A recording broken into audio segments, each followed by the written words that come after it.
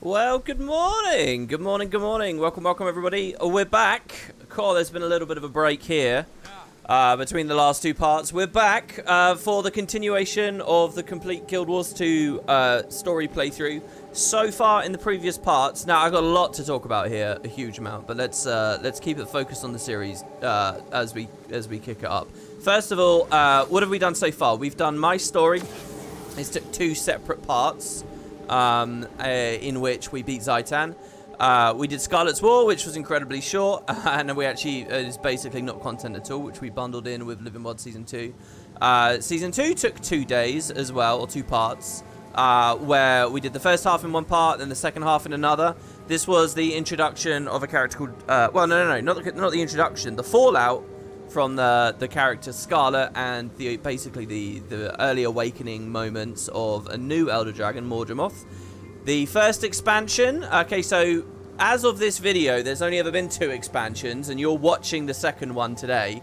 But this was the first expansion, Heart of Thorns. This was just a couple of parts ago. Now, even though this looks like a really long chunk, this is 16 sections here, we actually did this. How long did it take? I think this was... Now, I'm really interested in how long this took. It was a month ago now, so I can't remember, but I think it was about 5 hours, was it? 6 hours? For all of this. So, the expansion was actually shorter than a Living World season, which is really interesting to me. So far, the longest thing so far has been the core game. Then there was the season following the first expansion, Living World Season 3. Now, this is what we've just come out of. Again, this was 2 days. This only appears to be 6 parts, but each of these is really long. You know, you compare Torn from the Sky, which is just a brief moment in Heart of Thorns, to the entirety of Rising Flames. I mean, it's crazy. There was a lot of content here in Season 3. Now, we're into Path of Fire. So, as you can see, we have just part 1, Sparking the Flame. That's what we're going to trigger straight away. We're standing here in awe at Siren's Landing, which is where our character, Kleptomania Artist, last left off. You know, when I logged in this morning, I honestly had no idea where we had logged out on this guy. Now, I've done a lot of stuff. I've actually moved around and then sort of brought them back because we've unlocked a new Elite Specialization and so on. This is a whole new X-Spec, so we've got a new build. I've picked a really boring build for now, just because I'm still a little bit out of it with Guild Wars at the moment. So, hopefully people find... Sorry, I'm trying to glug some coffee here. Hopefully people find that fun. But yeah, so we're going to kick this up. I'm not really sure I have too much more preamble. What lies ahead of us... Now, the idea here is that probably we can do this in one day. That's what I'm expecting. Now, I am starting, if you're getting to the VOD, you're getting here later, I'm starting at 8 in the morning. Oh, we seem to be dropping a couple of frames here. I'm not sure why. I'll check that in a second. I didn't move myself back to wireless, did I? No, I don't think I did. Is it my Bluetooth? I'm not sure. Maybe it's Wallpaper Engine. I'm going to quit that. We'll see. Yeah, I was messing with Wallpaper Engine a lot over the past few days. I got a ton of like really pretty cool atmospheric arty backgrounds and stuff that I can always see on my tablet. Anyway, we'll get to that later. So yeah, Heart of Thorns was one day. I'm thinking that Path of Fire will be one day as well. But despite the fact that it's only one day, I actually view Path of Fire really highly. I think it is... Now, this might change soon because the third expansion is coming out soon. But right now, this is definitely the best expansion. Of the 2, my memory of this going in is that Path of Fire is brilliant. It doesn't have, like, Heart of Thorns, if you guys remember, when you get to, like, City of Hope, this whole back half just flies by in the blink of an eye. You know, a good half of the video was just getting to City of Hope, I would say, and then all of a sudden it sort of all runs out. But Path of Fire doesn't have that so much. Path of Fire will be a bit crunched, as we'll see later. But I think generally speaking, it's really quality. A lot of the deeper lore and like more substantive things that they go into don't really make any sense or really work. But if you gloss over that and you just turn off your brain a little bit, just like, you know, if you want to watch and enjoy Lost, I think you can have a lot of fun with Path of Fire. So yeah, I don't know. That's oh, and then the final bit of preamble, I suppose, is where we are in the story. So one of the problems with Guild Wars, I think, is that each expansion that's come out is built upon the season story before it, and the season is built on the expansion before it, which is built on the season before it. And at this point, at the launch of POF, we're actually in a very, very convoluted position as to what's going on. So the premise of the expansion is that Balthazar, our antagonist, returned god of fire and war, is rampaging across the desert. And we have just been told that they've moved to the Crystal Desert. I can't remember if we know exactly why right now. But you can pretty much guess. So in the previous parts, we noticed that Balthazar was trying to siphon magic from Elder Dragons. And so we sort of dealt with two of those. Primordus and Jormag we sent to sleep. So we thought Primordus and Jormag were going to be the big threats. But there is another dragon at large at this point, and that is Kralkatorrik. So it's important to note that the brand at launch game, the map only came to here, and the brand stopped right here, which is where Glint's lair is, and we all thought that Kralkatorrik was resting. When POF came out, the brand moved. It moved down. Where did it stop? It stopped like here somewhere. And the whole map expanded. And then, very shortly after POF, the whole thing moved again, and he came all the way over here. And you might think, oh, this is really cool. This is where the final boss will be. This is where we find the dragon and stuff. Let me ruin that for you now. You actually do never come here. You never go to this place. We don't even really have a name for it. I don't think it has a Guild Wars 1 analog. Somewhat south of the Pac-Man minigame, the Janundu challenge mission, the ruins of Salahaja, I think it was called. Anyway, so yeah, dragon is being hunted by a god, and we've heard, and the story hasn't substantiated this too well just yet, but we have heard that getting dragons killed is bad.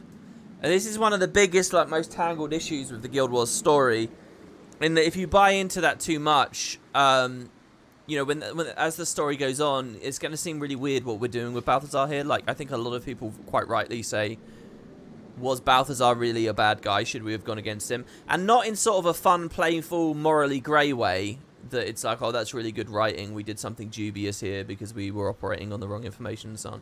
Just kind of in a bad way, in like an inconsistent way. But yeah, so anyway, I think that's about it. Let's click begin the story. We're going to be leaving, or we just had a side filler arc basically, where we dealt with Lazarus, and we're going to be leaving it all now, and going to Lion's Arch, where this all starts. I think we should get some dialogue as well. Probably someone should speak to us. Maybe when we open the mail that we just got sent here. Oh my god, happy birthday, Kleptomaniaized. No, that doesn't... wow, we just had a birthday. 24 minutes old? What? Hold on, how long have I been live? 8 minutes. 24 minutes ago, this character had... It's the anniversary of your creation, the character's creation. Wow. That doesn't mean that this project is a year old, by the way. This character's a little bit older than that. Basically what it means was exactly a year ago, I had the idea that I wanted a different thief character. I don't think this guy started off as a PvPer. That's quite crazy, actually. When I was setting up his build and stuff a second ago, I did not have this party mail, this birthday mail. Oh, or maybe they just delayed sending it to me until I logged in, and I did actually have it. I don't know. It's probably the latter, actually. Anyway, yeah, let's grab that. Okay, so Crisis in the Desert. That's annoying, because I've just cleaned out our inventory. Look, I know that this looks like a bit of a mess, but do consider that this bottom row here is shared inventory slots. So these upper ones are... They're cleaner than you'd think. You get a lot of random stuff, and now obviously we've got a birthday gift to open, which means an experience scroll. We can have the birthday booster, I suppose. Interestingly, I still have all the reliquaries on me. Yeah, I don't know. We'll leave that. I think that's all fine. Okay, so it's Ellen Keel. Now, this is kind of funny. In this project, as we've played through the whole story, we've had so little interaction with Ellen Keel, haven't we? It's really funny to think of that, but we haven't spent much time with her. But she was in the story a lot, and the reason that we've missed out on a lot of it, is because she was Season 1. And Season 1 is basically not replayable. So she's been in it a little bit. In fact, when's she been in it? Anyone in the live chat want to help me out here? When exactly did Ellen Keel come back into... how many times have we interacted with her?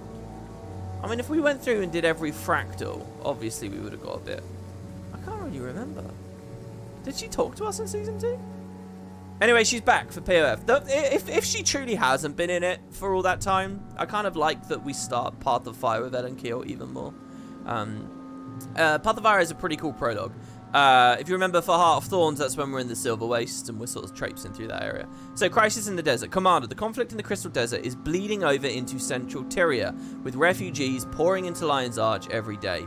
Queen Jenna has already dispatched a diplomatic team from Divinity's Reach. You and I have some common interests in play. I'd like to discuss them in private. I think we can help each other. So here is a reference to Queen Jenna. I think if we were a different race, we wouldn't get Jenna. Meet me in my office as soon as you can. Captain Ellen Keel. Okay, so, off we go to our offices. Now, there's actually a lot of, like, dev information and streams and stuff that have talked about, like, that this was going to be a lot more expanded at one point, but it's still pretty cool what you get. I mean, on replay, if you're not paying attention to the story, this whole bit kind of sucks, and I think they let you skip it on alternate characters, because it is just standing around and talking. But as we saw from the previous two parts, there's a lot of that in the game at this point, you know, from Season 2 onwards, but Season 3 especially, a lot of the game's, like, story instances and stuff are structured as you just standing there while people talk and talk and talk and talk. You don't get that immediate click up in sense of story quality with this expansion like you did with Heart of Thorns, just because the commander started talking again in Heart of Thorns. I don't know whether I want to jump down there or not. Yeah, I think we're fine. But in POF, it's just he continues talking, so, I mean, it's fine. So this little office, this is actually an instance you can come to all the time, but there's no reason to go in there. So would we like to continue our story, Sparking the Flame? And this is all weird. This is, like, in my mind, very recent history to think about. Like, the first time I think I experienced this was while I was in Seattle. But the weird thing is that was half a decade ago. Half a decade ago. It was 5 years ago. It's 2022 now. It's just insane. It really is. But to me, this is, like, yesterday. This is, like, new Guild Wars stuff. And it's funny, by the end of this month, there'll be a whole new expansion. We're going to be going through... I'm really excited about this, to be honest. Just the thought that we're going to have that feeling of giddy anticipation and electricity as we kick up a new X-Pack super soon. Okay, so let's jump on in. It's a long expansion, and I've spent a long time rambling here already. Oh, good. You made it. Happy to lend a hand to fight the blaze. I think I speak for all of the Captain's Council when I say we're beyond grateful to have a group of folks like you on our side. We can ship out once the rest of Dragon's Watch gets here. It'll just be me. Oh, one person. Against a god of war. I'm sure it'll be fine. Timmy and I faced Balthazar before, but he slipped through our fingers. It won't happen again. Timmy, she the short one? I hear she has quite the superiority complex. Funny to have a teeny tiny body with such a massive ego, huh? What is it? Why do you have that look on your face? I'm sure the commander's silently trying to warn you that the little narcissist might be listening. It's technology. A remote communicator. Yep, I'm always with the commander. Although, the Crystal Desert is farther away than we've ever tested this thing. I might not be able to stay in constant contact with you. What a disappointment. Huh, look at that. You broke Scruffy's sarcasm meters. Anyway, I'll get to work on solving that problem, so we'll never be apart again. Bye! That's... Pretty typical. Well, a battalion of my best is ready to go. Talk to First Mate Fidus and he'll get you situated. I'm lending you my personal airship to get to Amnoon. Keep it in one piece. Heard you don't have the best track record with them.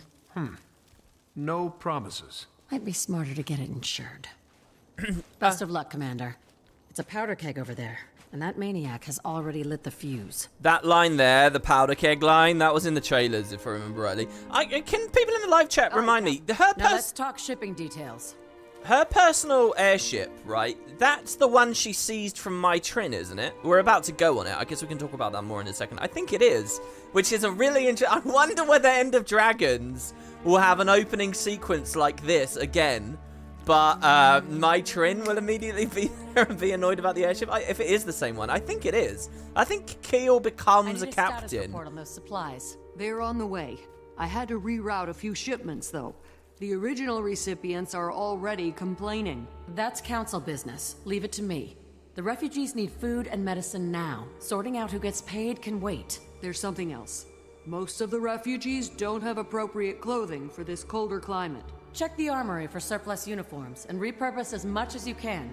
Will do. I've also informed the merchants that donations are strongly encouraged. Remind them the council will consider their generosity, or lack thereof, when negotiating future contracts.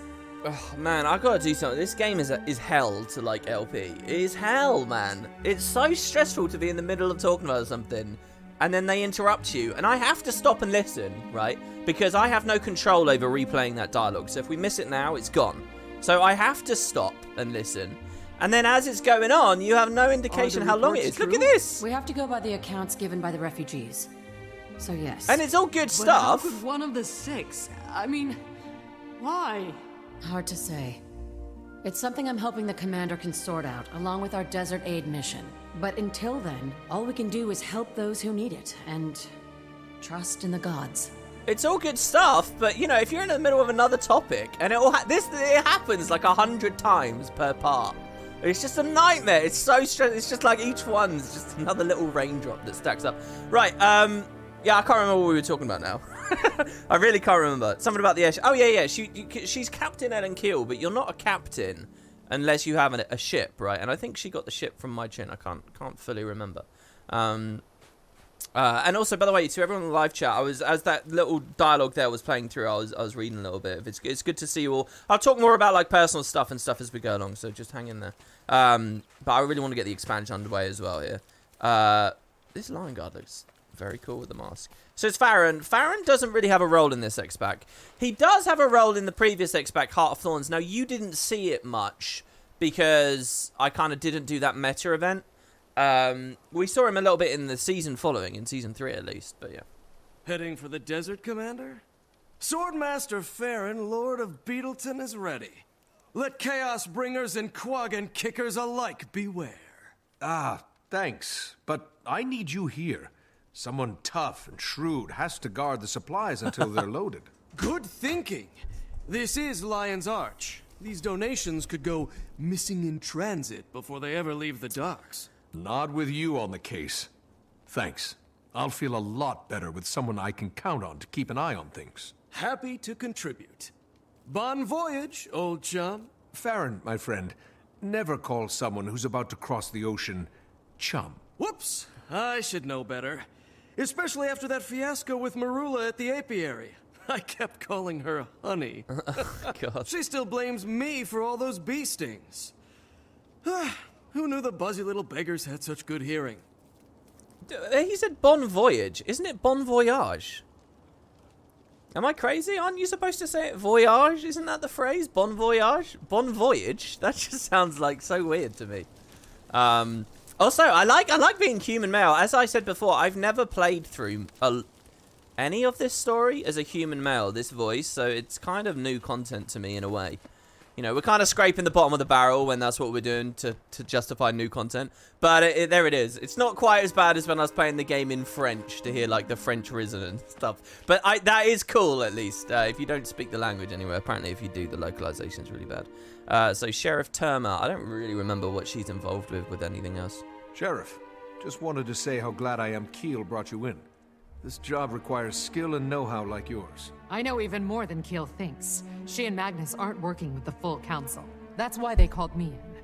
Either they're sick of debating, or it's a power grab, or they just plain don't trust the council to do the right thing. That's why I love this town. Even our leaders live by the rule, it's easier to get forgiveness than permission. You may be right, but even if they are being tricky, the desert region needs help, and Balthazar has to be stopped. Oh, I support the cause, but I'm not taking the heat when the council finds out. Good hunting, Commander. Yeah, as Intrictor just said in chat, we also have Magnus. There's loads of alternate dialogue. I don't know whether I'm going to be doing every piece of alternate dialogue the whole way through the expansion here, just because it might turn it from like a 5-hour video to a friggin' Christ knows how long. But we'll see. I mean, I don't know. I don't want to rush it, obviously. Commander, on behalf of the Captain's Council, thanks for pitching in to support our relief efforts. Though you and Keel are the only counselors I see, this operation's a bit unusual for Lion's Arch, isn't it? Don't worry. Keel and I will handle the full council. Now get out there and kick Balthazar's divine teeth in. Consider it done. The next time we speak, we'll have one less mad god to contend with. It feels like Magnus is being voiced exactly like a Char there. Doesn't he literally... Who does he sound like? He sounds like a Char that I know. It's just like a pirate Char accent that I'm hearing there. I don't know, maybe I'm being picky. And Ogden! I forgot you could speak to Ogden here. Any moment to speak to Ogden to me is a brilliant one. Now, Ogden does have a lot of good stories coming up. Basically, what we're now in, if you consider Launch to be the Zaitan arc, Heart of Thorns to be the Morgemoth arc, we're now in the Kralkatoric arc. I would say that we have started. And it is of my... And when I say the arc, what I mean is POF plus the following season. And what I would honest to God say is that this is the best arc of the game. In terms of, like, detailing the death of an Elder Dragon, it's fantastic. It's really, really good stuff. The game doesn't get any better than this, as far as actually, like, plotting out a story that will do something like that. I think the actual golden age in terms of content and release cadence and stuff was Season 3 through to this release, but, yeah. Alright, so Ogden, hello. Magister Stonehealer, thank you for the Priory's contribution. I feel I should warn you. That you can't guarantee the safety of my scholars and explorers. Don't worry, our people can handle themselves. Just remember to share any important discoveries you make. Alona's been isolated for a long time. There must be a treasure trove of data about the Forgotten, Ascension, and the Dragons, just waiting to be discovered. I'm also eager to see how their societies have diverged from ours. And if Dwarven culture had any lasting impacts. I'll support your people as best I can, but I've got a mission of my own. Good luck, Ogden. Until we meet again. It's funny, that whole piece of dialogue feels like it was written as though we are a Priory member, but we're totally not, right? So anyway, that's sort of the opening little moment, and it's just a bunch of dialogue. I don't want to describe it that way, just a bunch of dialogue. But for people who are more gameplay focused or whatever, you can see why it might end up boring them or something, so... It's a good thing that the devs made a bunch of it optional, and the actual core bit is just that quick little loop with Ellen. Well, I say quick, it feels quite long, again, if you're doing it under any other circumstance, if you just kind of rush through. So I'm going to go back to Claw Island Portage. This waypoint always makes me think of the personal story, because obviously this is the big moment of retribution. But this time, it's so weird, man. I remember when we were here doing the Claw Island arc, thinking way off in the future I'd be back here to go to the airship, and now we're at the moment. So this airship... I think is phased and doesn't actually appear in Lion's Arch until you get to a certain story step. I think. Maybe I'm wrong about that. Maybe it's always there, but I think it is something that. Well, but how would that look if someone climbs on it and you look at them and it's not phased in for you, but it is for them? Maybe it is always there now, actually. Anyway, this was added with the expansion launch at the very least. I can tell you that. And yeah, check it out. It's kind of like an Aether Bladey looking airship, but with. A symbol for Lion's Arch here. That symbol always makes me think of the old retro map. Well, not retro map, but the original map that was in the alphas, where each city was represented by an icon. Lion's Arch was this icon, and then like Divinity's Reach had its own one, Ratasum had its own one, the Black Citadel. I still love that map. It's really cool. I got a copy of it on my hard drive somewhere hidden in my random Guild Wars resources and stuff. By the way, a couple of people donated there. Yamo-chan, thank you very much for that. Morning WP, welcome back. Now after all those years you can experience POF. You stopped playing after the World vs. World Orb patch. Any thoughts on fighting God instead of Dragon? Seems shoehorned in. Wow, I don't know whether I would say it's shoehorned. I don't think it was done as elegantly as it could have been. Commander. But on the other hand, I kind of get what you mean, in as much as I feel like Guild Wars 2 wasn't supposed to be about the gods, and it wasn't supposed. They were trying to take a sort of wider lens and be a bit more multiracial. But somewhere around Heart of Thorns, they realized that the player base really enjoyed a lot of the old lore, and I think they thought it'd be really badass to bring some of that back in and do a god. I think the premise of this expansion is amazing, and I wouldn't call that shoehorned in. God versus dragon versus king. It's so cool. Like, I will just say that those words in that order over and over and over again. It's just the most amazing premise. So, you know, I can't blame them for that. Whether they execute it as well as you would want is another story. But I think it's a great idea. There's a lot about the Balthazar stuff that is very holy. And a lot of, like I said a second ago, the actual deeper story of POF is kind of like Swiss cheese. You've got to not look at it too closely or you'll see all the holes everywhere. And we also had Aaron Bernard. Thanks very much. He says it's the man himself. The man is back. Obviously the last part was over a month ago, so thank you very much, guys. Well, over a month ago? About a month ago, I think. Okay, so we got Fider's Foe Crush. The Phoenix Dawn is set to sail. Glad you could join us, Commander. Thanks. How's the crew? Ship's prepped, aid supplies are in the hull, and we've got a Lion Guard squad for security. Hop aboard and we'll shove off. But the crew? You can speak freely. Well, some people, not me, are a little anxious. There are mixed feelings about fighting a god. We have our orders. If you listen to the refugees' stories, it's pretty obvious whatever Balthazar's doing over there is a catastrophe. He was determined to take a dragon's power. I'd guess he's turned his attention to Kralkatorrik. I swear And my guy's apparently mic doesn't is care clipping. whose neck Can he you guys has to hear that? step on to get the job done. When you stop to think about it, this is a god who turned against us. It's hard to swallow. I suppose we'll just have to stop him from killing it and get ourselves some answers. Oh, don't even get me started on sparing the dragons. Believe me, I'm still coming to terms with it too. Hopefully Timey can prove it. And soon. Then I'll hold my tongue on that and let you focus on Balthazar and his forged. Let me guess. It's what the refugees call his army. Tough customers by the sound of it. An army. Wonder where that came from. Only one place you'll find an answer. A diplomatic team is already on the ground in Amnoon. I'd start with them. So Will do. You sure you're ready to follow me into the fire? It's where we do our best work. Good. Off to the furnace then. there's a lot of cool, like, action movie lines there, like, off to the furnace, follow me into the fire. Yeah, so the thing with the Forged Army, there are a few shoehorny things about Balthazar. The Forged Army feels a little bit weird. In Season 3, obviously, you had, like, those marauders and bandits and mercenaries with him. And realistically, it would have been nice if they were, like, the earlier parts of the Forged or some part of that process. But, obviously, then they don't have the budget for all those kinds of enemies and stuff, so... and they do some good story about that. But yeah, I'll tell you the main thing that feels shoehorned about the Balthazar thing. It's this idea that he's against us. Like, there needs to be a lot of justification for that. A lot of cool story about Menzies, about Lyssa, about his desire, why he was depowered, about his desire to return to the stage. There needs to be a lot to make him sympathetic and real and human. Well, not human, but, you know, a character that has thoughts and feelings and, you know, ambition. And it feels like they only vaguely scratch at that, and then the rest of it they're content to just say, well, he's always been a dick. Look at these couple of little examples in lore in the first game, and there you go. It's like, I don't know. Ready to leave when you are, Commander.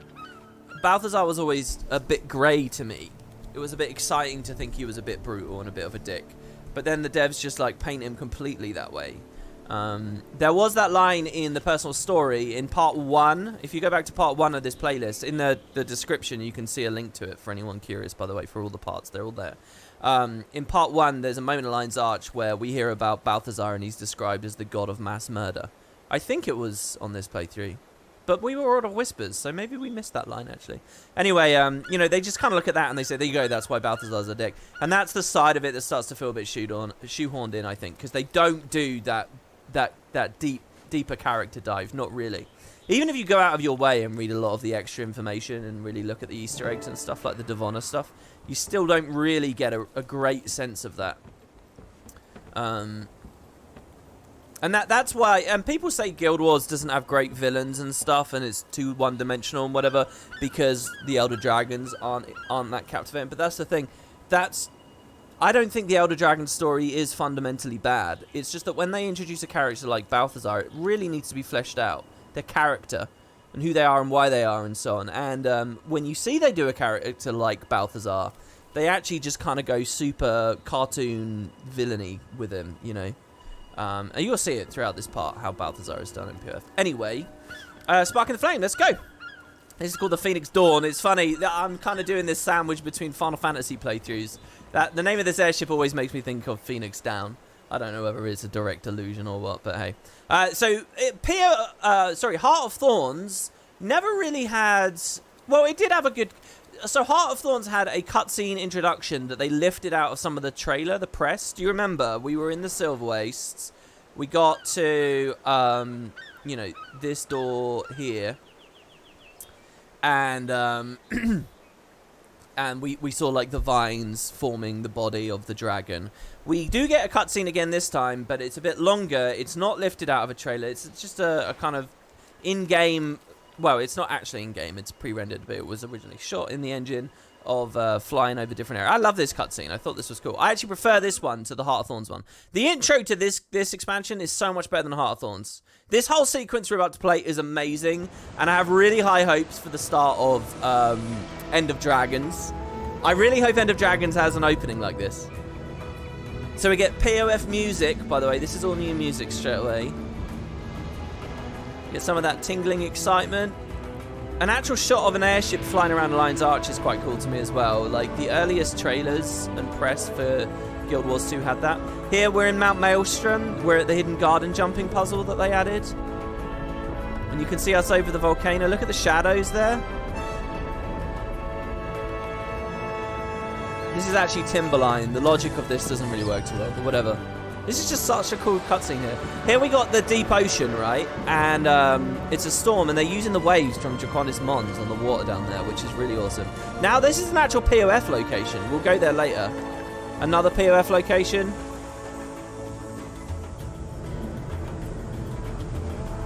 Something about this music. You know, this makes me think of Little Big Adventure a bit.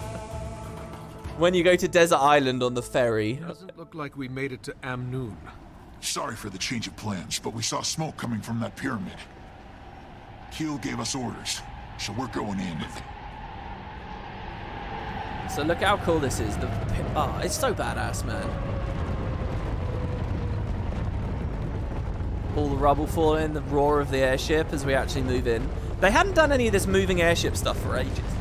You remember very sparingly at the Zaitan fight moments. I love these things breaking. What are these called again? Obelisks? Not obelisks. There's a special word for these. If you'd like to stay on board, we'll get you to Amnoon as soon as we get back. I didn't come this far to sightsee. I'm going with you. I like the thought that someone would say yes. Man, this expansion was so good. I'll tell you what it is as well. It's because I love desert environments. You know, I've never been a big Assassin's Creed player, but I was reading last night about... wasn't there an Assassin's Creed game set in Egypt? And apparently it's just really, really, really good. And it actually made me want to play, just because I love Egypt and I love, like, this whole, like, desert pyramid kind of environment thing. So we get a viewpoint. That structure is enormous. Our navigational charts didn't say nothing about gigantic pyramids. Didn't think our info was so out of date. It's been hard for cartographers to keep up. This entire region has been in lockdown since Palawa Joko took over. It's a weird thought that what they're basically saying here is these are new-ish pyramids. But it's weird because they're in ruins when we get here in the story because of the forge, so you don't really think of them as new, but that's the idea. This is a little bit awkward, by the way, because your camera clips through the airship at this moment, and they have a specific moment where they want you to look up, but you're always going to do this, and it's encouraging some unfortunate player behavior. By the end of the next season, you'll see they have tech to take control of your camera. They'll actually grab your focus and move it where you want. Like later, when we get to that bang-ar scene, you know, we're going to see... I'm going to blink and we'll be at that part in this series, and it's going to be incredible. But in the Icebreed Saga, you know, they'll actually force you to look at a certain place. If they had that already in PF, they could have done that here. Interesting to think that End of Dragons might have an opening sequence like this where they do stuff like that. Anyway, yeah, okay, so let's get out. There's all kinds of cool little elaborate animations here, by the way, like this thing unfolding and stuff. First time I ever played this was a warrior on, like, a press client with no keybinds that made any sense. And the tuning pass hadn't been done for the balance, so it was actually really hard. And I have some footage. If you go watch my Path of Fire post show from half a decade ago, you can see me, like some of my very first experiences of this ever. Thing looks like it could sink at any moment. I think it was That came from inside. So, by the way, I have all the settings and stuff on at the moment. Everything. I'm pretty sure we can get the right frames. And you guys should see the full effect of the fire and stuff. Because they have cool post-processing and color grading and stuff as we move in. So, the Forge. Darn me. They're killing for sport. These must be the Forged we heard about. Let's wait for that introduction until after we're done. If there are any left, eh, Commander? So, let's talk about my build real quick. I basically just slapped on a pistol build. Because as far as I remember... Wait, what just happened there? Why did I weapon swap?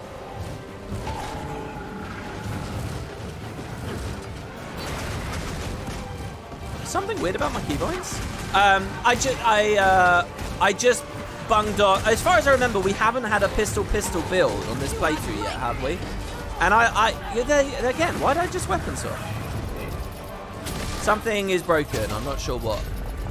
Just so that you guys know, I have hardly touched Guild Wars the past month. In fact, I've barely been on the internet for about a month. Barely been on the internet. So, is it just my muscle memory is broken? I don't know. Let's see. I don't know. So anyway, I haven't put much thought into this build, and it might not make it... Well, on the next part, when we're in the season, I'll probably change it again. I may even change it as we're going along here. Oh, I'll tell you what. I think it might be because I want to quick pockets for more initiative. So this might be really boring to watch. Hands up! Reinforcements incoming! But basically, this is the... It's only one unit. I'd rather you guys... Desert Commander. And you are... Balthazar's herald. And I have an offer for you. He has chosen to forgive you for your interference with the fire and ice dragons. Join him and fell the crystal dragon. He only wants to free Tyria from their grasp. Your god lies. And waging war on these people won't help you defeat the dragon. Wrong choice! I always find it interesting thinking about players here who have no real context for the story. They're just in it for the action. And what they make of all this. Don't think of it as a pistol build. Think of it as a payback build. As in, when something dies, we refund our utilities. So what we're going to do is we're going to spam... Jesus Christ, it's burning. We're going to be spamming Thieves Guilds, basically. We're going to be bouncing from target to target, spamming Thieves. Every life I claim is another conscript for Balthazar's army. They will be remade in his army. Just as I am. It's interesting. They're basically casting Signet of Fire on me. So I might put this into quick pockets. I don't know whether I need to. I just need to stop.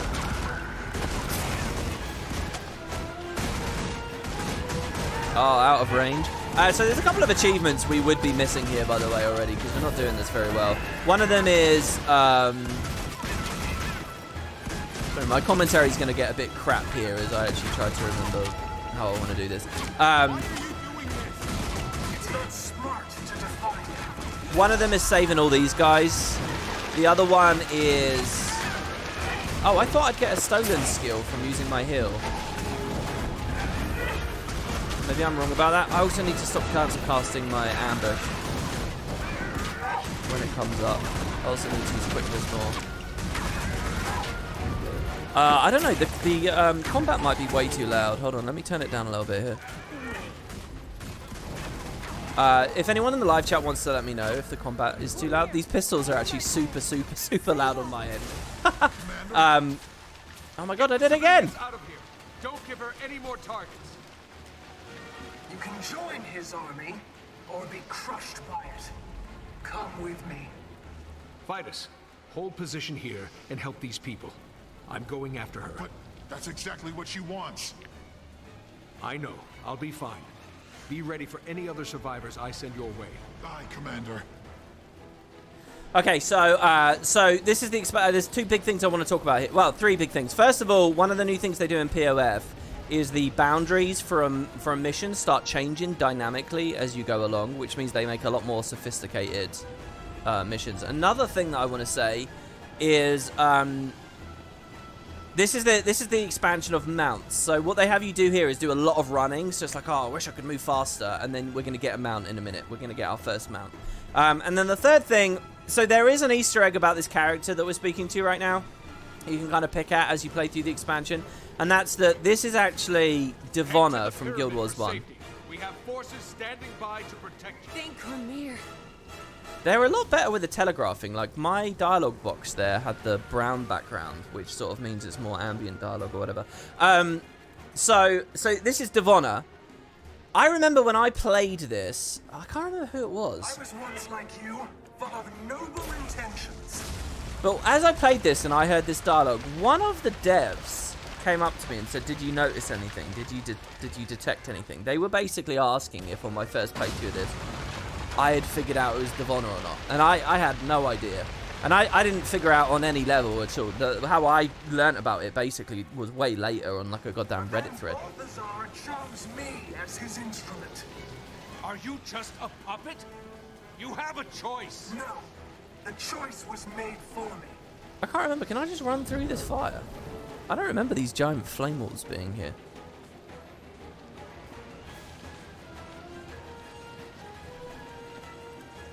This mission's so striking with like the colors and stuff that they use. All right, let's try this again. So here, look, because You're kidding, right? oh my god, I keep doing it. I keep doing it. I have absolutely no need for pistol here. I'm gonna change. I'm just gonna change. I'm gonna set my pistols up. I can't believe it. It's like my brain is broken. So here you see, my thieves just went away, but they're about to come back here anyway. Okay, so hold on real quick. Let's just put this pistol here. No. Unequip that. Oh, by the way, the pistols that I've picked here, visually, we're basically the same as we were before.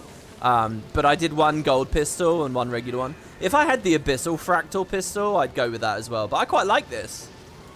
I didn't realize how much flashier the gold fractal pistol looks. I mean, look at that thing. I know it's kind of hard to see with all the generally orange environment we're in right now, but hey. Okay, so what else we got to do? Just defeat Balthazar's forces.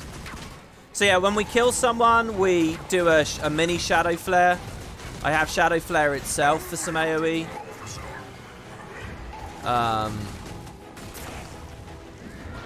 Hopefully we'll spam Thieves Guilds. We have Quickness. I'm on Be Quick or Be Killed, which is the Deadeye Grandmaster, which means Quickness gives you a ton of stats. Because Quickness is just nice on Pistol, which is generally a lot of channels. This village is just the beginning, the tip of the spear. The outcome is inevitable. You're his in life and in death. You got Drop the shield. I'll find you again soon. My friends will take it from here. So we get 2 Warhounds. I think this is supposed to be somewhat reminiscent of the 2 dogs, which if you watch the previous part, you remember we actually fought. The 2 hounds of Balthazar. Man, I do so little damage. Oh no, I think they're just damage resistant for a while. See, so they're running around. They're not actually attacking me. Oh my god. That was a huge reflect there. I guess I'll just change the other one. Wait, was that a reflect? Or is he just firing fireballs at me? He somehow mitigated all my projectiles there. Do these flame walls destroy projectiles? I honestly don't know. I didn't think they did. Shadow Flare down. Yeah, they're not attacking me because I got the Thieves Guilds up, which is kind of like just insanely nice quality of life on a class that's usually actually quite squishy. Yeah, that's definitely a reflect. Fire spin. Missiles are reflected back. Okay. Give my regards to your master. Outlander, over here. Okay, so a little bit less adrenaline now. I've always liked this moment. One of the things I always think about when I think about early Guild Wars 2 is the idea of dynamic events and like you find a burning place and you put it out. You know, you help the people there. And POF kind of opens with that. They're gone? Oh, thank you. I need to get through that gate. Okay, I'll just... If it's down, she must have smashed it on her way through. I can gather whoever's left to get the gate open, but you have to help us. The town's burning out of control. Of course, but maybe you should hang back. Yes, please. Haxim, your leg doesn't look good. I can't just sit here. It's okay. We'll handle this. You're helping by helping me. Fine, fine. Just please don't let the entire village burn to the ground. Help the survivors. The raptors will get you to anyone who's out of reach. Got it. And you? I'm fine. I'll stay with my brother. Okay. Shout if you need anything. You know, one Commander, I've got something that might help with those fires. You know, one thing I always think about when I get here, and it's a really weird thing, but it's like we feel so far away and everything feels so alien and different. I like expect them to be speaking a different language and we can't communicate with them. And then it's just these guys sort of sitting here with American accents, and it always takes me out of the moment. But I know I'm supposed to just suspend my disbelief with that. I'm asking for a bar of verisimilitude way above what the game would ever deliver. But hey. By the way, Kazuma Miyuka Gaming said, "Hey WP, I'm glad you backed my question. Do you think End of Dragons will be longer when it comes to playtime compared to Birth?" I don't know. I don't know what they'll do with End of Dragons. I hope so. They've had more time to develop it, I think, but you never know what the studio looks like since the layoffs and all that, you know. You never know what kind of manpower they've got or what their ideas with the franchise and the game are. I honestly don't have a clue. I have high hopes for End of Dragons, though, because I think Path of the Fire was really good because it learned a lot of lessons from Heart of Thorns, and I think that they will have continued to learn even more as they go forwards. Now, what we've seen from, like, the trailers and stuff, it looks like it's going to be really high quality. The story and the exploration, at the very least. But then there are other sides of End of Dragons that look really weak to me. Like, the elite specs look really weak. Some of the environments look really weak. So I don't know. I don't know. It looks like... I don't think it's going to be a perfect expansion. I'll put it that way. But hopefully, as far as the story in this section of it, of the experience is concerned, it will be really good. Who knows? We also had Killer Miller, who said, "You do a lot for this game. We're glad you're back. Looking forward to the End of Dragons content." Yeah, me too, man. Thank you very much. That's really nice of you. Thank you, man. Okay, so... Here, take this. It's with... You carry a fire extinguisher with you. Well, Keel said we should bring insurance for the voyage. Anyway. I can't remember. Can you see him hat carrying that earlier when we were on the airship as we started off? Okay, so this is really cool. They kind of like integrate a heart into personal story, which is a weird, fun sort of little moment. Okay, so you spray them, you can get rid of the fire, and you can basically rent a raptor here. So this is our first mount. This is our first moment on one. I guess it's taking some dies here. I don't know how my mounts are supposed to look. This is nice. I can actually raptor around now. I can glide and I can raptor. It's good stuff. So we do have to climb off of it to use the fire extinguisher. There's a lot that they're actually teaching us here about how mounts work immediately. I think this is a really smartly made instance because basically, it's old hat. A lot of you guys watching this video, to you, it's going to be old hat. You know how mounts work. But there were lots of questions about, like, how does an environmental weapon work, object work with a mount? What can I do while I'm on the mount, you know? Oh, God, we have to super... Okay, hold on. Let's change this. Mounts. What's a good mount for a thief? Let's do the Latender Bog Hunter, because I love the Latender Bog, and it's not in Guild Wars 2. So there you go. So there's a lot of questions, and this basically tells you, okay, here's the kind of things you can do while you're in a mount. Here's what you can expect your environmental weapon to do while you're in a mount. So, you know, this might be kind of boring on, like, a replay, but I remember being fascinated by all the interactions, because they immediately put you in kind of a complicated thing. They don't just have you riding around. They have you operating with this extra mechanic on top and stuff. Of course, another way they can do this is give you a special action while you're on the mount that sprays the fire extinguisher while you're on top. But I don't know. I guess they would have wanted to make special animations and stuff for that. They do that quite rarely. So anyway, most of the fire you can get to just from walking around, but some of it we do need to actually use the raptor's jump and stuff to get to these areas. Now, this is one of those weird, unfortunate moments where, because the mastery system is account bound, I can't give you an authentic experience of this unless I get a whole other account up to this bit. I can jump and run, and I can do stuff really, really powerful with my raptor, but originally you shouldn't be able to. So this jump here, from this to there, is actually supposed to be quite a challenging jump. We're just going to blow straight past it. But it is what it is. Oh, accidentally clicked out the client there. So another thing we can do... This isn't the only thing. The other thing is, like, rezzing the NPCs, if I remember rightly.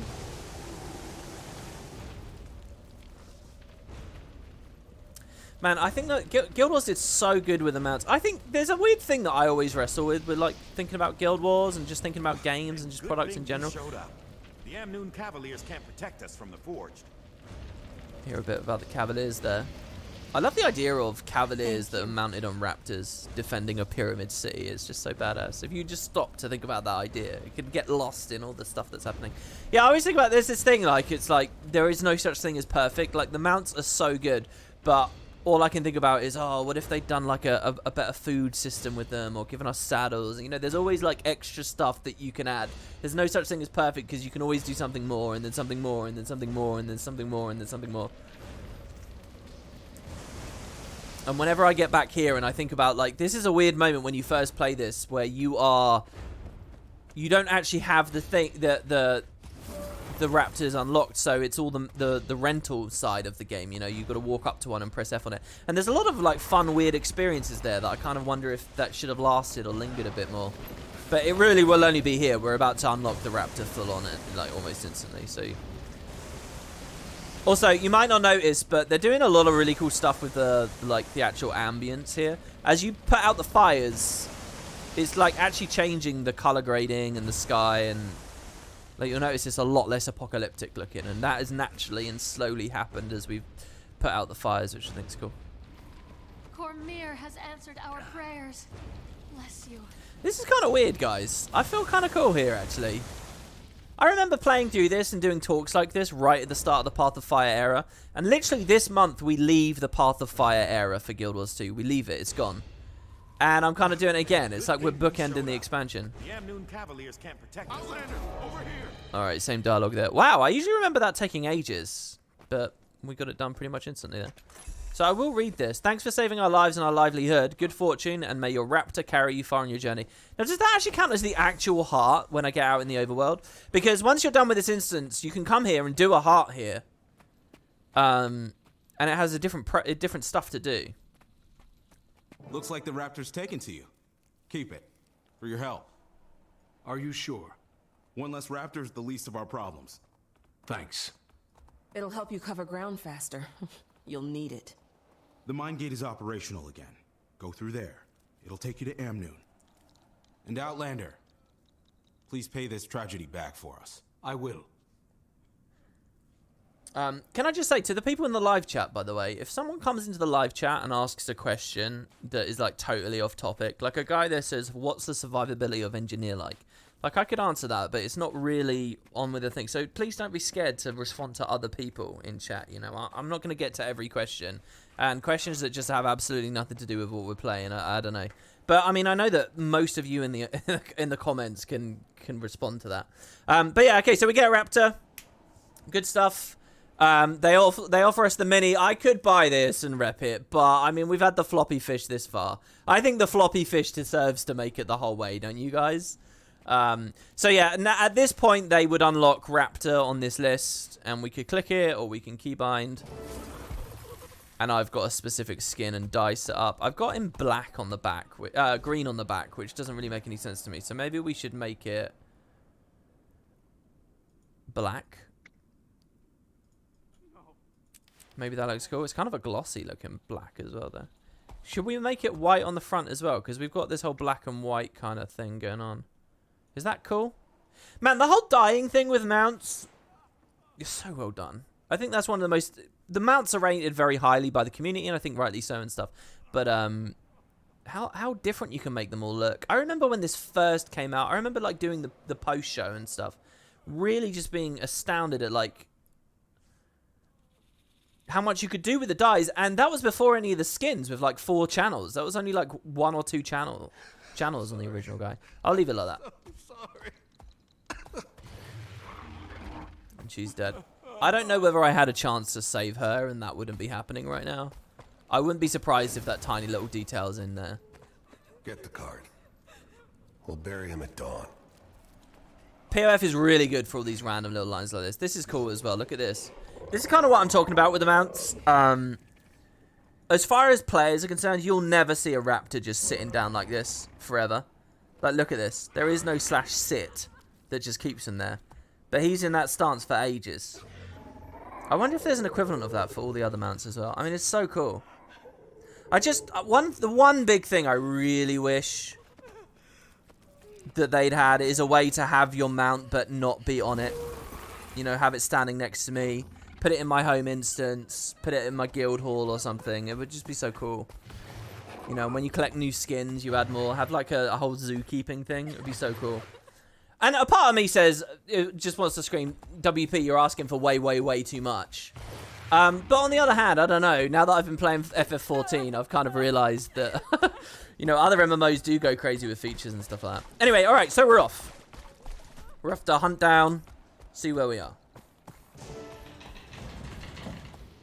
Oh, man, I'm glad to see you.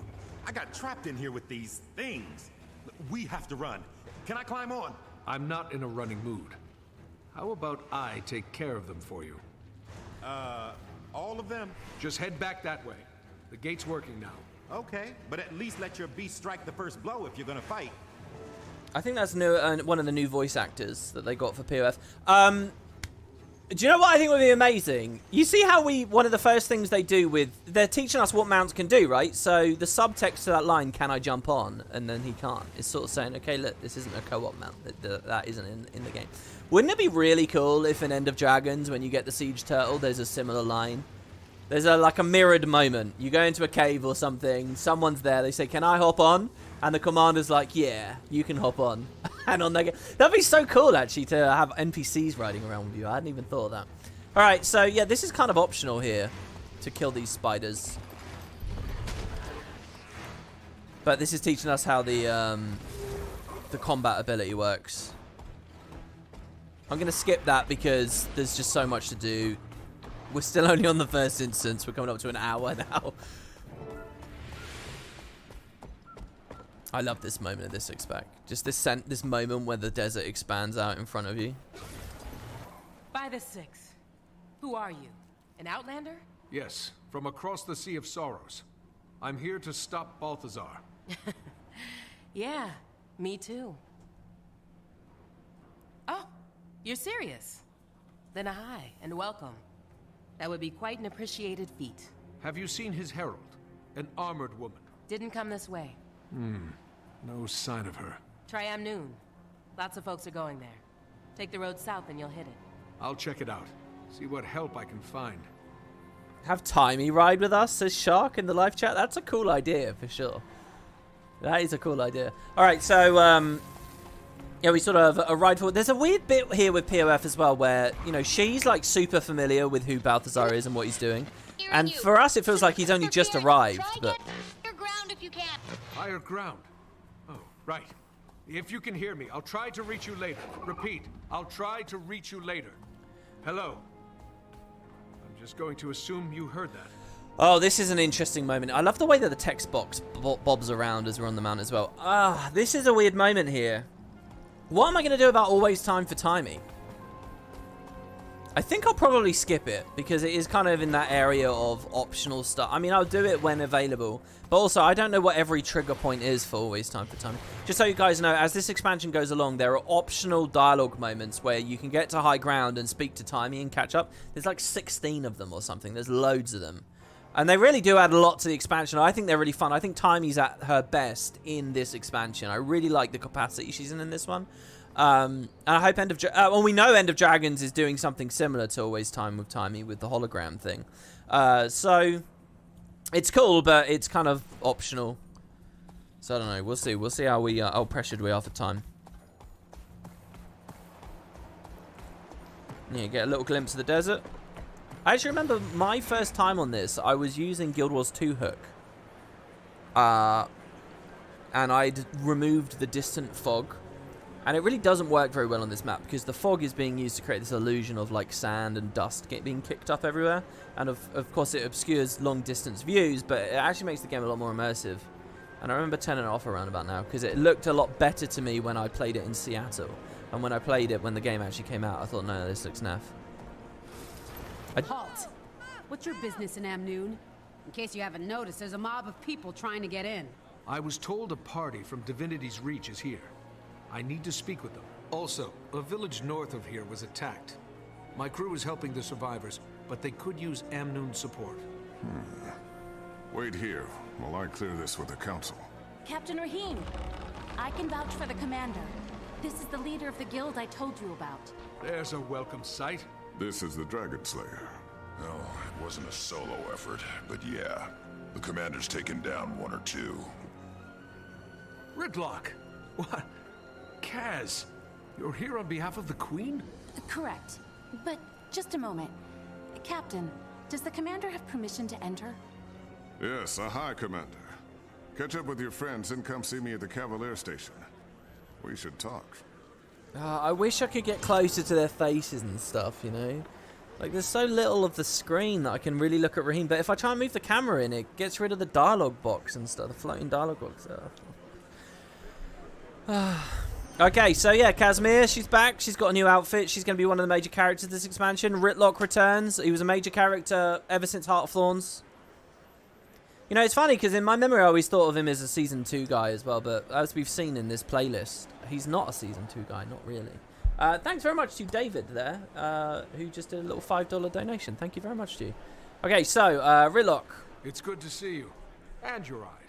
All right. Try not to fall in love. What happened to your blindfold? A temporary measure to help me focus. But I got used to the voices in my head, so I tossed it. Well, I'm glad you're here, Tribune. Can I still call you that? Yep, all cleared up. And? The Citadel wanted to report on my faux fire mission and the magic. Who am I to deny them a great tale? And? It's classified, Commander. Sorry. You've been holding out on me ever since our fight in Maguma. This is the last time I'll take no for an answer. Now I wish I had my blindfold to dab your tears. We gonna kill a god or what? Okay, so this is one of the things where it's like the story doesn't really work. The blindfold thing is going to get answered in this X pack, and don't get your expectations up because they don't really do a very good job with it. Up until this expansion, they'd been hinting about it, and the idea of him wearing the blindfold was clearly a suggestion that he had had some kind of interaction with a godly entity that had blinded him or something. Now that Path the Fire's out, they wrote all of that mystery and that whole thing without ever having an idea for an answer, which they sort of cobbled together with POF. Now they know the answer, and they've realized that there's no reason for him to have the blindfold. So they just hand wave it and say, oh, it was to help him focus on the voices in his head. And they say, oh, look, that was all a big red herring. You know, they're just trying to write themselves out of a corner with that, basically.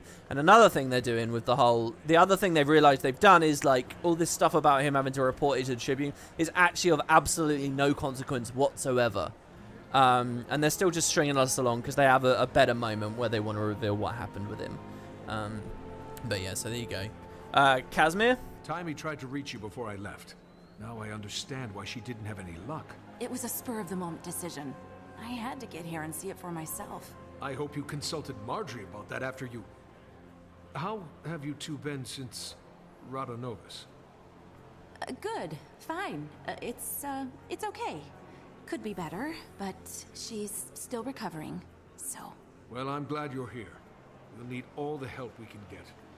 I can't believe one of the gods we worship, one of the 6, just gave up on us.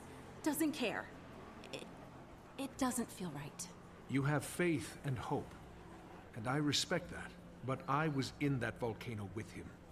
He was ready to let all of Tyria turn to ash. What he did to Marjorie. I know. I've heard it from her over and over. My mind says it too, but it's hard to walk away from a lifetime of devotion, of being raised to thank the 6, say bye the 6, and worship the 6. Okay, Cass. I hope you're right. And I hope your eyes aren't opened as brutally as mine were. I love this whole conversation is really cool. It's like super suggestive that they're going to really dive into this expansion and talk about it a lot, but there really isn't a back and forth on this. It's just Balthazar's a bastard, get used to it. So, yeah.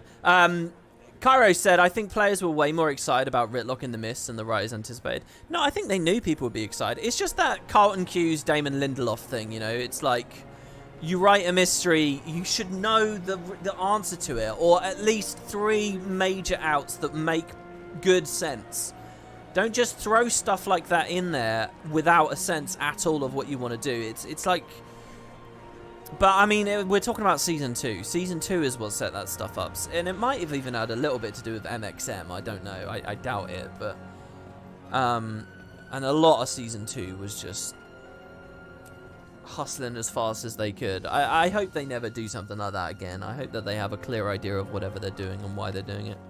But there you go. Okay, so we get another mail here.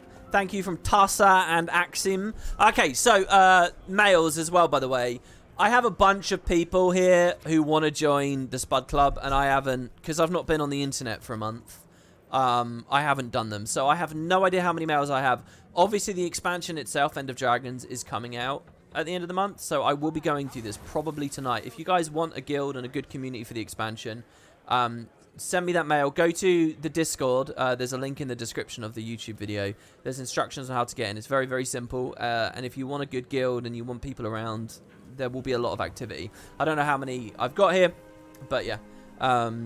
You know, really now is the time to get the game reinstalled and start playing, I would say to people. So if you want a community, do that. And if you're waiting to get in, because you sent an app over a month ago now, don't worry, I've got it, and I will be going through those. I just hope my mail isn't so full it immediately starts rejecting those. Anyway, Tasson Axim, thanks for the help at the farm. We thought you might be able to make use of these gloves. They belong to our grandmother, but they've been gathering dust lately, and it's a shame. I'd rather someone like you add them, someone who will appreciate them. If you're staying in the region and want to put your raptor through her paces, I have no doubt the people managing the refugee crisis could use the help. They should recognize the gloves and may know more about their history. Yeah, your raptor is female. I don't really like this because they like put a specific character on the mount, which I've never liked. I don't like that the roller beetle is Petey, for example. I kind of like to imagine my own name for a thing and my, like, I don't know, I feel like that's a line, there's no need to cross that line. It's a minor thing, it's a tiny little nitpick, but whatever. So anyway, yeah, the raptor we grabbed was, I guess there's still a lot of imagination you can play with and stuff, and we can just go back and do the heart. And it's a really good idea if you're a new player to do that, by the way, because it will teach you a little bit more about the controls. You can feed it fireflies and stuff. So there you have it. This thank you note from Tasser and Axim came with a pair of ornate, well-made riding gloves. It also suggests speaking with the priestess at the camp outside of Amnoon. So POF's really good with this, by the way. There's so much flavor text on all these different items. The way that this video is going to go really will not do justice to how awesome a lot of this stuff is. By the way, I could actually equip this. It wouldn't be too bad for me. It's got power and precision on there. Oh no, I'm already at rare. Never mind. I'm not going to equip it. Yeah, our armor, by the way, is still basically white, but I do have the legendary chest, and we got... Oh no, we're starting to get some better armor in here now. I'm basically just filling up on pieces as the game gives them to me. Reports of creatures driven insane by ley energy are coming from all over. Are you going to help? So you get bounties. I was so excited about these. It's a shame they never really figured them out and went further and expanded on it and stuff. Could have been a big part of End of Dragons too. Okay, so, Raheem. Sorry for the gate earlier. I get all kinds of people in here, and the stories they tell to get inside. Not that I blame them, but the city can only take so many before bursting. So, I take it you're here for Balthazar. I am. I'm looking for a place to start. Any information you have would be helpful. Well, your guildmates are being hosted by the chief counselor at the Civic Center. She can fill you in about the state of the city and the surrounding area. And she might know something about Balthazar, too. Sounds good. Anything from the ground level. Someone who's dealt with him or his army firsthand. My deputy Ayub is at the camp run by Comir's priesthood. The refugees there may be of help. And then there's... How do you feel about getting a little lower than ground level to find what you want?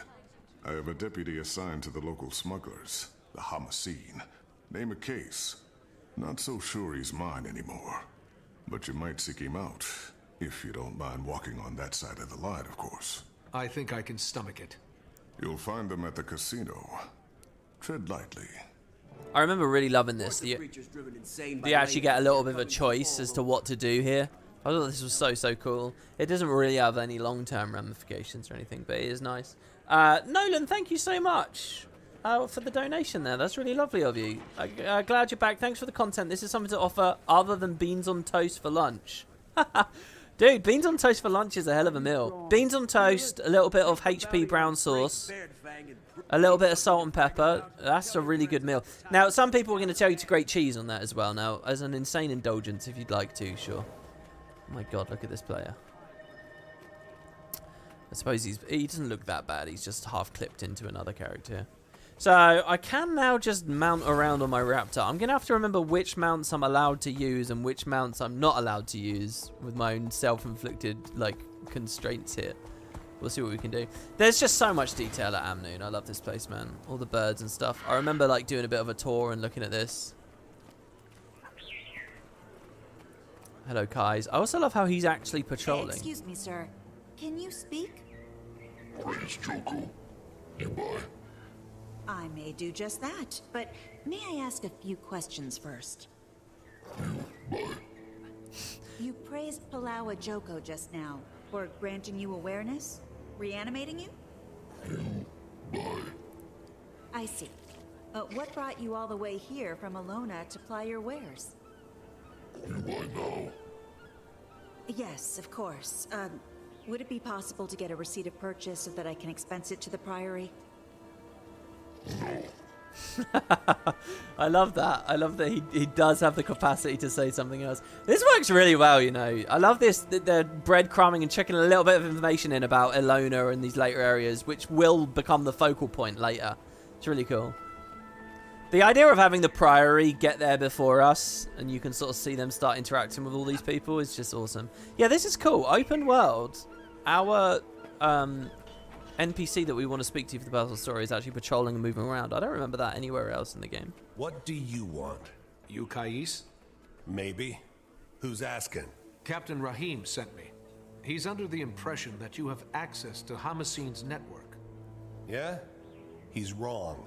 So beat it. Listen carefully, friend. I'm here to kill the god of war.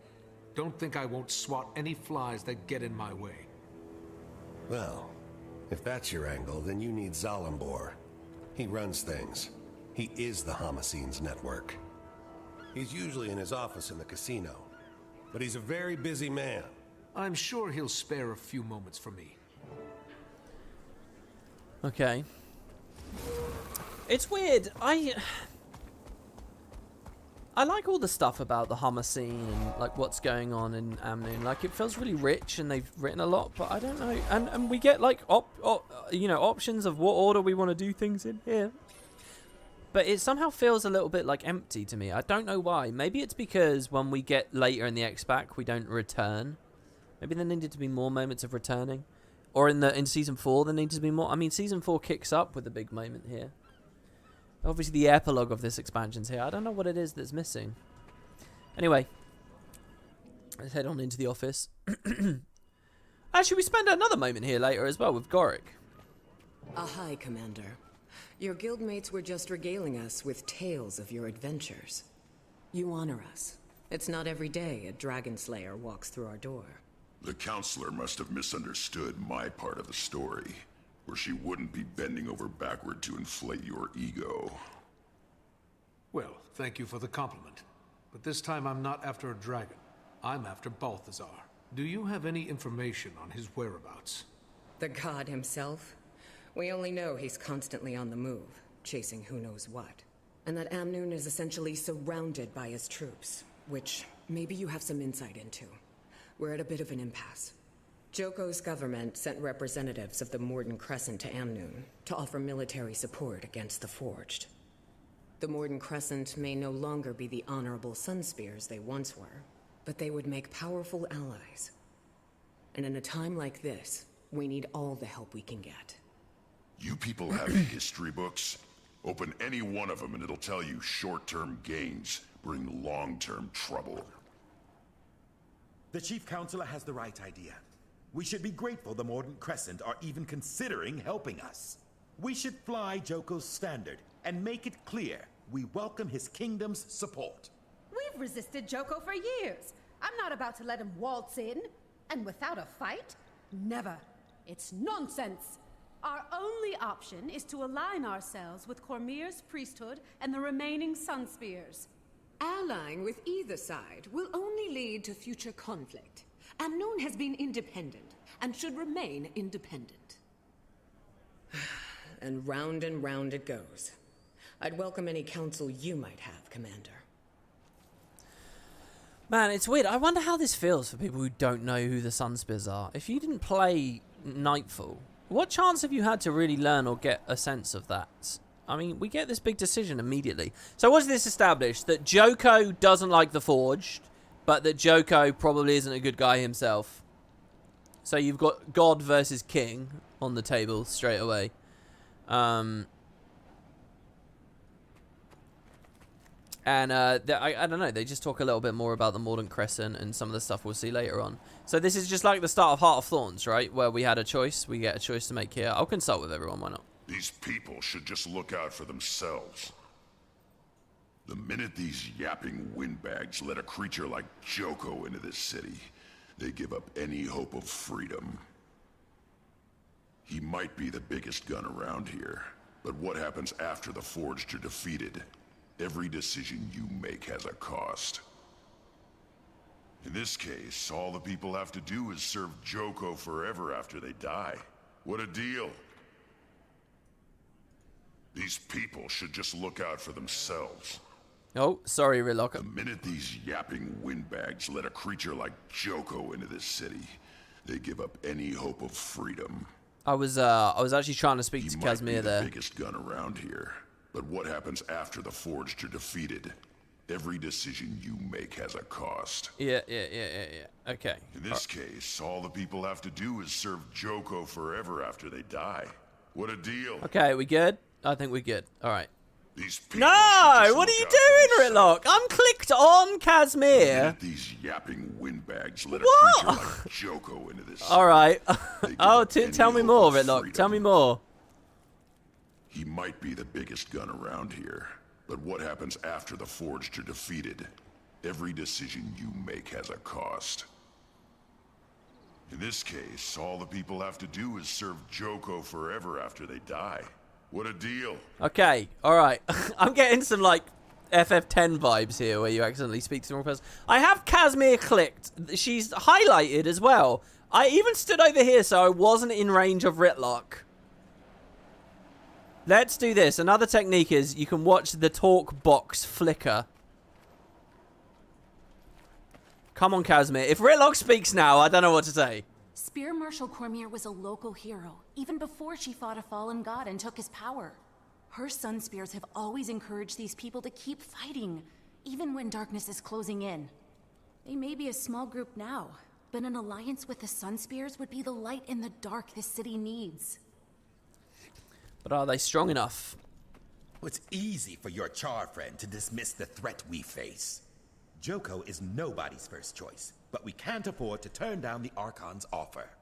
The Mordant Crescent are the only ones with the strength to ensure our survival. The Sunspears' numbers are weakened, but their involvement could still be a beacon of hope. Their order has sacrificed everything to defy Joko and the Mordant Crescent. They'll protect us from the Forged. Amnoon must remain independent. Our doors have always been open. It's how we survived this long. The moment we pick a side, we're asking for trouble from the others. And you, Counselor. You're awfully quiet over there. There are no good options here. All of these plans are suicidal. I can't endorse any of them. But one of them we must endorse. I love the way that this one's written. It's so good. It's really, really exciting. I guess that's the thing. That the idea that the consequence of this is really going to matter later is very, very captivating to me. And ultimately what this will do is it will change the kind of NPCs we find wandering around the city, but not really anything else. So what do we want to do? I can ask for even more background info. Okay, tell me about Amnoon's troubles.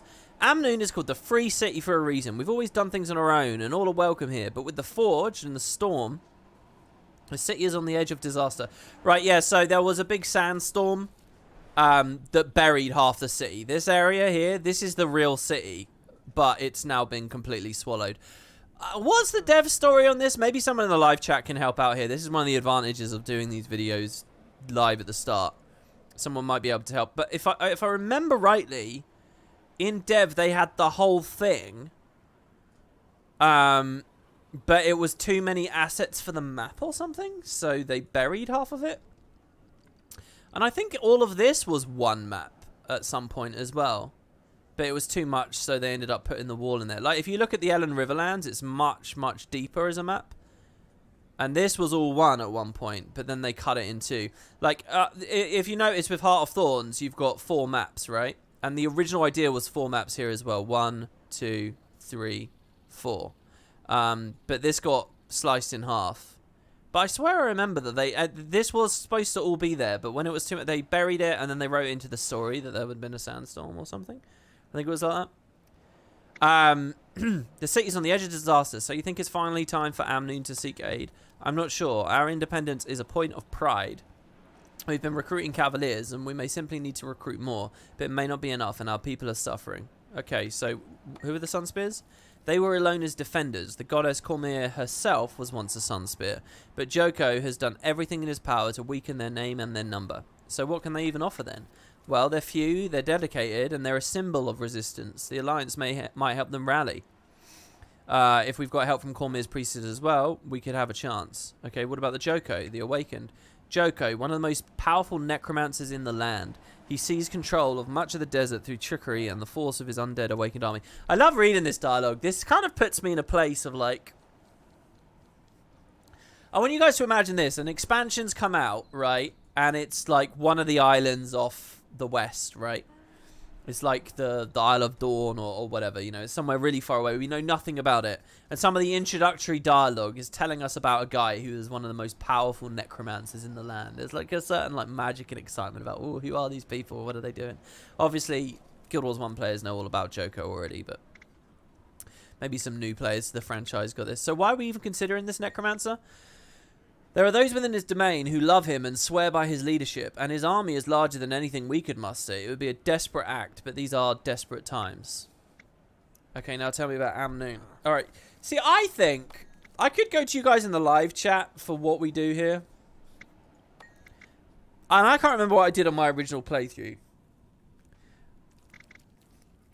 I think that Amnoon's being independent and neutral is a cop-out.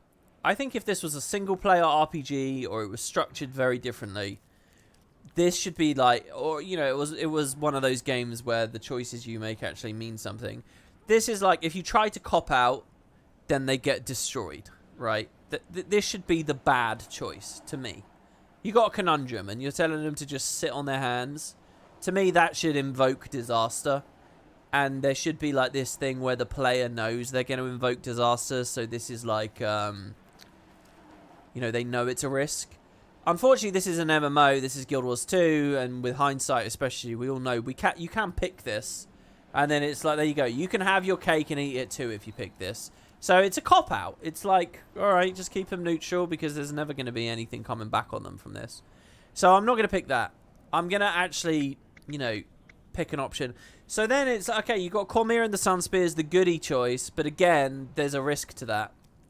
It's a different kind of risk picking Joko.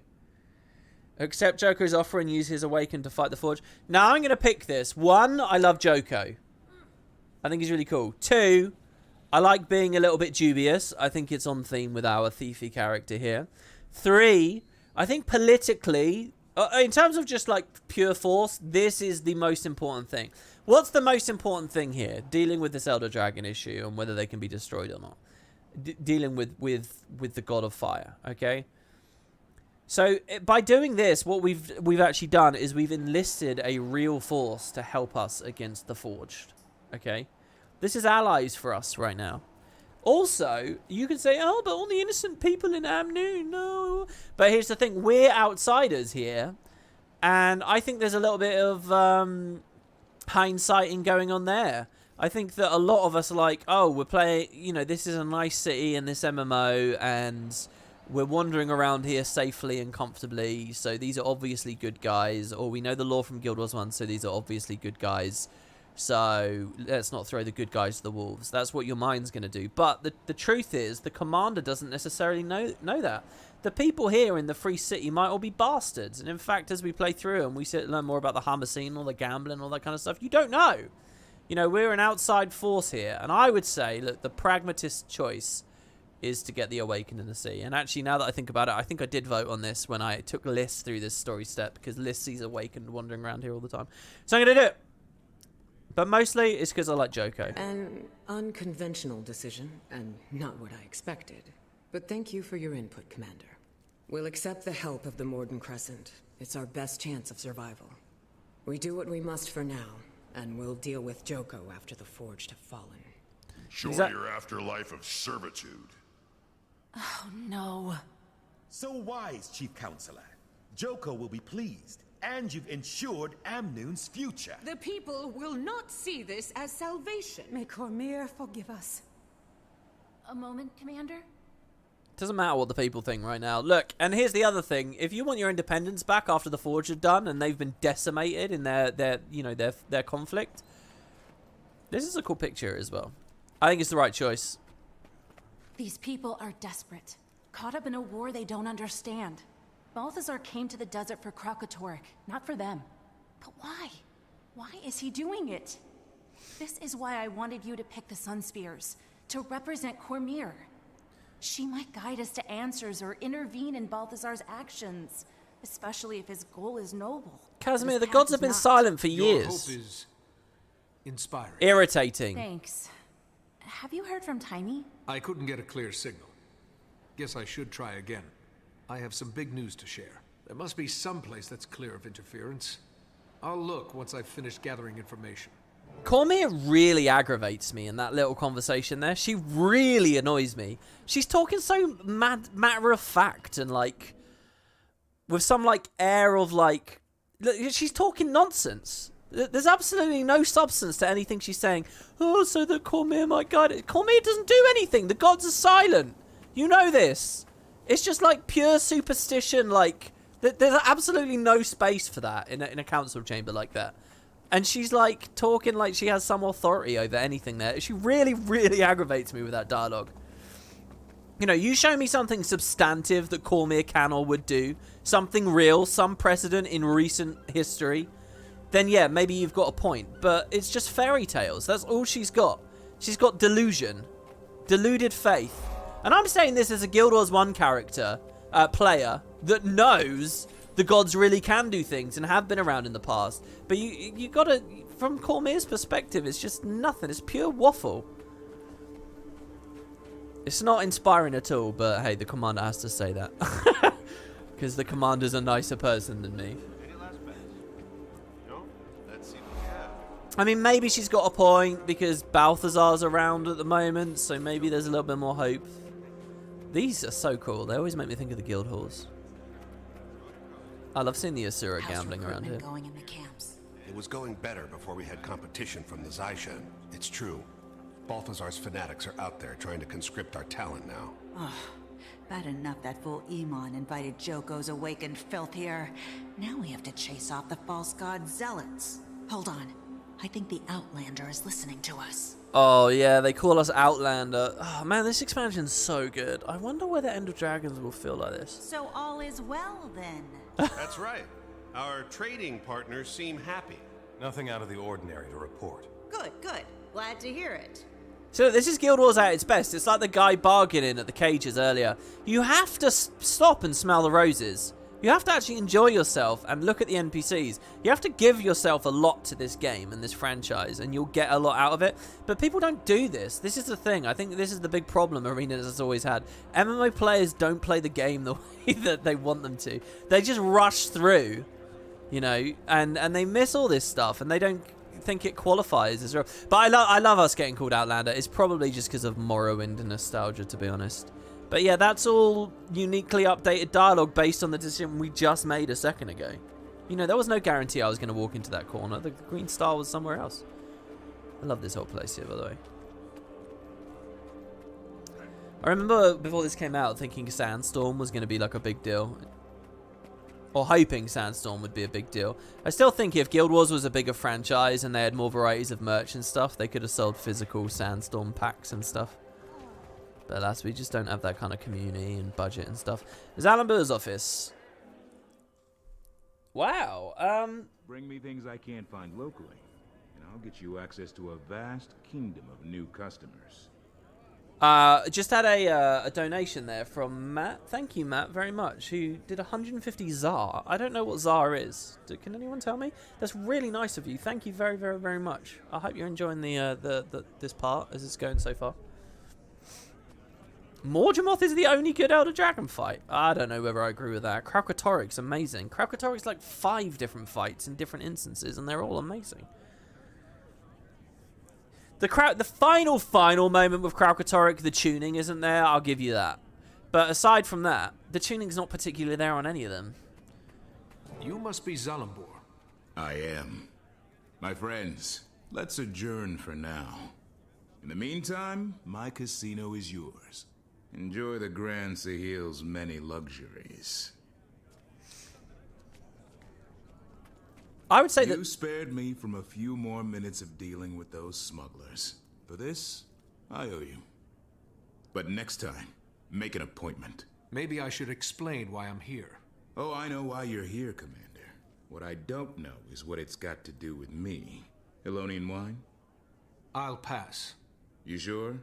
It's not poisoned or anything. I'm offended, Zalambor. You've never once offered me wine. Ah! I present to you Archon Iberu of the Morden Crescent. Archon, the commanders come to us all the way from Lion's Arch. Morden Crescent? One of Palawa Joko's undead? I'll be honored with awakening soon enough. But today I still have a pulse, Outlander. As I'm sure you're aware, Chief Counselor Iman invited me here to discuss military aid for Amnoon. And I hear the alliance has gone through, thanks to this Outlander. Although I know you, Zalambor, worked against it. I don't know what you heard, but you do have the result you want. Yeah, this is That's beside the point.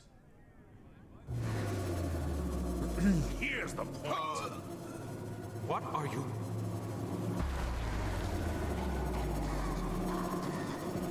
Don't. You will never betray the interests of King Joko again. Please. From now on, you and your bought and paid for council serve only us. Do you understand? You've built a marvelous casino, Zalambor. My troops have been enjoying it. And now, they will enjoy raising it to the ground. Awaken!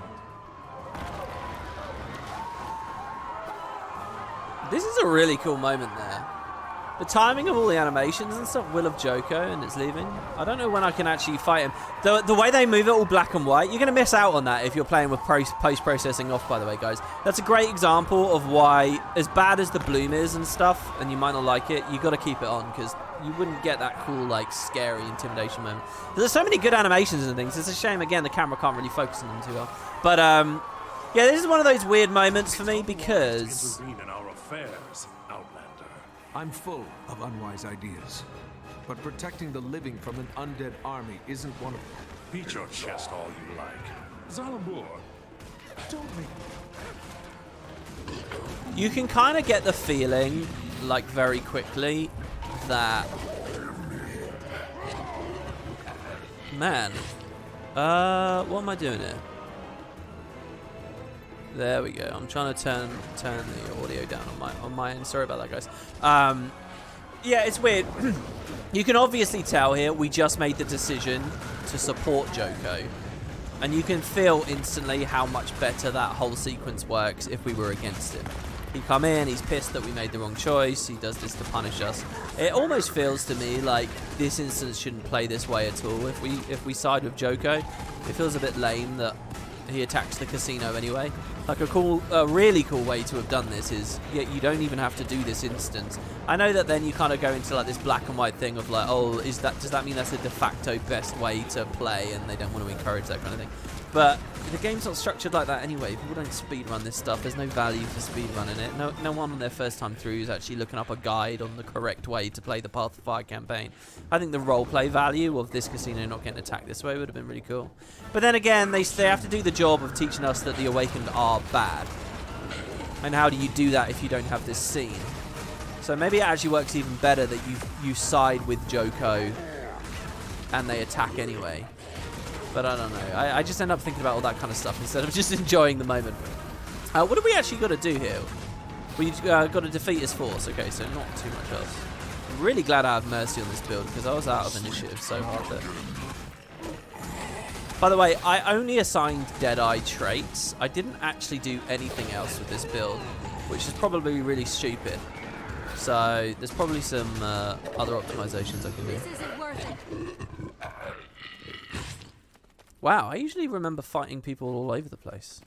Is that because I'm usually chasing him out? That's probably what it is. Oh, okay, so the Tsar, by the way, people were saying it's from South Africa, and it's worth 10 euros. South Africa, man, that's awesome. Why is it ZAR? I guess because the currency name... Oh my god, we've got some kind of spammer in chat. Are you serious? My apologies for the unpleasantness, Commander. This is why I insist on appointments. Happy to help. Mainly because now you owe me. The fact that I'm still able to walk is a point in your favor for sure.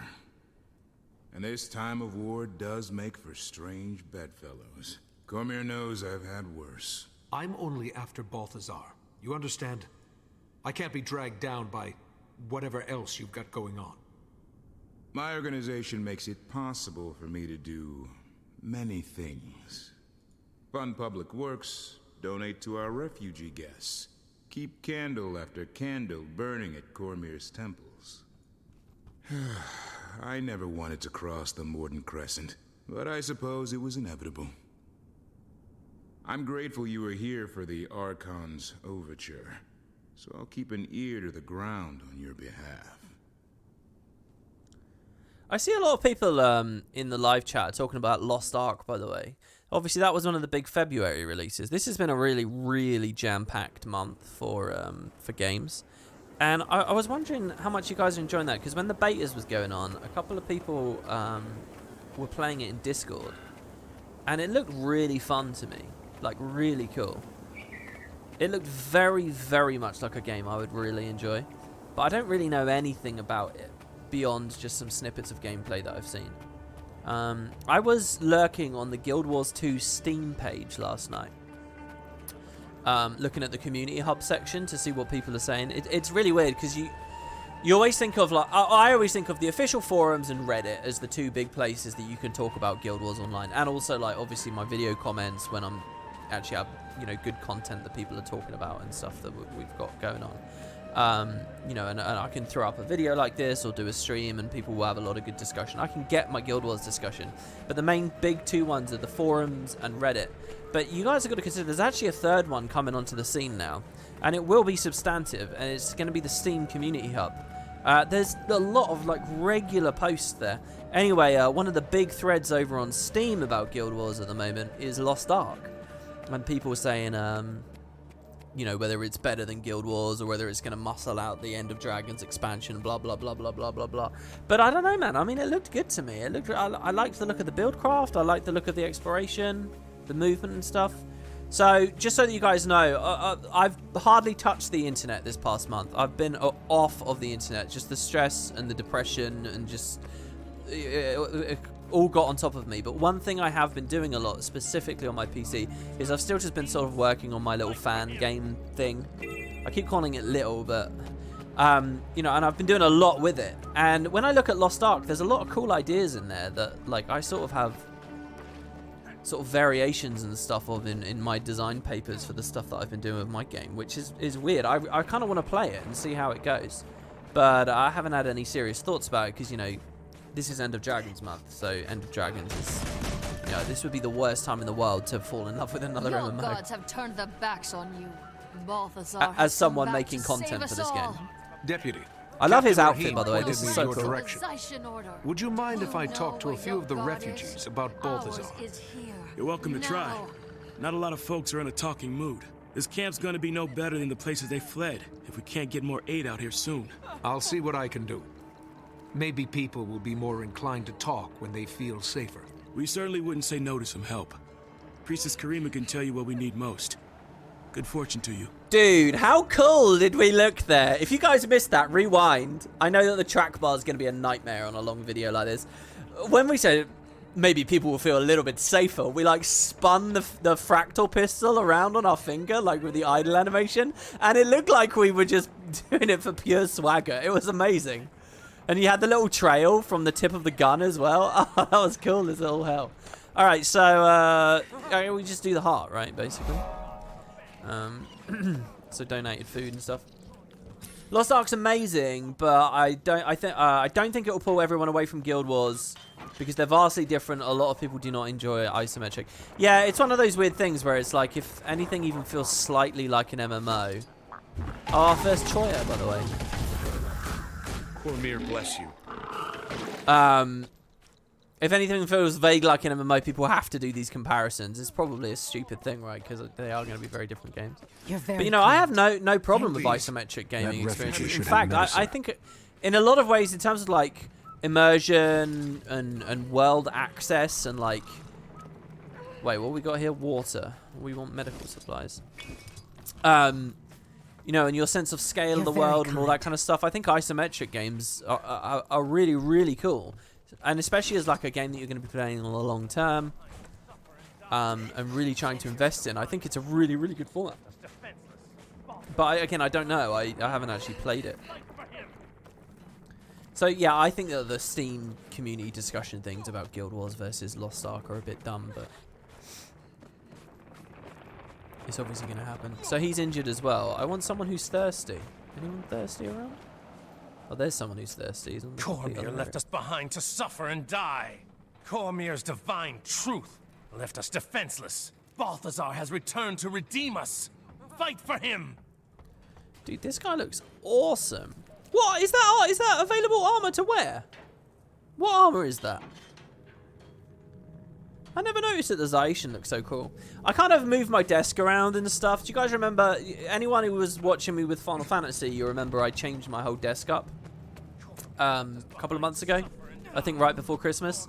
Anyway, the texture, like the material that this desk is made of is like awful. So if you get a little bit of coffee on it, it stains, like hard stains. And it's a nightmare to wash, but I scrubbed the hell out of it. And I basically promised myself I only ever use coasters and stuff for coffee now.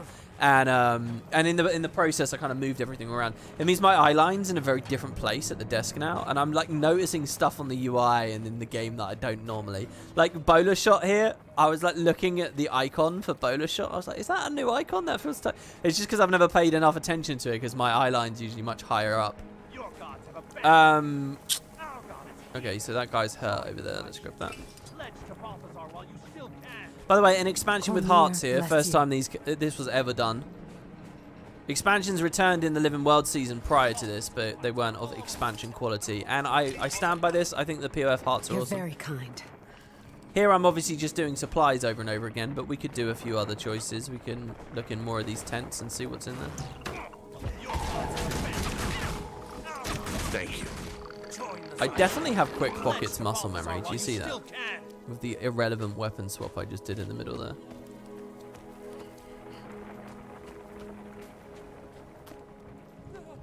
Wait, was that hurt? No, that was hungry. I'm a little bit hungry, to be honest. I didn't eat any breakfast today. I got up at 8. No, I got up at like 7:30. Thanks.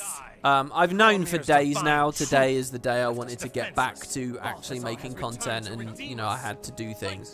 So I've sort of been like preparing myself for it and setting up. So right at the start of today, I set up like my whole calendar and figured out what I want to do and when I want to do it, and so on and so on and so on. So I took about an hour doing that and just cleaning stuff up in the PC. And I knew I wanted to start at 9 today, but I ended up not having any breakfast.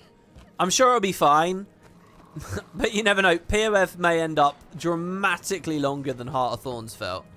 Just the simple fact that they're integrating hearts into it, I think immediately adds like a whole more bulk of gameplay that we didn't really have from Heart of Thorns, which is going to be to the expansion's credit. But to tell you the truth, off the top of my head, how many hearts are we forced to do? Thanks. I said that with sort of air quotes. You know, maybe this one will... I'm already thinking to myself, maybe this one will have to be over 2 days.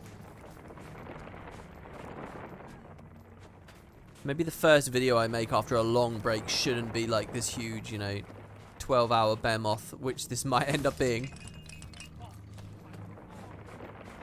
We'll see. Okay, this guy was hurt. You're very kind. So you go. And then probably one more thing. This guy's thirsty. Well, this guy's hungry in line, so there you go. Thank you. Wait, hold on. Does the line move? Is there anything to eat? Oh, I see what they've done here. That's so cool. I didn't realize that this was how this was set up. The idea is you can serve the stuff to these people, and then you're going to have that moment where you realize, oh, there's no more food. And then they're going to say, oh, is there anything to eat? And you're going to get a sense that they're starving. That's a really cool little element of this heart that I didn't actually realize was going on. Because in theory, it's in your best... That's actually... It's very savvy what they've done there, because they know that it's in the player's best...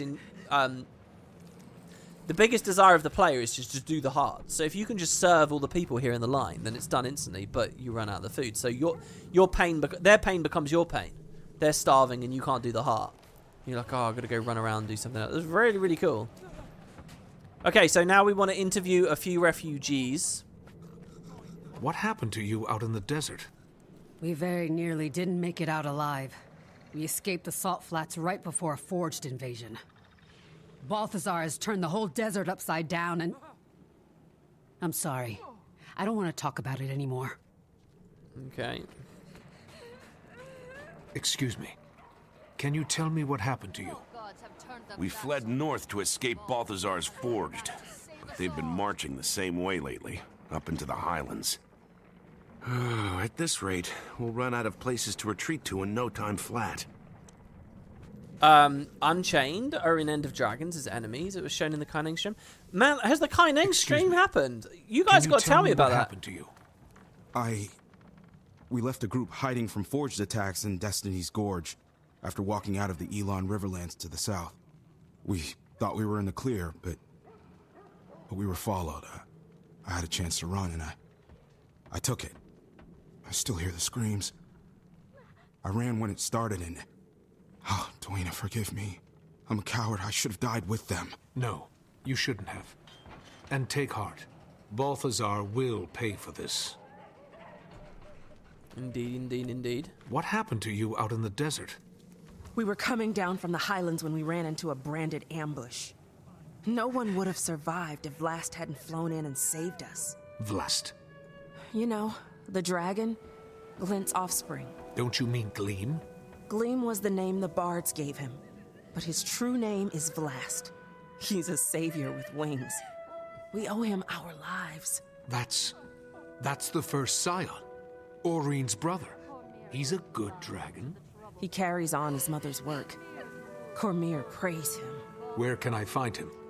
No one knows where he roosts. He just shows up to contest the branded. Dude. So Oreen has a brother. That's great news. I hope. Wait until Timey hears about this. Looks like I'm done here. Now to see if I can reach Timey. She said higher ground. Man, I'm really looking forward to all the Vlast stuff. Seriously, I think people talk so much crap about it because, well, we'll see what happens. But I really, really, really think he adds so much to the expansion. It's such a cool element of the story and the world, and I think they do it well. Obviously, we can talk a lot about that side of things. It's such a profound, big thing, you know, that Oreen has a brother. And he's a lot older as well. I love that little line there as well, where she's like, oh, he's the savior. Like, there's a lot of history. These people know him quite well. So, yeah. All right, let's go up to, I guess, there's multiple places we can pick here. We can go to this area. We could climb up this area. Actually, let's do it at the Omiramba Sandsea. God, I love these areas so much, man. Your gods have turned their backs on. Because I love this outpost. I remember when POF came out, I had my post-processing set up to have a really good depth of field effect on, and a really, really like good, vibrant like oranges. I remember giving you guys some footage. I don't know what video it's in or where it is, but where I was like running around here at night, and it's one of the most gorgeous ways I've ever managed to make Guild Wars look or seen Guild Wars look. It was me on a raptor running out of the city along this road here and turning the corner up there, and it was just so cool. I loved it so much. And I kind of want to set things up like that for when End of Dragons comes out as well. But it's weird because it's like if you mess in with post-processing before you've even played the content, you don't know what the devs want you to experience, and you might tamper with the experience too much. So I don't know. But yeah, my God, speaking of End of Dragons, so while I've been away, let's see. There was a release date because obviously a couple of weeks ago we didn't even have a release date. It's the very end of February. I mean, to me, that says, look, they shouldn't have picked a February release date at all. If they're going to have to squeeze in on the last goddamn day, they should have just picked a March or an April release date. February's so stuffed anyway. Because you got Lost Ark, the WoW patch and stuff. But that happens. I know that there's 2 trailers on there. There's 2 videos. One of them is about a new mastery that I hadn't heard anything about or didn't know anything about. And I did watch it, but I never analysed it or thought deeply about it. I just sort of saw it. I dedicated like 2 minutes of my life to it and moved on.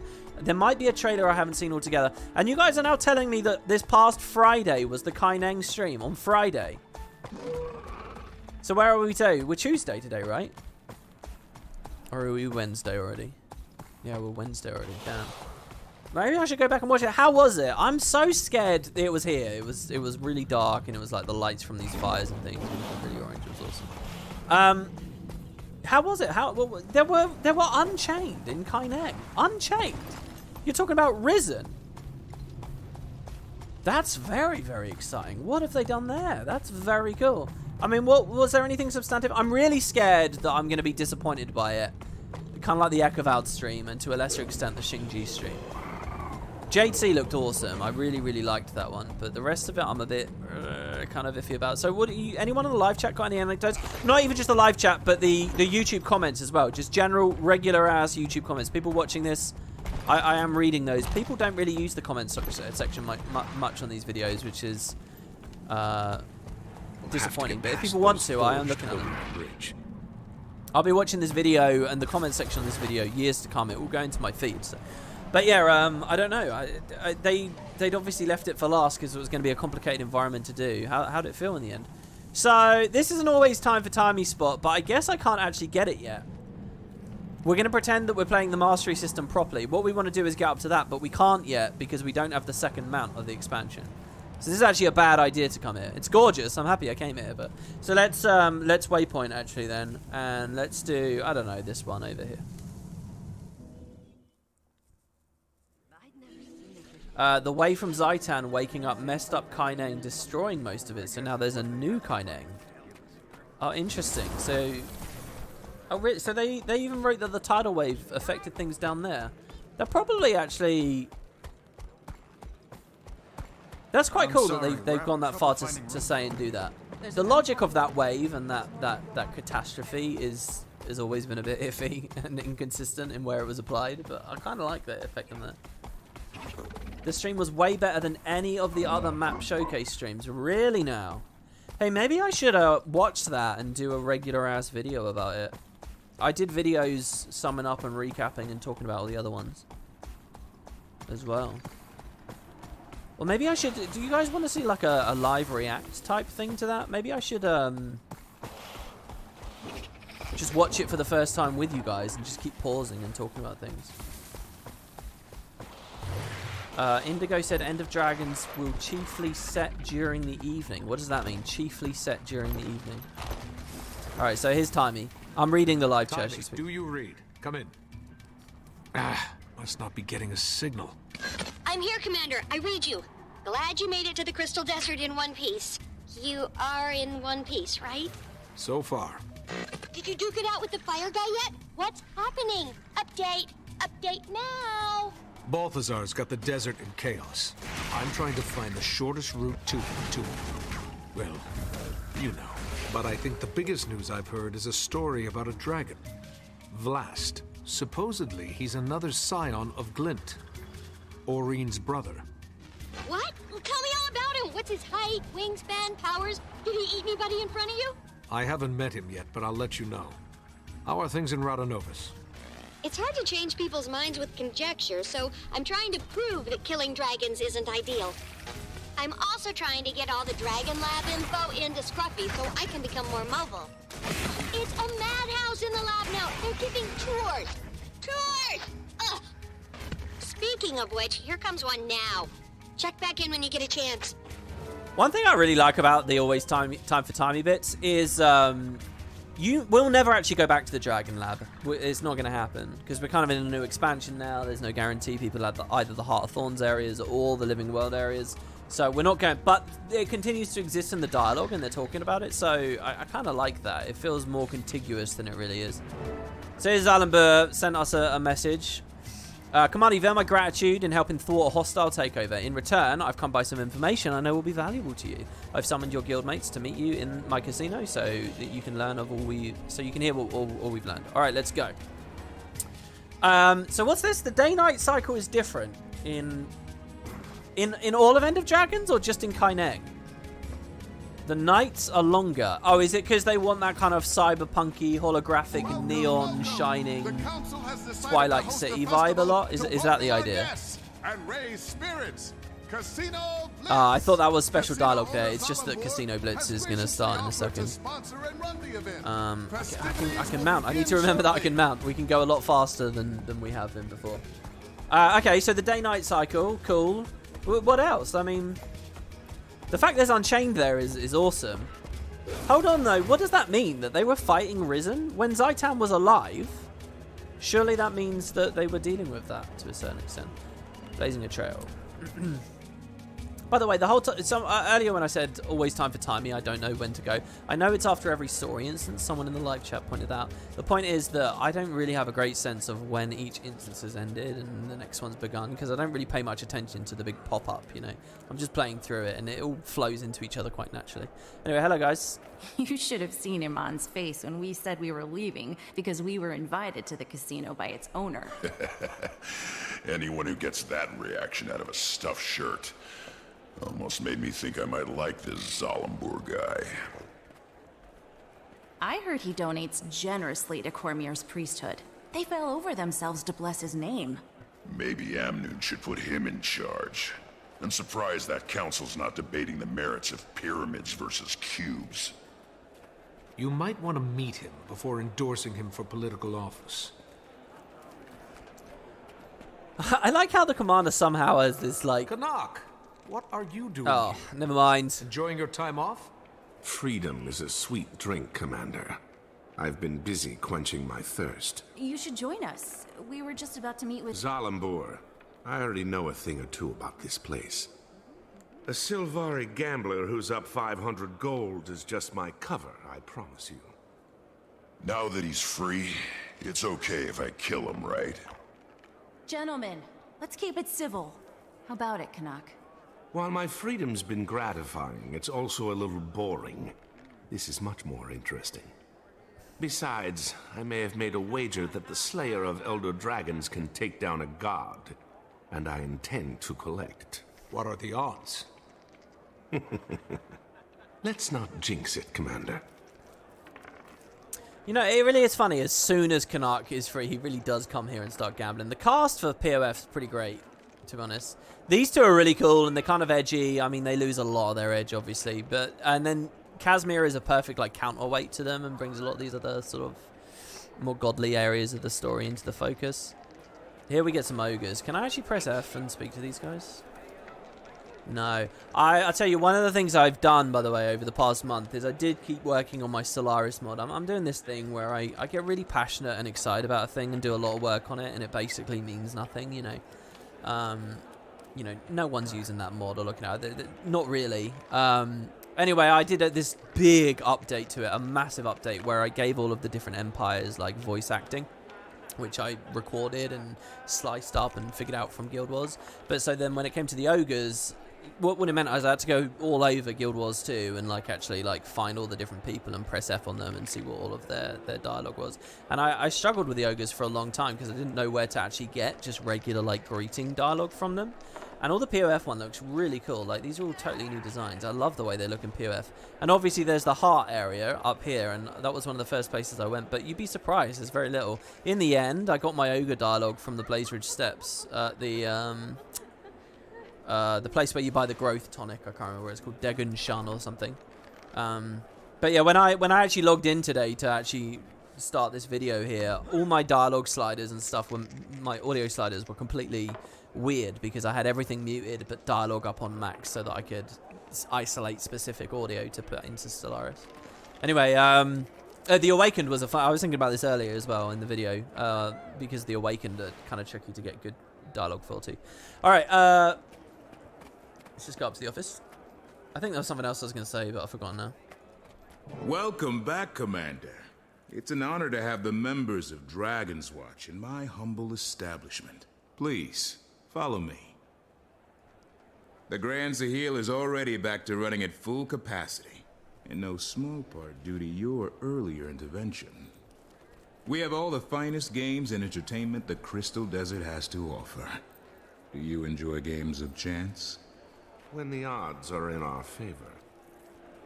I reached out across my network for information about Balthazar, and I think I know what he's after. Kralkatorek. You're half right. He's currently hunting down a crystal dragon, but that dragon is Vlast. I wonder why he'd suddenly changed targets. Who among us can understand the will of a god? I do know his forged army has encampments all over the Crystal Desert. He stops at these camps to rally his troops while he's on the dragon's trail. So we might be able to intercept him at one of the forged camps. You've come through, Zalambor. I actually don't regret keeping you alive. The feeling is mutual, Commander. I'll take my leave now. He's written like... Enjoy your time here, please. Stay away from the high-stakes roulette. It's rigged. I knew it. That's so good. That's one thing that became very clear to me through this series is that Guild Wars is a funny game. They're actually funny quite often. They write that like Zalambur has been a complete bastard, but I don't think he's done enough or spoken in a way to deserve this kind of roguish reputation that the commander seems to have ascribed to him so quickly. By the way, Einolf with 50 NOK, dude, thank you very much. It says tinfoil. Aurene has a sister in Cantha. Anti-Aurene, dark prismatic dragon. That's the voice in the trailer. I don't know what an anti-prism is. I guess it's just a... I mean, what is that? You're not splitting light, you're condensing light? I don't really know what that means. That's an interesting idea. I like the idea of having more offspring from Glint. I like the idea that there's sort of an equivalent of Kesho or Tarir down there. I've been thinking that for a long time. Some of the concept art actually in End of Dragons looks a little bit like that. It's a cool thought. Thanks very much to Samurai as well with the Keep It Up animated guy. Nobody ever uses that feature, so it's really cool to see somebody doing it. And Emily says, woo, what a pleasant surprise. Hope you're feeling better. I've played this expansion a fair few times, but watching you just hits a different... I know what you mean. It is nice to sort of have a feeling like you're playing it with someone else, or like you're actually getting more details out or something that otherwise just get lost and forgotten. Anyway. So, who's up for a trip to one of these camps? I am. Sounds good to me. Let's shut him down before he's responsible for anyone else's death. We don't want to rush in blindly. And if I'm going to be joining you again, I may as well make myself useful. I'll scout the main camp, see what I see, and report back. The main camp? On your own? Seems risky. Nah, not alone. I'll go with him. Not the response I expected. Hey, vacations have a way of dulling a blade, so to speak. Can't let you fumble around unsupervised. That's more like it. All right. Kaz and I will check out the smaller outposts. Actually, I'll leave it to you if you don't mind. I have some matters to attend to. There's a temple of Cormyr near one of the forged camps. You can find me there when you're done. Yeah, it's interesting to think that Casimir's been here a while already, and like may have her own connections, her own things that she wants to do. All right, let's get out. So yeah, guys, keep telling me. Oh my God, the spammer's back again. How? What's going on here? Last bet, ladies and gentlemen. Let's see what we have. Jesus. Yeah, keep telling me, guys. What else is happening? What else did I miss on the stream? I would really love to hear what else there is. I know it kind of spoils it a little bit if I'm going to watch the video blind at some point, and maybe you know, we can do it live and make it a video. Because the thing is that I really like those streams. I like making videos out of those streams, and people always like watching them. But it is always a little bit tedious to watch it. I have my reaction, write it in a notepad, just to then sort of regurgitate it later. You know, you may as well just do the whole thing live. So, something about a cat getting killed. I also missed the Jade Bot stream. It's the one about the last mastery. Right, that was the video I saw, which is probably the most impactful one in the expansion pack. Oh, okay, good. So there is an impactful mastery. You guys are actually pleased with how the last one looks? Because the mastery system has been a complete dud so far for me with that expansion.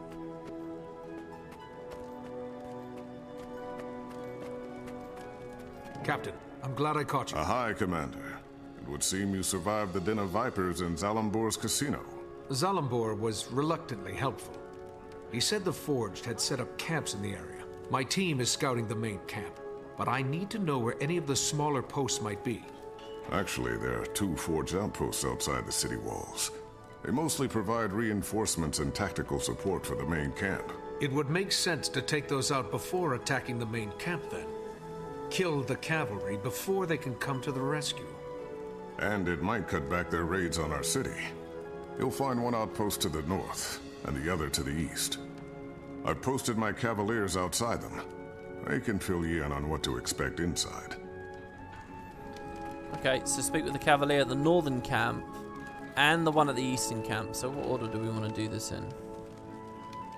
I think I'll go east then north, because ultimately the instance is here, isn't it?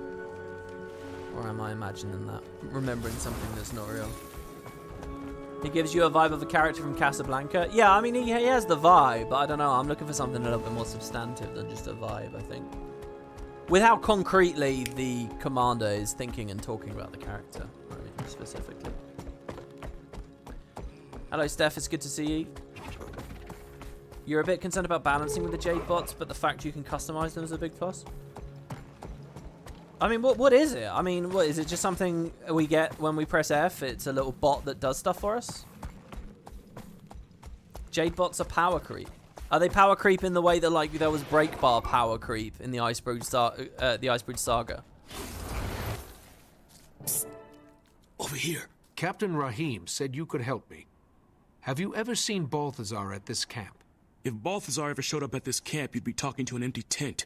I'm just here to observe and report. I'm hoping to find clues on what Balthazar's up to. You can stay here cowering in the shadows if you'd prefer. Thanks for understanding. I have seen couriers delivering dispatches. They might contain intel about Balthazar's battle plans. I should have sent Ridlock to this camp. Save myself some trouble. Well, we're pissed. They give you extra vitality. Oh, really? It's literally it's attribute power creep. I mean, I think the way station's a really big power creep, but there's something to be said about, like, whether a player understands that they have access to the power creep. That you can put a lot of power creep in the game, and the vast majority of players won't engage with it, so therefore it doesn't matter. And that's like what the way stations are. Most people don't have the muscle memory or the inclination to use those. So therefore, they don't have the special actions, so therefore it's not really power... Well, it is power creep, it is, but it's obviously within some acceptable bound as far as they're concerned that it's allowed to be in the game. Which I don't agree with, but... Hi, stranger. Be cautious if you're heading north. The Forge have set up artillery at their camp just ahead. The casino owner in Amnoon told me the war god Balthazar rallies his troops at these camps. Ah, Zalambor. I haven't seen Balthazar come around here, but the Forge are nasty enough on their own, especially now with the cannons and all. Well, I can put the Forged and their cannons out of commission. Maybe you can leave a couple standing. I really need to keep this post. I like a little telescope there. It's a custom waypoint. Wow, that's quite exciting. Is it exciting? It's quite, it's a very new feeling thing. I called this an instance, but this is just out in the open world, obviously. What are we looking for? Sabotaging the ammunition. And is it kills? Oh, sorry, what are we doing? We're throwing it at them. A little bit scared about how much aggro I've drawn here. Let's get Shadow Flare up. We can get enough kills quick enough. We can Shadow Flare again really fast. I don't know which targets are giving me XP for more though. See, here we've got Thieves Guild back, even though the old ones are still alive and doing their own thing. Very good. Invigorating Precision was pretty nice there as well. All in formation. Control the area. Oh, sorry. They want me to pick up the explosives and throw it at the walls and things. No, what am I thinking? What is it we need to throw at? Crates? Nothing's like marked in yellow text.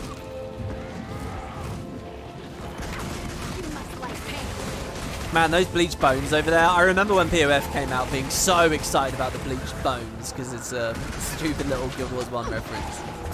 It's like, really feels like you're coming back to the Crystal Desert when they do stuff like that.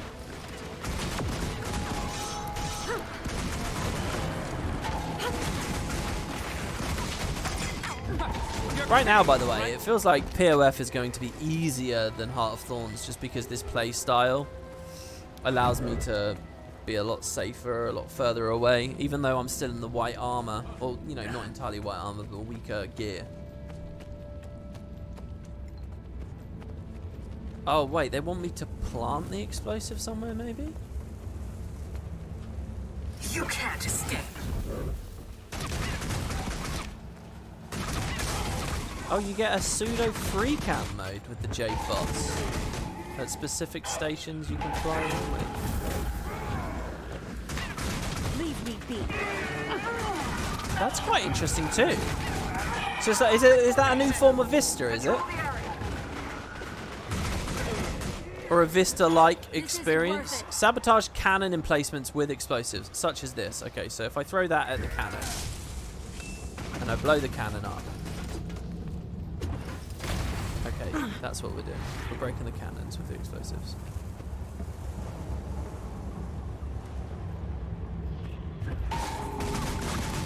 More like a photo mode.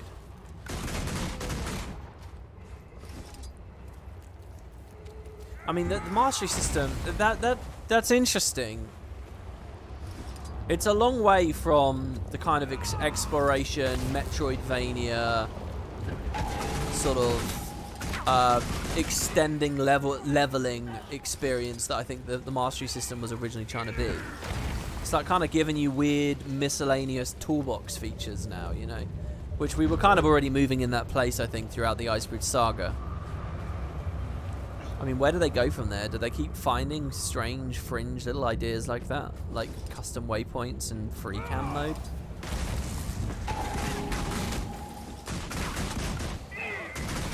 Based on how people are speaking in the live chat here, it seems like the community had a good reaction to that. I don't know, I'm still a little bit skeptical based on what I've heard. I bet it looks really cool in action. Just like she said, no sign of Balthazar. But at least there are fewer forged to threaten Amnoon. Maybe I'll have better luck at the other outpost. So there were two streams. One was about this Jade bot. When was that other stream then? Was that like a week ago? 2 weeks ago? And then on Friday, they just did the Kaineng one. Is that it now? Are they wrapped in terms of... I mean, how long we got? 2 weeks? 3 weeks? It's about 2 weeks. Almost 2 weeks. So realistically, they only have time for, what, like 1 or 2 more streams of press for End of Dragons? Oh, we're really coming up to the end of the road here, eh? There's a music stream. Look, I'm sure the music's going to be brilliant. I'm going to love it. Where is that intel?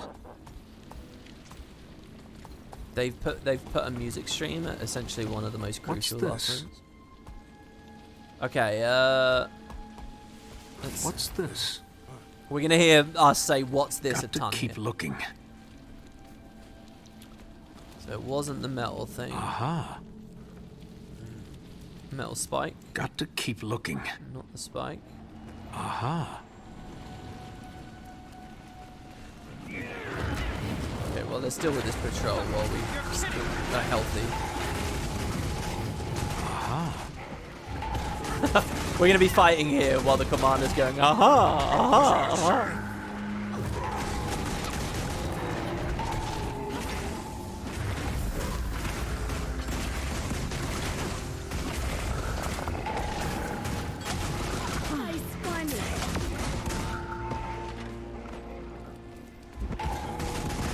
This looks interesting. Can you guys tell me, have there been any ripples outside of the Guild Wars community about what's going on with Guild Wars at the moment? Like, one of the Steam threads that I found quite interesting was one of the big threads that's on the Steam community hub at the moment. It's like pinned, and everyone's like, yeah, is essentially a guy saying Guild Wars is underrated. More people outside of Guild Wars need to learn about it. It's a shame that this game doesn't get the credit it deserves, blah, blah, blah, blah, blah. And, you know, I've seen sentiment like that since 2013, you know. People have always been saying that. But the truth is that it's not until there's actually big things happening outside of Guild Wars, about Guild Wars, that anything goes anywhere. Aha. And, you know, when Path of Fire was coming out, I remember there was that really little Reddit GIF. Someone posted a GIF. I think they were in our community, by the way. Like, literally, they were a WoodenPotatoes watcher. I remember doing a stream, and they came in and they said, yeah, I made the thread. It was just the raptor idol, I think, the throwing the fish in its mouth or whatever. And it really blew up, you know, and it was like, wow, people are actually talking about Guild Wars. Is that happening for End of Dragons at all at the moment? I haven't. It wasn't a month ago. Have you guys seen anything like that outside of the streams? Although these brown shards clearly resonate with magic, there is nothing to indicate their intended purpose or why the Forge would be collecting them. Leave the cart alone. Okay. I thought that we were actually going to tag something good there. I swear it was here. I swear that normally I come here and I get the thing gets triggered. This looks interesting. Let's try the Forge plate, I suppose. This ornate metal plate appears to have been crafted to fit some sort of machine. The metalwork's exquisitely detailed and made of a dense and resilient alloy. It appears to be a small part of a larger set. Without the other pieces, its purpose is unclear. Let's check in this crate here. What's this? The scrap on the crate. 2 camps and still no sign of Balthazar. At least now we won't have to worry about leaving our flanks exposed at the main camp. Hopefully Ritlock and Canuck had more luck scouting it out. Man, that guy really hurt us. See, there was one forge there that did that to us there. It said it was exquisitely... It was there to withstand heat and fire, that device there. Okay, let's jump instances now. You guys remember this time last year when my PC was crashing constantly on loading screens? I still get flinchy whenever I do something like that. Whenever I click a button to move to another instance on this, I still get really flinchy, really scared that the whole thing's going to come tumbling down.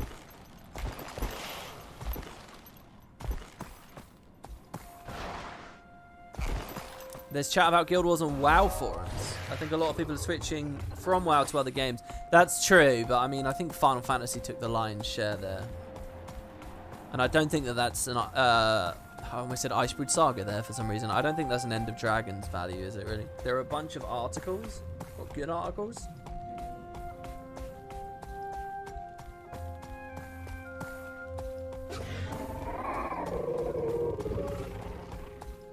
Honestly, you prefer the community as it is. Trying to get every person to play it may attract toxic people. And you can't live your life that way. The game has to expand and grow, get more money, get more talented devs that can be paid more, you know, that can produce more, that can make Tyria and Guild Wars and the franchise bigger and better. Why wouldn't you ask for that? What, because maybe toxicity? I mean, come on, man, that's not how the real world works. You want growth. You don't want to just stagnate and slowly slide down into irrelevancy until a third of the studio has to be laid off, for example. Commander, glad you're here. I was getting tired of listening to him complain about the weather. All I said is that for some of us, this arid climate is less than hospitable. I think he's wilting. What have you learned about Balthazar's camp? I'm told this is the main forged camp in the region. It has an extremely heavy troop presence. Then I say we charge in and take him out before they know what hit him. Fast and fierce. Or, given that we'll be staggeringly outnumbered, I suggest we use finesse to engage a few at a time. Okay, follow my lead. Let's go meet a god. I almost spoke there, but I got a sense that there was going to be some random little delayed dialogue at the last moment coming up, and there it is. Basically, every Guild Wars 2 influencer you know says ArenaNet's marketing is terrible. But that's wrong. It's not always been that way.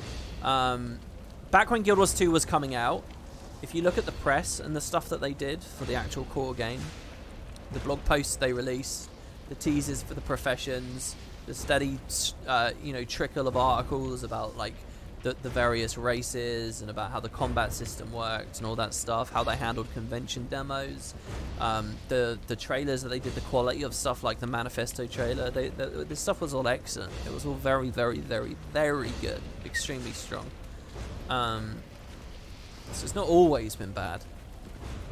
There is a reason that this franchise had the spike it had in 2012, and a lot of that was extremely good marketing. It wasn't all coasting off of word of mouth.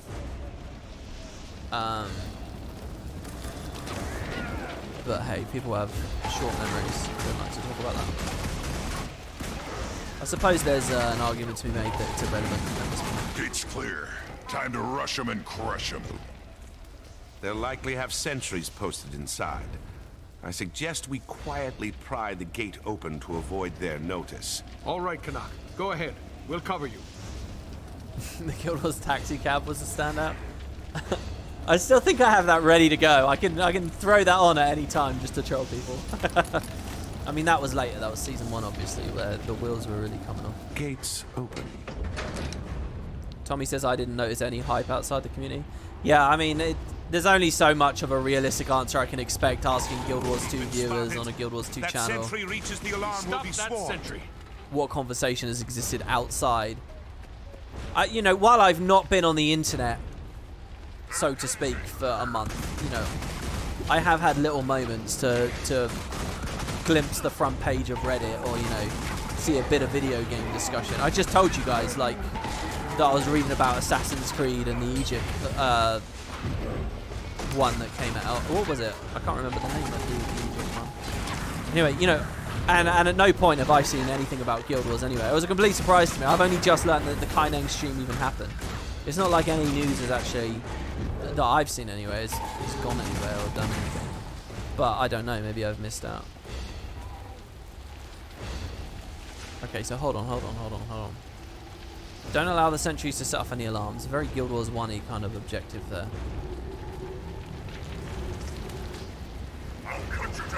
So is that icon just showing that's one of the fires and it's been lit? I noticed we have another one, another brazier on the minimap up there. Can I just jump through this? I assume I can't. No. How do they want me to close it? With explosives?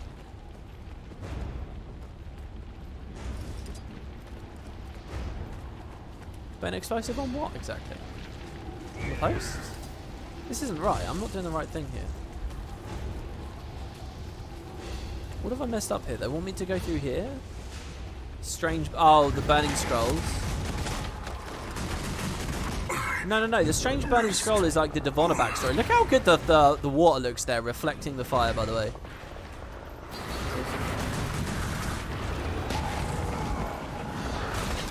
You must like pain.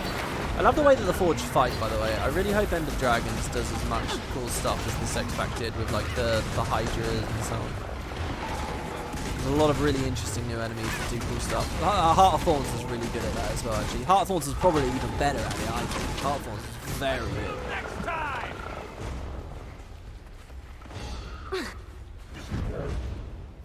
I really have no memory of how this instance plays out. I just remember walking up there. That's it. There's a sentry there. Oh, we go up round the back, do we? Oh, I see. We just go up round the other side. You know what's getting me confused there? That's open world that's doing that. In the open world, my expectation is to go up that other route, but they've closed it off. And they make us do this horseshoe here because it's a little bit more involved.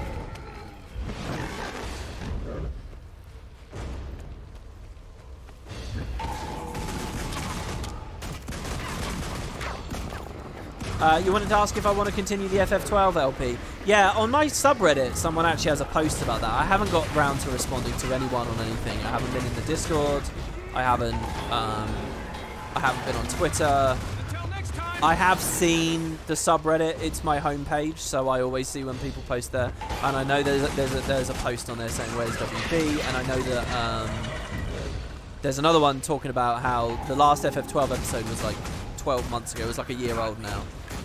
I still would like to do it. I don't have any concrete plans for exactly when, but I still want to do it. And it's a higher priority than a lot of other things I would like to do too. That's all I can say.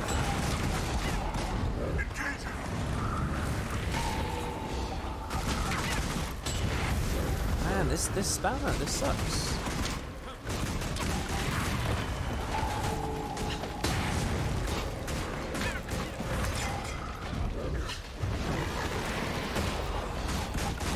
Your wish for PvE combat in Ender Dragons is less soft and hard CCs, more raw damage. I think that's a really bad idea, my friend.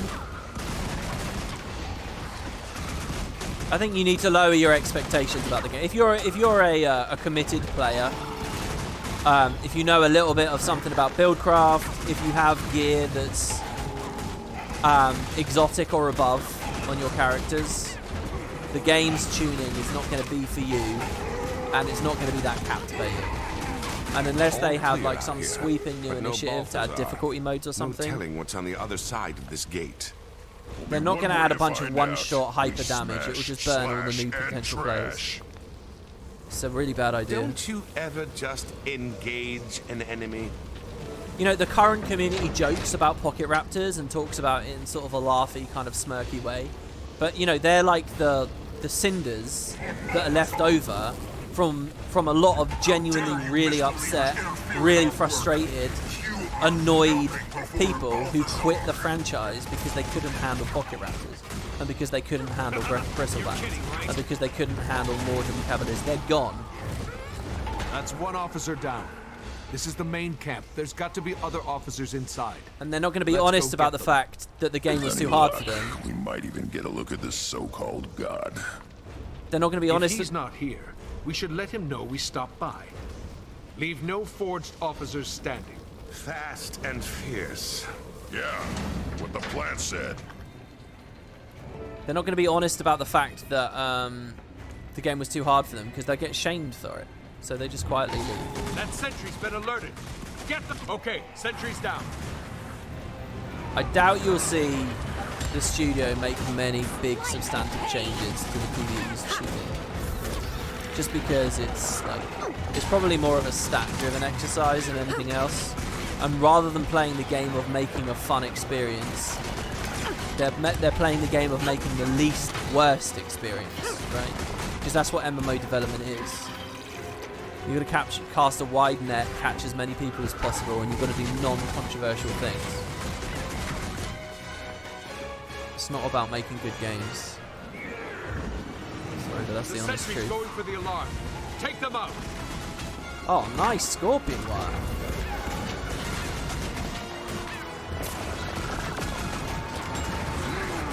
Obviously, I'm never teleporting back into my shadow flare.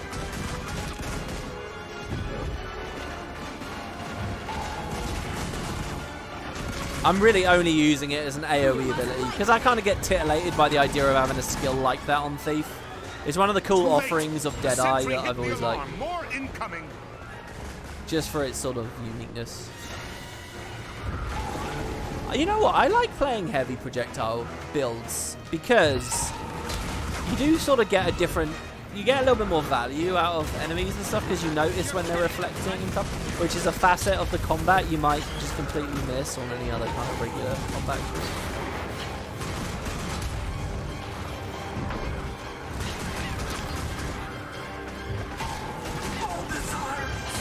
I keep doing these random dodges, by the way, which is totally a muscle memory holdover from all my gameplay on Daredevil just a moment ago, on the previous parts. Stop us all.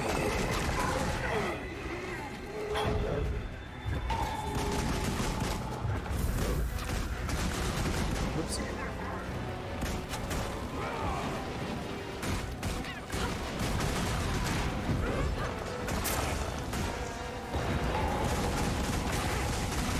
Ask for help, Father. Content that keeps kicking your ass.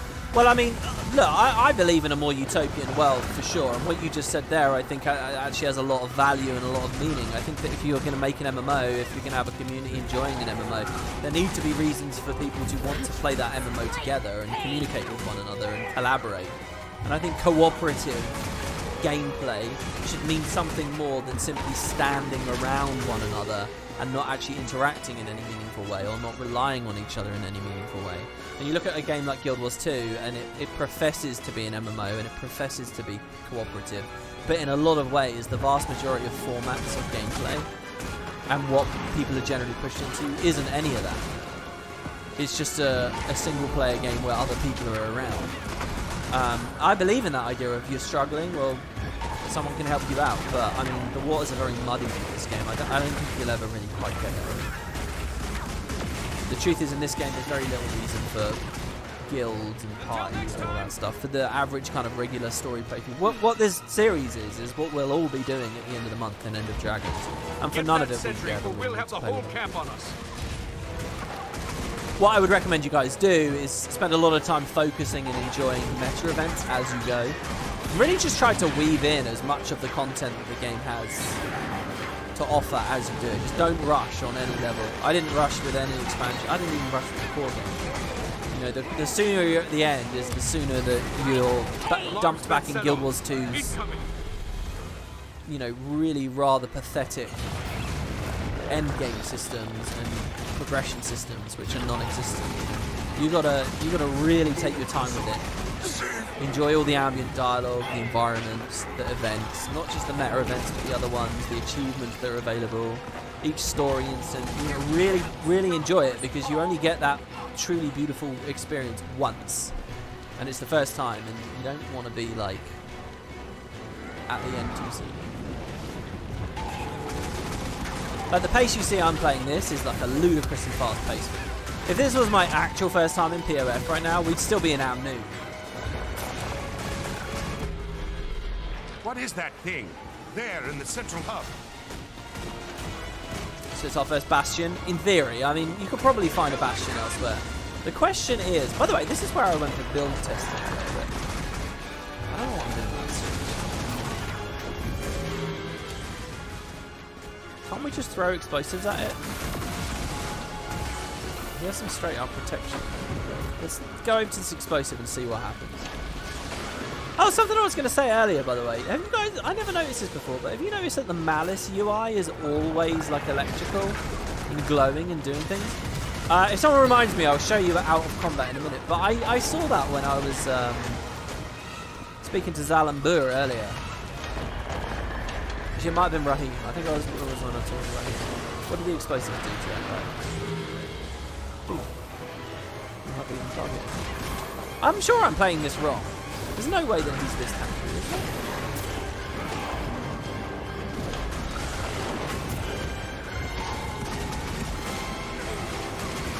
Oh, we're getting the true Path of Fire music experience. To be honest, on the first time through, I think it's all cool and it's fine. It's only when you hear this music because a Choya did one attack on you that it feels awful. That's kind of unfair for me to say that, because it doesn't kick in this music, I don't think, until you get to like half health. But let's say you're AFK and a random Choya's wandered up to you, you look back at the game and you realise, you know, you were AFK for half a second because you went to the toilet. And this playing music park is the end of the world. I think I actually have dynamic, Jesus Christ, man. I'm actually really struggling here. I'm gonna LOS and see who comes. Score some kills and get my thieves back. Well, there's one thief. Oh my god, we managed to combat break. Unbelievable. Arkham Ritlock actually did help there. That's awesome. That's some of the more engaging gameplay you'll find.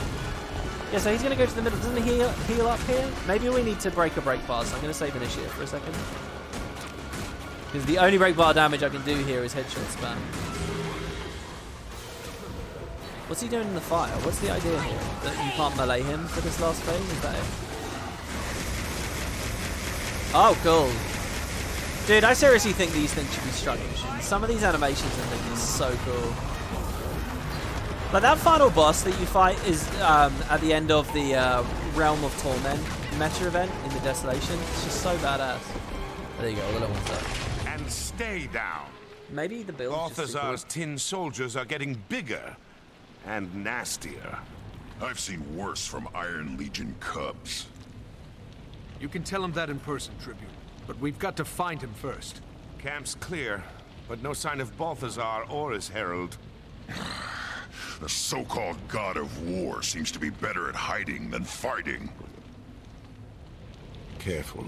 Graveyards are full of soldiers who underestimated their enemies. We should meet up with Casimir and decide where to go from there. The Temple of Cormier's right up this hill. I think this is the first time we get to see this. When I mount, they mount. Look how cool that is. I love that little detail here in POF. I hope that End of Dragons continues to do stuff like this. The Raptor's obviously in it. Should be good.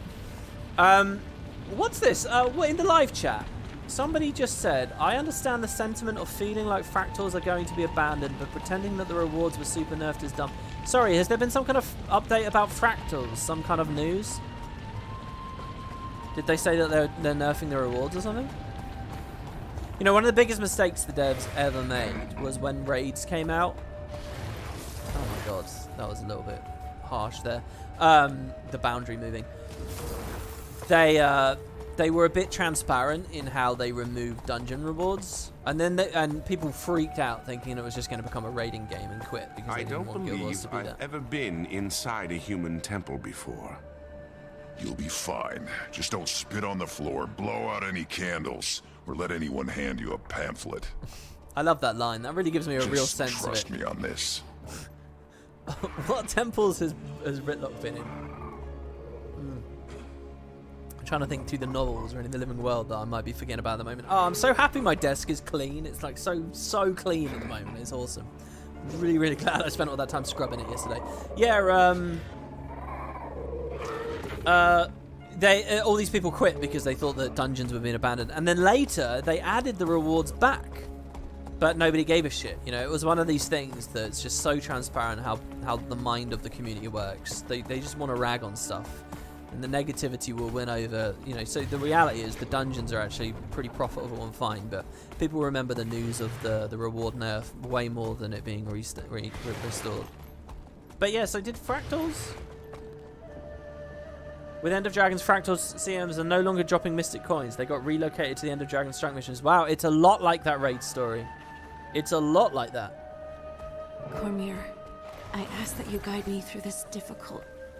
Oh, I didn't see you enter. Sorry, Cass. I didn't mean to interrupt your prayers. It's okay. She will understand. I hesitate to ask, but what happened at the Forged camp? No sign of Balthazar or his herald. I'd hoped you might come back to Amnoon with us, to speak with Chief Counselor Iman. Commander, I regret the intrusion, but I must speak with you. Who are you? How do you know who I am? I know more about you than just your title, but please, we should speak in a more private setting.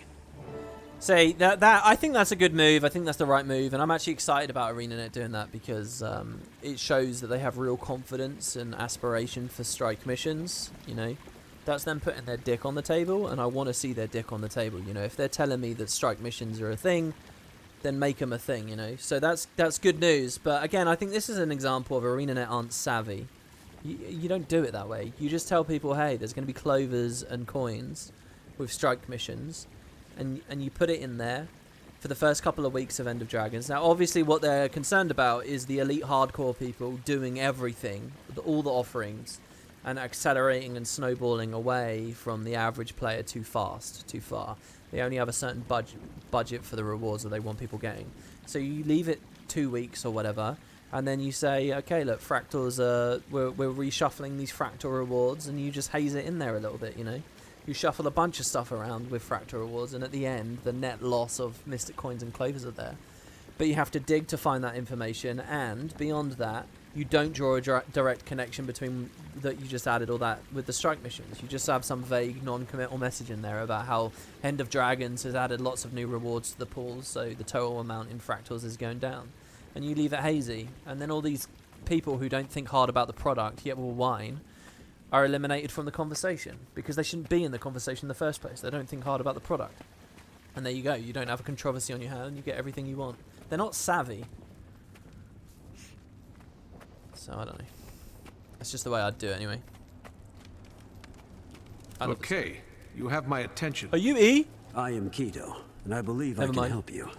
You're looking for Vlast, the crystal dragon being hunted by Balthazar, yes? How do you know what I'm looking for? The Order of Shadows has eyes and ears throughout the Crystal Desert, and you haven't exactly been a quiet presence here. Order of Shadows? I know the Order of Whispers. We share history, but deep disagreements about our goals and methods tore the original Order apart. So much is happening in the story here so fast. I understand you visited our camp. Well, hello to the Herald of Balthazar. So, this whole section's kind of done now. Whenever I play Guild Wars, I'm always filled with this feeling of like, oh god, are we running out of content? Oh, is the arc over? Is it done? Is it done? Blah, blah, blah. And I remember when I got here, this was the first time POF gave me that feeling. It's like I was hoping there was going to be a ton of story about this character and we are going to have a lot of back and forth, but this is it. So farewell to Vivonna. Everyone, this thing targets civilians. We've got to protect these people. Why do you waste your energies fighting a god? Join him and fight the dragons instead. Come to me. I'll protect you. I need to remember what I rebound my special action to. Oh, I remember. It was the like function key on my G600. Okay, so we'll follow. I like this little moment here where we're actively defending people. It's obviously a callback to the first instance where they were running around hammering people as well. Except now we have a new tool to deal with it. I'll protect you. See, here's the cone, and I just got everyone out of it. The icon for this is... Oh, I guess no, it makes sense. Over here. Oh, what? How's that fair? I had no time.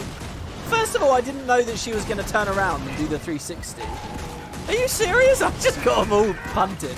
I'm really happy I've already got all the achievements done. I guess that was my fault. I drew she was aiming on me, and I drew the aggro anyway. Alright, well, let's not make that mistake again. Let's pull them all over there, and then I'll stand in front. There we go. Oh, well, I don't want to be in the fire, though. Gotta keep up. Over here. I won't let you touch them. Oh, the range is really good. Dude, we're basically role-playing a Guardian in this instance. Oh, no! I just got this person killed. I actively just got this person killed. I'm so sorry. Maybe we can revive him like we could revive Scruffy. Dude, I keep missing this stealth attack.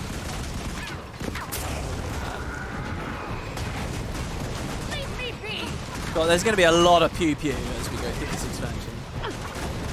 We'll be spamming 3 like there's no tomorrow.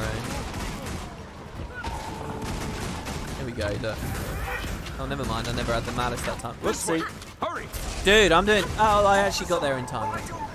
But still, that was a pretty slow reaction. You dare defy the god of war? The fires of Balthazar will consume you all! Look out! Don't let her escape! Wait! We have to revive the faithful before the fire gets them. The herald can wait. Fair enough. I remember doing this a Wicked Shadow refuge here. On an alley and having the geyser that was rezzing people and feeling like really rewarded because you could double geyser and just get so much AoE res speed. If they ever revisited DRMs with the mentality of strikes, it'd be a very good source of content. What do you think? Yeah, I think DRMs are brilliant. I don't really... The way you phrase that is a little bit off to me. DRMs are basically just the next logical progression of how to really intelligently extract value Oh look, they're even using Healing Rain there, which don't actually She's res nearly out as of personal strong as a story, god but I think it's a really herself. good format for sure. She sees your determination to protect the innocent as a weakness, one she can exploit. The path to Balthazar runs through his herald. We can't give up the chase. Commander, our goals are aligned. The Order of Shadows wants to work with you. Meet me at Macaulay Outpost, north of here. I can help you track the herald from there. Man, that idol just looks so cool with the gold fractal pistol. Yeah, I think DRMs are brilliant. I think they're the best way to do personal story that is repeatable and cooperative and of value. I think if you imagine a DRM that is just in a new environment rather than rehashing old environments, like the path you're on, A to B, is like somewhere you've never been before. It's a really, really, really good thing to do. And that's it. So I think the reward side of the story and the conversation doesn't actually matter when it comes to DRMs very much. Obviously, the repeatable side of the DRMs does. Where are our reinforcements? Evacuate the village while I barricade the temple. All right, I'm not going to do that. There's so much conversation. It's a shame, because this is one of my favorite areas of the game to be. I think this whole place is absolutely gorgeous. It's a shame the main campaign doesn't have you run up this road, which I think is the coolest way to go, but there's lots of other reasons you might do that, so... I remember my first time in POF. This is like the magic. This is, you know, earlier where we tried to climb on that thing, but we couldn't because we didn't have the Springer. And it's like when I look up there and I see that vulture, right, and that lost chest. It's like, oh, I want to get up there. How do I get up there? And knowing that later I'll get a Springer and I'll be able to climb up. It's so cool, man. I really love that moment. I don't know whether I just am much, much more into Metroidvania and like the chain link fence effect and stuff than most gamers. But I think it's just so awesome, and it's the beauty of exploration in big RPGs and games and stuff. And one of the things that makes me so sad about Guild Wars is I'll never, ever, ever have that experience again. Because I have a Springer now, and that's forever on my account, and that's it. It's done. You know, when I start End of Dragons, it's already there. I can already go to all these places. I can already do that stuff. I have to pay for the back pedal of having a whole new account to have that experience. You know, and even the fact that the Mastery System's account bound isn't the big deal there. Maybe it's something about the fact that you can take the Springer anywhere. What if my Springer refused to go to Cantha with me and I needed to get a new or a different one or whatever? Well, people would call that cheap and rehashing or whatever, but at least you'd get the Metroidvania experience back. I don't know. I love that stuff. But here on this playthrough, since I have my personal little rule where, you know, so it feels inauthentic because it's just my own personal little rule, but... Run! Get out of here while you can. I can have it somewhat. Oh, this is such a good entrance to this map as well. Look at this map. Look at the skybox here. This is just like what the Eye of Janthir was showing us. So cool. This is possibly my favorite map up here. There's so... it's really hard to pick a favorite map. All I can tell you is that Vabi isn't here. What's going on? Vlast was here, battling the Branded just outside these walls when the Forge attacked. We overheard one of the Forged say Balthazar himself was on his way to snare the dragon. You there, follow me. Oh yeah, in the live chat people talking about the sky scale. I promised the Order of Shadows would help you find Balthazar's herald, but I trust you'll settle for the god himself. We need your help getting to Vlast. He may be the secret to stopping Balthazar. I'm sorry, but nobody at this post is equipped to stand against the god of war. This way, keep moving. I have to get these people away from the danger here, back to Cormyr's temple. So when did that Mystic Coin news drop? How recent into the last month was that? We need to stick together. Won't even fight for their own homes? These people aren't warriors. Unlike you, they see challenging a god as certain death. So they prefer to run and live. We understand. Get them to the temple.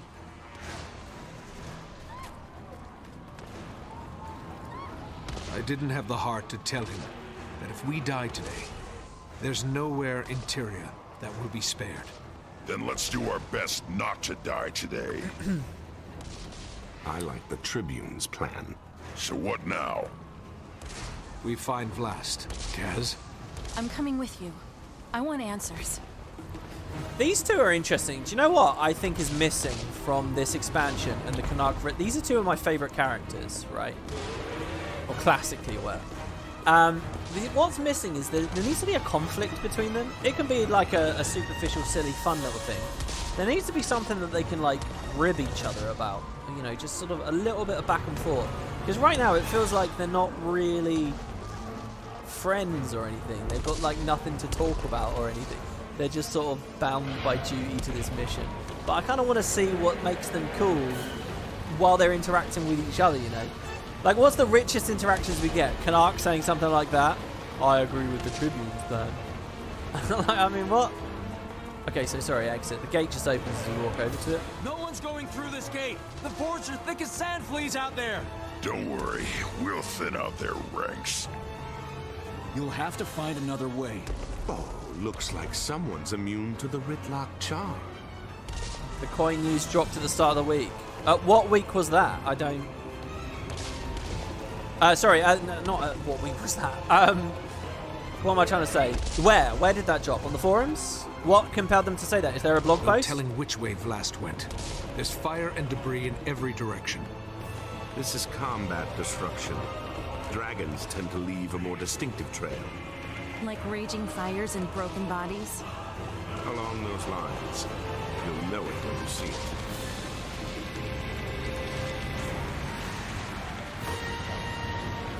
You know, something just occurred to me. They must have made an active decision not to have it. You know, they're doing like Dragon v God, right? So, will this be your first God fight? Yeah, you? In the spirit of one-upsmanship, I'll count Mordremoth and say no.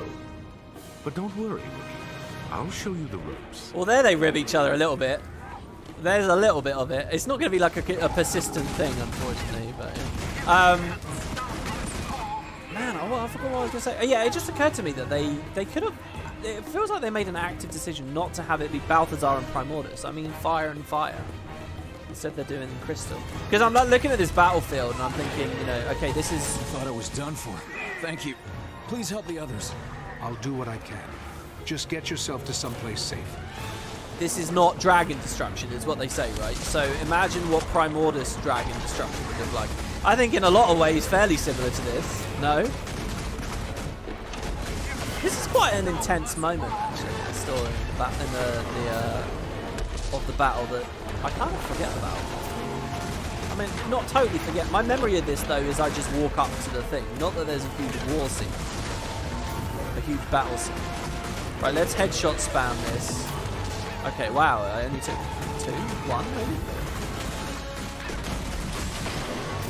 I kind of want to put quick pockets on. I don't know, we'll have to look at the other traits.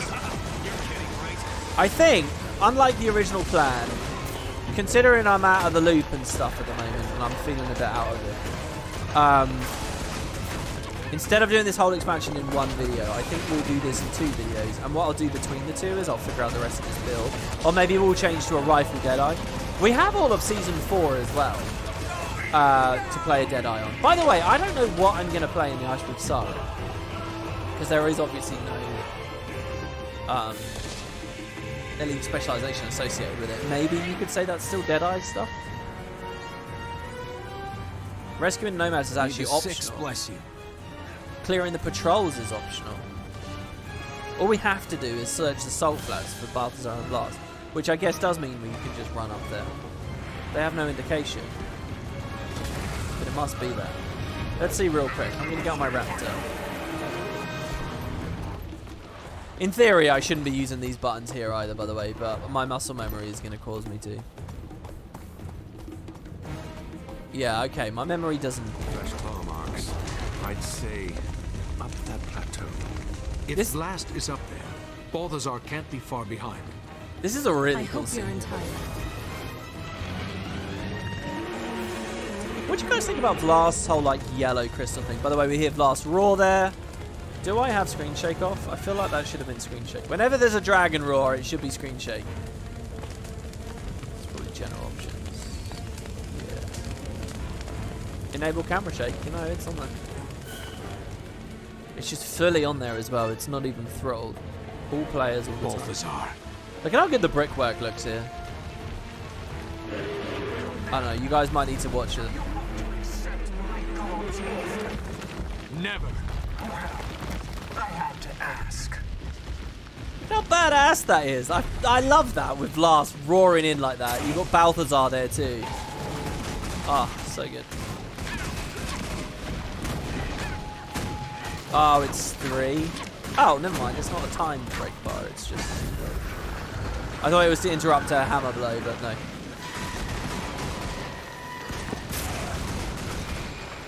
If I'm running Mercy, I probably don't need the other... Oh, what? Yeah? Hey, the taunt there. Hold on, who taunted it? Does Casimir summon illusory defenders that taunt? Where else is taunt? Expect no mercy from my god. And he should expect none from me. This is a cool fight here, actually. This is like a mini Sabotage fight. On my video about strike mission candidates, I never mentioned this one, but there's some cool animations in this here.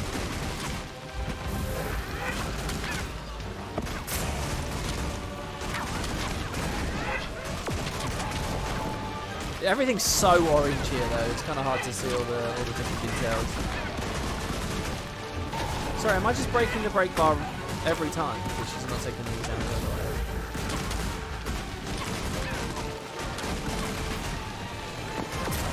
Give in to his will. I too tried to resist, but I failed. And surrender makes the pain more bearable. Maybe I'm stronger. Oh, that flame ball's coming right at me here, I think. Oh god, it is, yeah, it's behind me right now. It's weird as well because, you know, I play so much of this with Kerry on first time and we just play it co-op and we just ruin all these instances straight away if you're dead. Oh, come on, I interrupted that. If I break the break bar... That's unfortunate because this game's really inconsistent. Usually, if a telegraph is underway and the break bar gets broken, the telegraph doesn't go away, but you know you're safe. There, it was actually the opposite. Dude, I don't know whether I should keep spending initiative like this.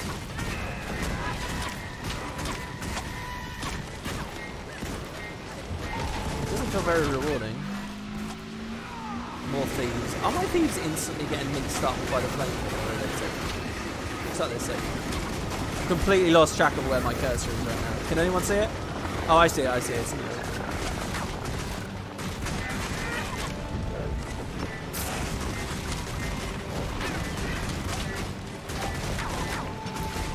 I don't remember her being this tanky. I don't remember half this stuff being this tanky. The numbers that I'm doing are okay. 14k after each unload. Kill my god. Please. So there you go. So Devonna gains a sentience just a little bit at the end. Okay, so here, yeah, look at my malice icons. Look, they're like... Here, I'll put the cape in front of them. You see that shining flickering there? That's lightning on the UI. I didn't know that it was always doing that. Even when inactive, not even in combat. It's like this energy running through them. I love this suggestion that that's like some kind of flame tornado back there. In the skybox. It was walking out the ring that got me, the hammer strike. I see. Yeah, I like the idea that the ring locks you into the hammer strikes or the flame lords. Oh, look at that. The Godfall Tower. It's a cool place here as well to stage this. Balthazar, stop this! Your war will kill everybody but the Elder Dragons. I won't allow you to commit more atrocities. If you won't talk, we have to treat you as the enemy. Very well. You face the god of war, mortal creatures. And I tire of your meddling. So be it. Your herald is dead.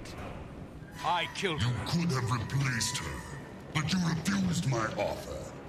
We'll have no more words, Tyrion. Only death. Sure. You, friend, I will spare. But my mercy ends there. Oh, why would he spare him? Friend? Okay, so we will get the answer here. Rogue War God is his text here. Do you know what fascinates me about Vlast? It's that they did the... His role in this story is a posthumous one, right? He's not gonna do much. Spoilers for 2 seconds away. Yet they modelled the whole guy. Here he is, you know? It's really fascinating. You know what this makes me think of? And I'm sure it's got a lot to do with the fact we're in the desert in a similar area. Never mind, I'll tell you later. I have no control over this. I think. We were supposed to be in an intense battle there. Okay, good cutscenes here. Good cutscenes. So these are awesome.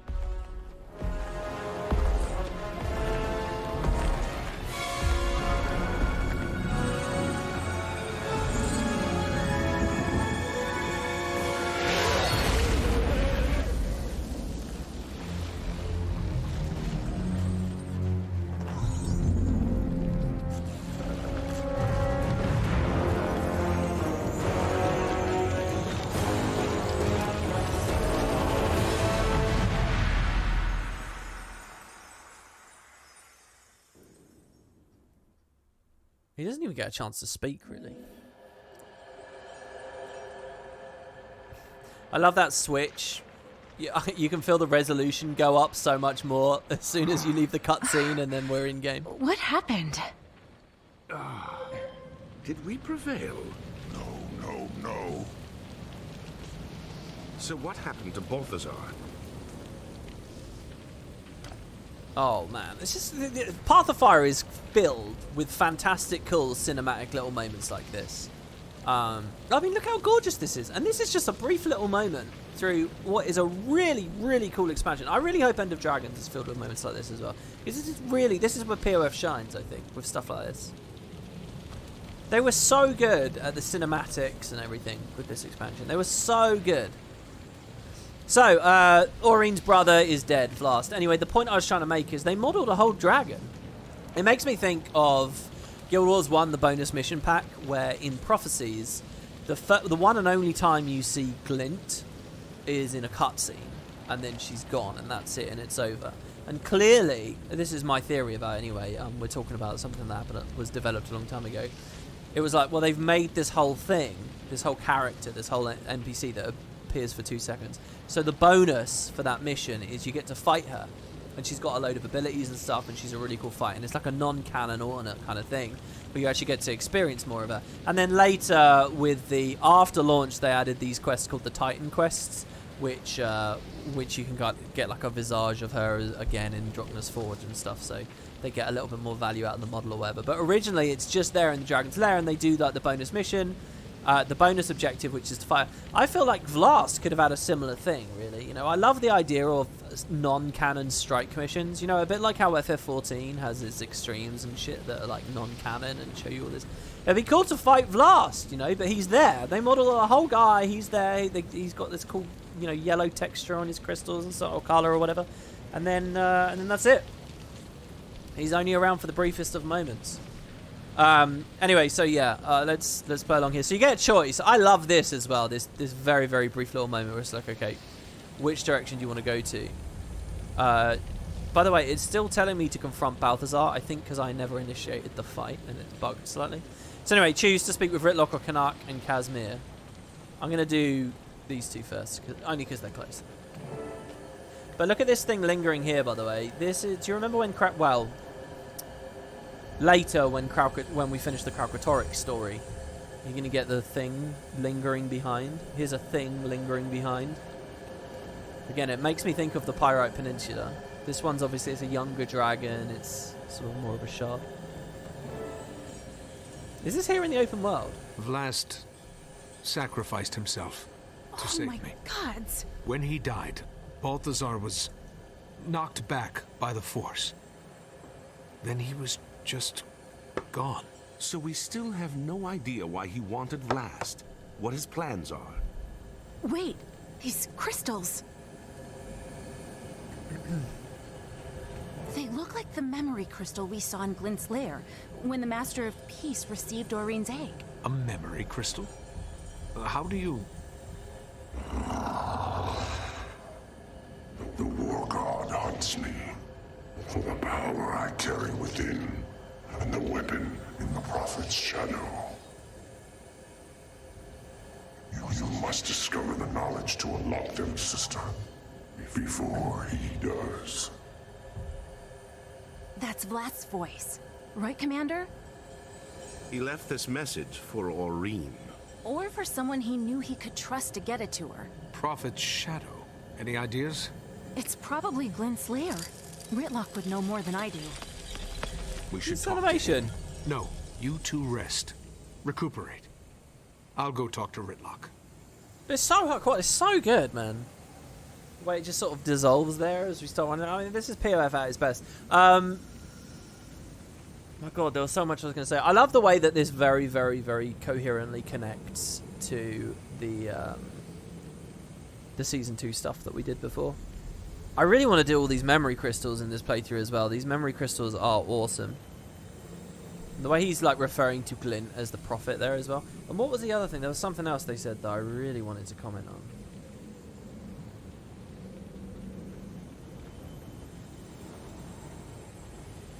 Of course, they didn't really answer the question of, you know, what we were seeing there before. But I guess the implication is it's Vlast. I think they've implied that Vlast gave the Master of Peace the egg.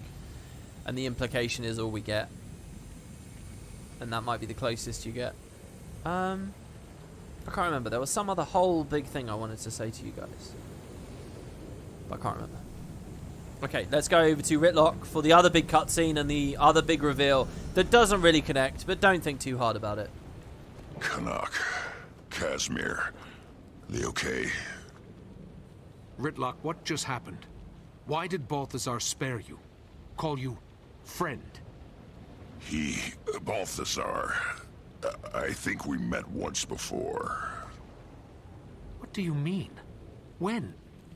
When I was looking for my sword, Sohathan, in the mists. This is good. I remember being so fascinated. I don't know how long I'd been looking. It's easy to lose track of time in the mists. But when I finally found Sohathan, its flame had been extinguished. Then I saw the stranger, in chains. He told me he could reignite my sword. I didn't ask his name, or why he'd been imprisoned there. I only asked him to restore Sohathan's flame. To repay the favor, I used the sword to break the chains that bound him. When I did, a portal opened. He told me it was a passage out of the mists. A way home. Look how cool it looks here. I love the representation of He must have followed me out, escaping the mists. I didn't know until just moments ago. But that stranger was Balthazar. He looked just like any other spirit trapped in the mists.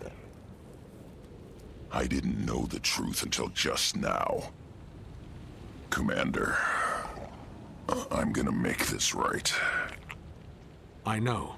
Commander, we really should be off. Well, we can't undo what happened, but we may have found a way to limit the damage. Casimir and Canuck can fill you in on the way.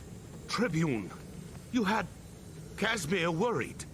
Balthazar nearly killed us all. Sorry. There's gotta be a bit. Vlast left a recording. Said something about a place called Prophet's Shadow. It's probably Glint's lair. I've been there. It's not far from here.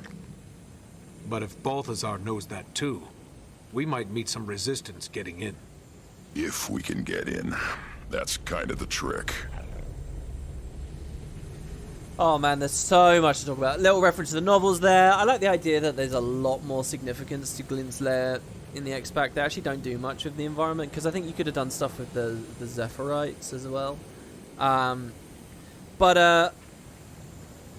Okay, so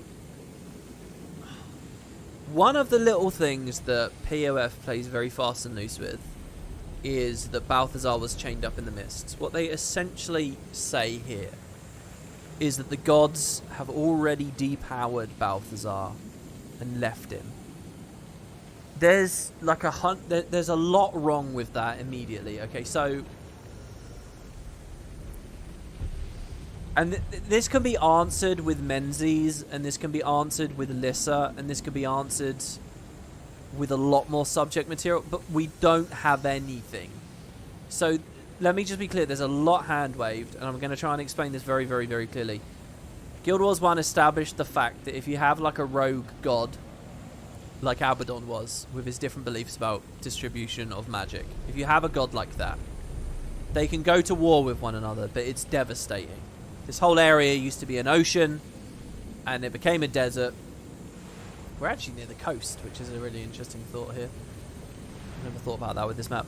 You know, it's really bad to have this war. Now, later in Path of Fire, we're going to be told by the gods, yeah, we're not getting involved with this, because if we war, it's catastrophe.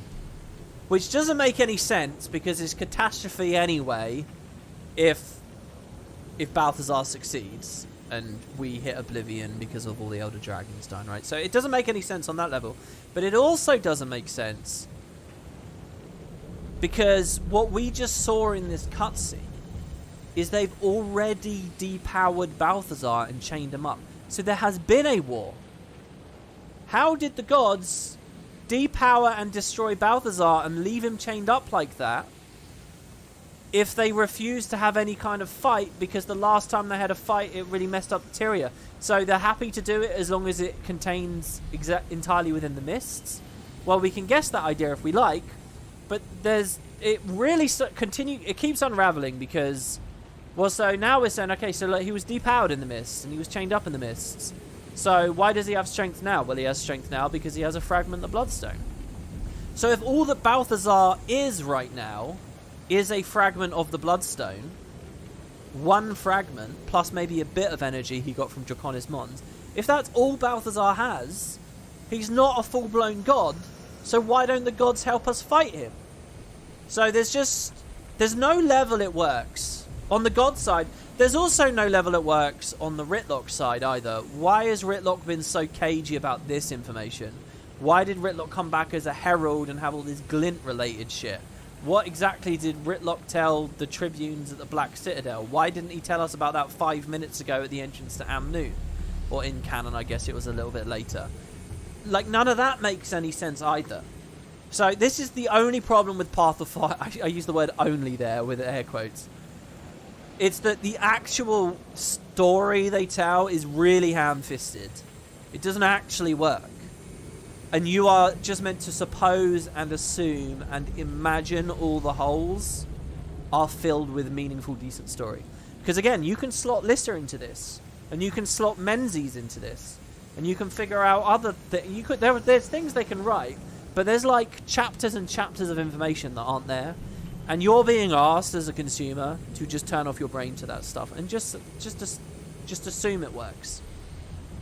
The rest of POF with the presentation stuff is brilliant, but, you know, this is like one of the first big missteps. And if you actually watch their live streams and stuff, it's very clear that they had no idea what they were doing with Ritlock in the Mists in the first place, and so on, so on, so on, so on. Maybe one day they can paper over it, but just while we're in this moment, in this headspace here, it feels very natural to us at this point in this video right here, doesn't it? It feels very natural to say, okay, well, look, they can just write in this extra story about him in the Mists and they can fit it all in. That works for the here and now, but what's going to happen is we're going to have another 10, 20 hours of content on this playlist where the story moves on and does other stuff. And the kind of community we have, the player base, what's in our mind, why it's in our mind, is moved on from all of this stuff. It's extremely moved on.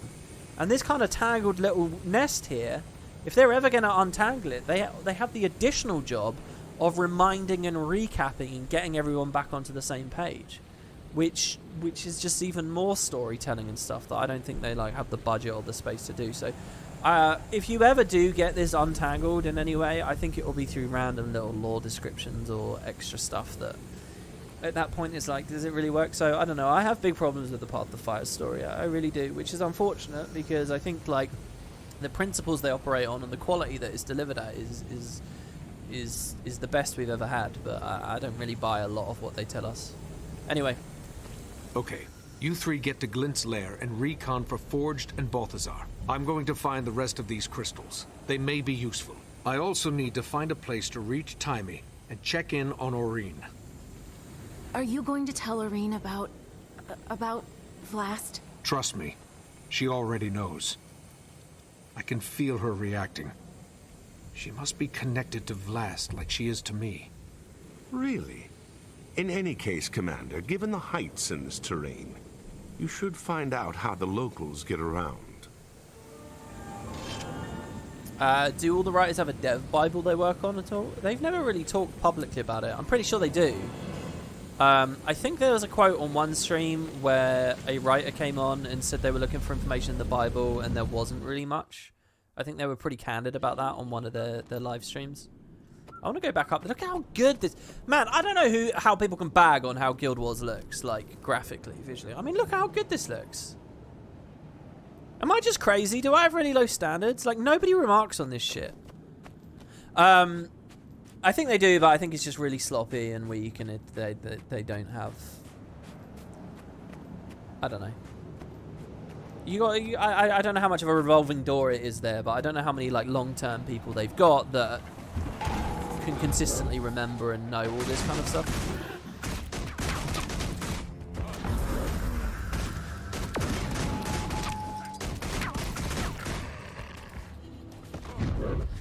I remember being here last doing a ranger build video, actually.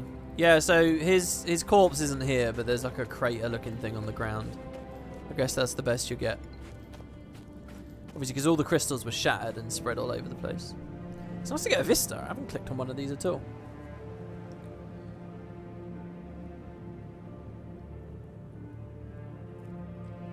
Guild Wars 2 so stingy with story screen time. First game had quests and such to pad its story bits.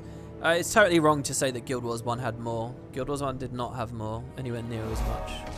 Your memory of it is just warped.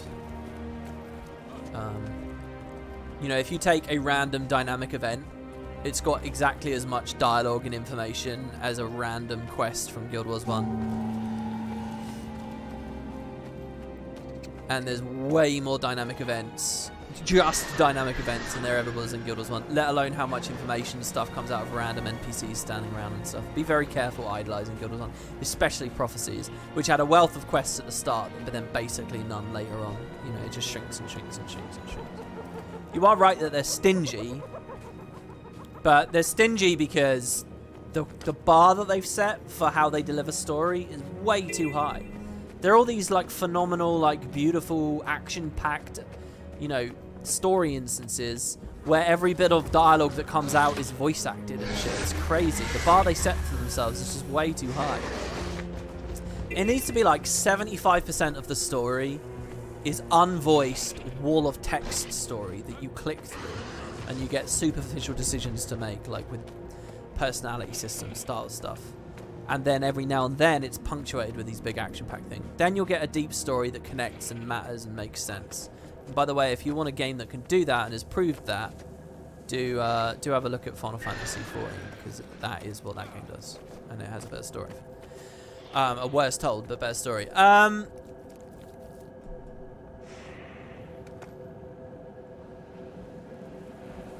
Here's the question: do they want me gliding to this,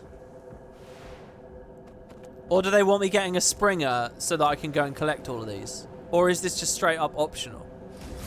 I'm going to cheat a tiny little bit there and hit this and see what comes up.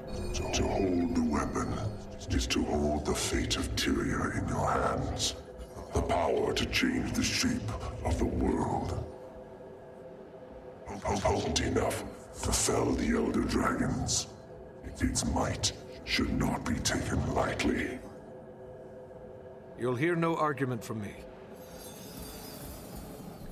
Okay, so, two other big things. One, I love this part of the story because you get always time for Timey, and you get all the optional Vlast crystals, and you get the main story. Do you remember in part 1 where I said that my favourite part of Vanilla is when you first get to Lion's Arch? Because at that moment, it feels like a ton of stuff's going on. You've got Dungeons storyline kicking up, and you can go do that with your mentor. You've got this sense that you're still working domestically. You haven't realised yet that you're never going back to your main city and none of it matters. You still feel connected to your main city, so it feels like that's still a valid story that's going on. You've just joined an order, so that's going on, and you've got this whole new city of Lion's Arch. So there's like 4 or 5 really cool, exciting layers where Tyria just really feels like it's unfolded and opened up, and There's a lot of stuff going on at once that you can do, and it just feels amazing. You know, when they overlap stuff like that, it's when the RPGs are its best, and it's your choice where you go and what you do. You get a little bit of that here in POF, which I really like. I like this moment a lot. I hope End of Dragons does stuff like this. Okay, now let's talk about the weapon. Minor spoiler coming up. This weapon, there's a huge amount of story time dedicated to this in POF. And it's brilliant because it's a callback to the novels and something people have been wondering about for a long time. So in the novels, it is made clear that there's a spear that could kill Kralkatorrik. And you don't hear anything about it after Destiny's Edge was messing around with it. I need to get on a goddamn raptor, but whenever I decide I'm going to stop to do it, I've got random shit chasing me. There's something really wrong about the flow of Guild Wars with this. Like, enemies aren't fun to fight, they're just hassling you, and being hassled isn't... It's not the right... There's something that's not working there. By the way, the water looks really cool here. So there's this thing of the spear, and I was really happy to see this storyline in POF, and I think they made all the right moves here. You know what Ritlock said earlier? Short-term gains always lead to long-term losses. Like, if that's not the theme for POF, that's the theme for all of the franchise, right? Like, that's a big, big thing, you know? If you look at the way everything accelerates and builds, oh, the Char are the problem. Okay, we think we've dealt with them. If you look at the way the Crichtons deal with the Char, now they've nestled up to a cult. We've got the Unseen Ones, and now it's the Titans, and then blah, blah. You know, it's a big thing for this franchise. And this idea of the spear, that's going to come up in a bit. We're going to have a short-term gain. We're going to make a decision with the spear. And POF, I think, was setting up a lot of really awesome stuff with that one spear. And then it kind of just all falls flat on its face. I mean, you'll see as these next parts come out what goes on with the spear. But it feels really odd to me playing this right now, because the devs go like another way with it in season 4. And you know, as much as I'll applaud the whole Kralkatorrik arc, I think they kind of dropped the ball with the spear. I don't know. It was created so mortals could do the work of dragons of our line. To combat cataclysmic power and prevent the destruction of all life. The way they talk about Following in his mother's footsteps. The way they talk about it here is so cool. All this conversation about the spear. I mean, it's awesome. Do I need long jump mastery to get up here on a raptor? Is that what just happened there?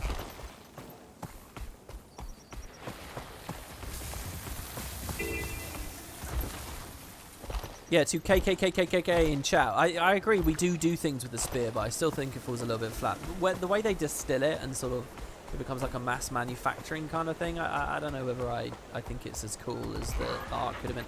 Specifically, what I really want to look dead in the eye is the bit where Ritlock breaks that one spear.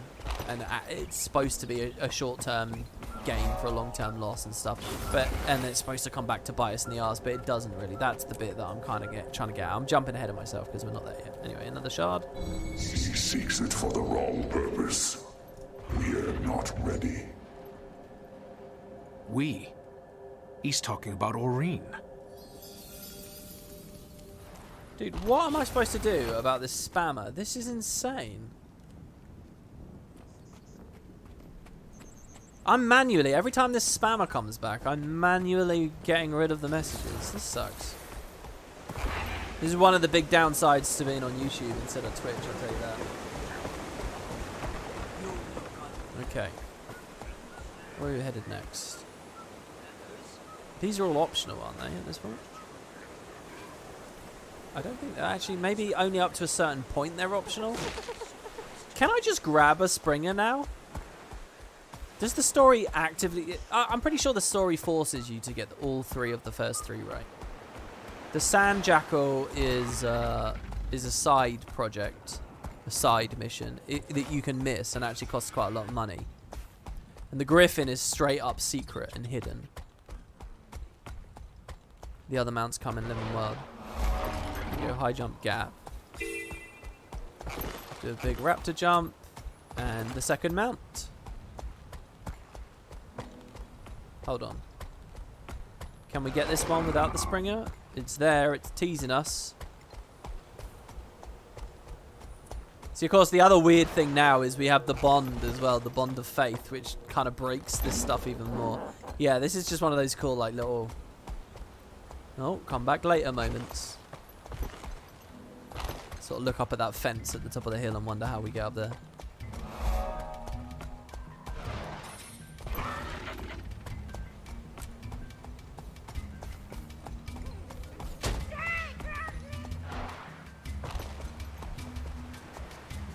Yeah, the idea of being allowed to get it is one thing, but I was wondering if Come on!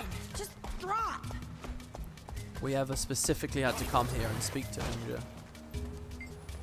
Welcome! Is this your stable? Yeah. Okay, let's rent a Springer. The Springer is capable of jumping high into the air. Oh, there. We'll get you out for some exercise later. It's weird that it told me to hold left control there, because the button I actually press is space. Left control is just a regular jump. Okay, I love this, by the way. First of all, I want you all to appreciate, listen very carefully, guys, as I pick up this carrot. You hear that cute little crunch noise as we eat the carrots? Ready? Okay, so remember in season 3, in the last part, no, 2 parts ago, on Ember Bay, do you remember I said that there's that moment of picking up the script that makes me think of Croc 2, Legend of the Grobos, right? An old game I used to play and love. Now, what game am I thinking of here? Does anyone want to take a guess? I'll give you a hint. It's a PlayStation 1 game again. It's a nostalgia game for me from that era of gaming. What game am I thinking of as I ride around doing this? Eating these carrots. I wonder whether anyone in the live chat or the YouTube comments, you can pause and make your guess. Not so much the groundhog mound bit. Can I just hop on these and it's fine? Or do I have to? I think I have to use the ability. Okay, so if it's not just collecting the regular carrots, it is definitely, okay, when I climb up here and I collect this carrot. Oh, I just did the really big jump there, and I accidentally picked up this tasty golden carrot. I want to find another golden carrot so I can actually look at it in the game. Oh, someone got it. Well done. But you're wrong, though. Matteo said Looney Tunes Back in Time. No. It's Bugs Bunny Lost in Time. Oh, I couldn't get it again. Yeah, there's an old action platformer Bugs Bunny game for the PS1. That's where I played it anyway. I don't know whether it was any other systems. Probably was. You know, I wonder if that's on Steam. Oh, that would be so cool if that was on Steam. I'd play the hell out of that. Yeah, Bugs Bunny Lost in Time. What a game. And anyway, the collectibles in that game was there were carrots you'd grab as you ran around, and there were also golden carrots. I think there were like a selection of golden carrots hidden on every level. I remember that being a really hard game too. I don't know whether it's always weird when you look back at when you were a kid playing, whether you were just bad because you were a kid, or whether you were actually a lot better than you realised. And if I thought it was hard back when I was, 12 or whatever, I don't know if I was that young. I was probably somewhere in the region of 12 to 15. Somewhere in that region was when I played that game. And that was a cool game. I still have a lot of fond memories and nostalgia for that. You had it for the Game Boy Color. Well, that was the era where they do a port and you'd get like a Game Boy port, but it was a totally different game. It would have the same name, but it would be just an absolutely alien thing. There's no way the game that I'm thinking of... Oh. Why does that have a bat bite sound effect if I can deposit the carrots? Doesn't make any sense to me. Like, I remember a Lord of the Rings 2 Tower game, and everyone knows that game for the PS2 and I think the Xbox original. I think it was on both. Really great game. But that had a Game Boy Advance port, and that was actually one of the first Game Boy Advance games I'd ever owned. Was a Lord of the Rings game, but it was a completely different game. There's no way that this Bugs Bunny game was it was a full 3D deal. Game Boy Color could never have done that. It's weird seeing a Skyscale place here. You remember seeing it as a PS2? Bugs Bunny Lost in Time? There's no way that was PS2. Was that PS2?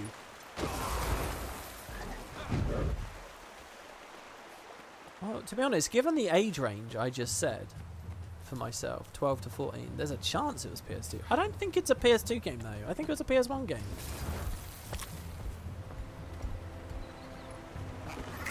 Those Lord of the Rings games on Game Boy were so difficult, you never finished them. Yeah, me neither. I never got very far. There were very few Game Boy games I really got into. You know, I was mostly playing Pokemon. What else did I like? I mean, I liked a few. And even when the DS came out, I was still quite a bit into handheld stuff. But it all fell apart when I just fell in love with Guild Wars. I really stopped doing a lot of stuff. Just gave it all to this franchise. Okay, so anyway, we got a Springer now, I guess. Cool. So it's actually a part of the main story to contact Timey here. Let's go get this next crystal. We're headed into some amazing stuff here now, guys, by the way. Just imagine how high you could jump with some trees. This whole section of the game of this expansion is so good. Balthazar versus Vlast being the first scene, followed by all this stuff at the Tomb of the Primeval Kings. Oh, it's so good. Followed by the bit in the Ellen Riverlands and the Underworld. I mean, it's just from high to high to high. The mantle is heavy. At times, too heavy to bear. But Mother believed. So we must endure. If you describe yourself. So he's the speaking rest to... must be corrupted. So he's speaking to Aurene. This isn't about the spear anymore. It's about how lonely and hard this has been for him. But I know that's probably not worth the money or whatever. Maybe if I had a Springer, I could jump up there and knock it Well, it's not so much the loose. money, it's that I'm trying to give you guys a good look at the maps and stuff, and if you're just waypointing and sprinting everywhere. I think I'll spring around a bunch now. Because it's a little bit slower than the Raptor. I mean, it's more suited to this kind of environment anyway, so it's probably faster flowing, better movement. If you're a Raptor using your leap while trying to go uphill, you're not going to go very far. We get another crystal shard. Oh, dude. Koslufdvar. Thanks so much, man. $27 Canadian, is that? That's really lovely of you. Thank you very much. If you found these crystals, isn't Canadian CAD? Well, it's just CA. Thank you, man. For this, I apologize. I would have enjoyed the company in the desert skies. She'll never know her brother. And that's somewhat our fault. Is it our fault? I don't know. Balthazar was coming for him and he wasn't strong or savvy enough to get away from it before it was too late. So. Tax Escape from Mars. Is that a game, is it? That sounds bizarre. I've never heard of that.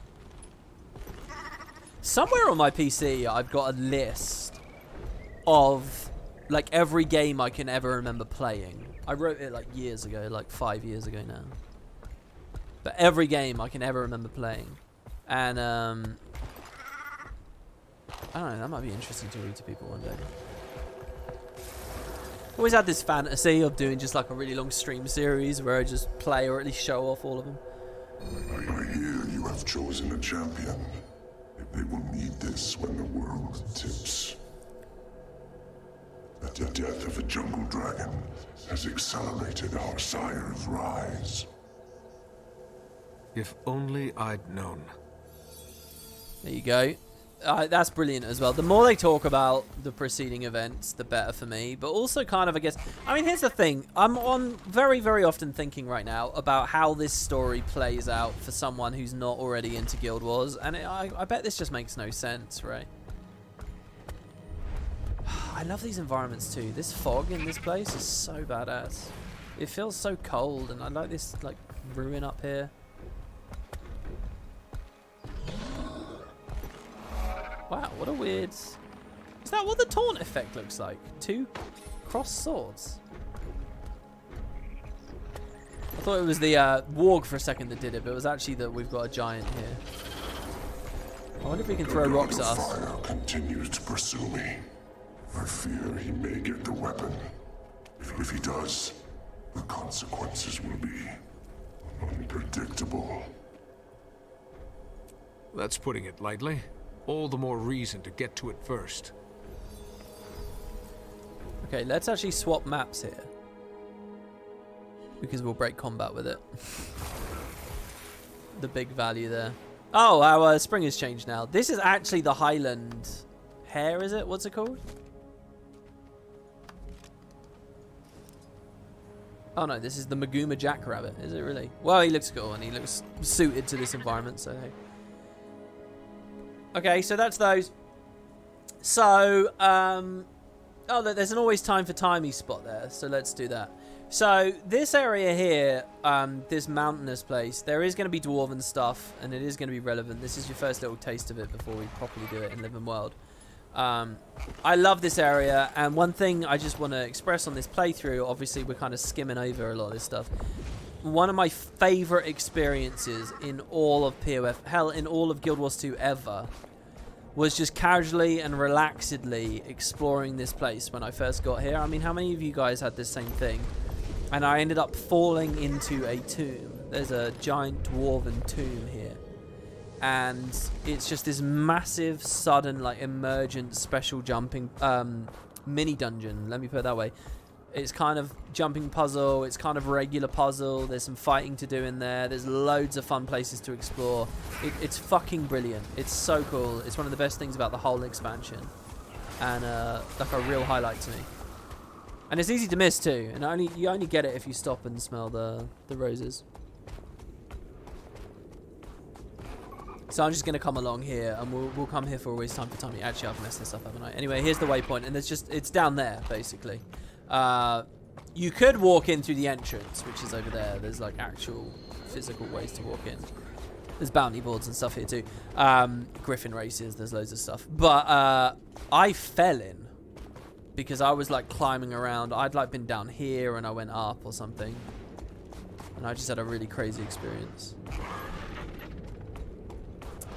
Oh, I don't know what to do. No, there are no mods. It's just me. It's just me trying to make content for you guys. And this... I mean, why is this streamed and flagged for a fucking bot on it? POF is just so good, except for its one problem, the lack of leading us to events. Well, I don't think that's that big of a deal. There's like a telegraph. It's that you don't have much incentive to do random events in this game because XP is broken as a valuable resource that you'd want to get and acquire, because Karma is broken as a valuable resource that you'd want to get and acquire. If those existed, players would seek them out and do them. POF's biggest problem, when we look a lot further than story and all that kind of stuff, is just its end game and its itemization and stuff. Because it's not there. After POF came out, people just stayed in the Heart of Thorns maps. Or Living World, you know, they just went to spam Palawadan. None of the metas landed on this one. And it's not an accident, it's because they deprioritized it because everyone whined about Heart of Thorns. I have high hopes for End of Dragons. I really hope End of Dragons has learned the best of both worlds. I'm now too high for always time for timing. So I think our spring is about to die here. Well, I could just glide down. How did I end up too high?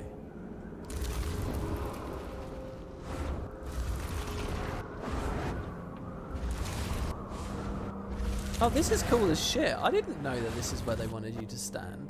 This is really cool. I don't know if I've ever done this particular always time for timing. How are you? Is there a natural way to walk up here? This is cool. Look at this. Oh, I'd love to ride this minecart somewhere. Commander calling Timey. Come in, Timey. Something's up, isn't it? Kate says the mood in the egg chamber has taken a troubling turn. What do you mean? Maureen, not herself. She started moaning like she was in pain, but she won't let anyone near.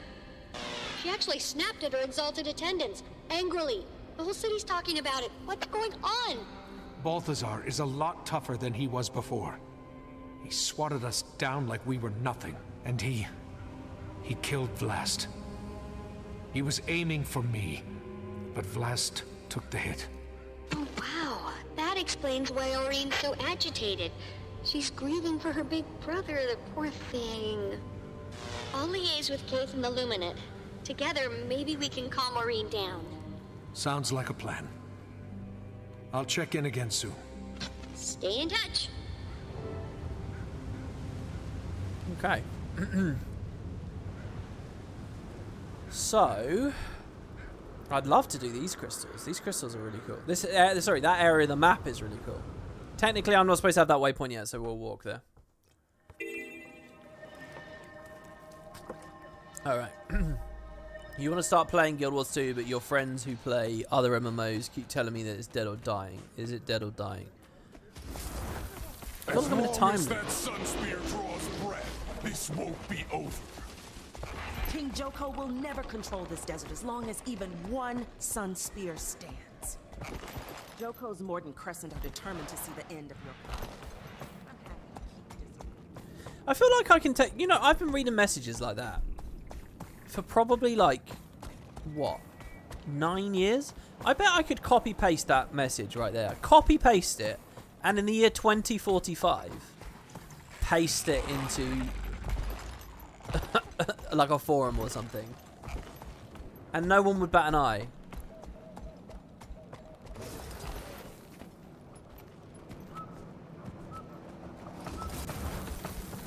Oh my god, we have the Aurochs. We have the Bison.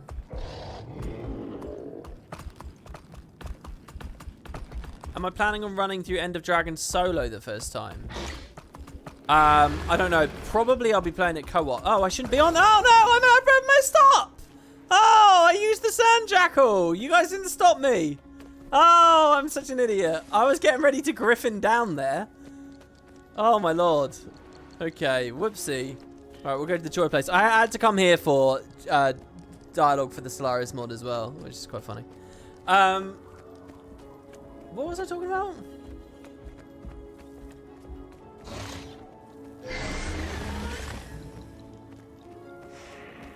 Almost strange we don't have a popular copy-paste in that style. I don't know, man. I think I'm just outgrowing this. There's only so many years you can just dedicate your life to answering whether Guild Wars 2 is dead or not, right? I mean...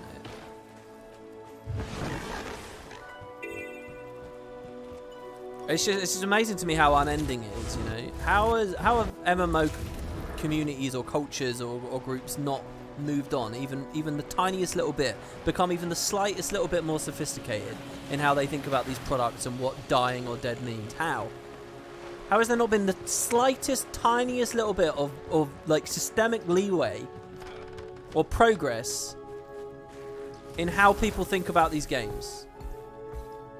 And what it means to be populated and what that matters and so on. How has there not been nothing? How are the wheels still spinning in the mud?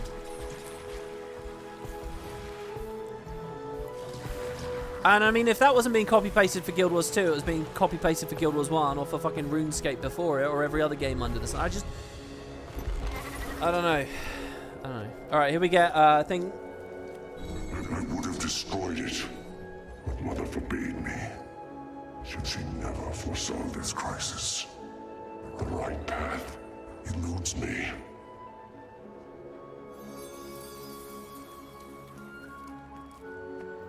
Oh yeah, well, I was talking about whether I was going to play it solo. Usually I'll play it with Kerry. I don't know how into Guild Wars she is anymore though. So if she's not into it anymore and she doesn't want to play it, then I would do it solo for sure. But I don't know, that's still up in the air a little bit at the moment.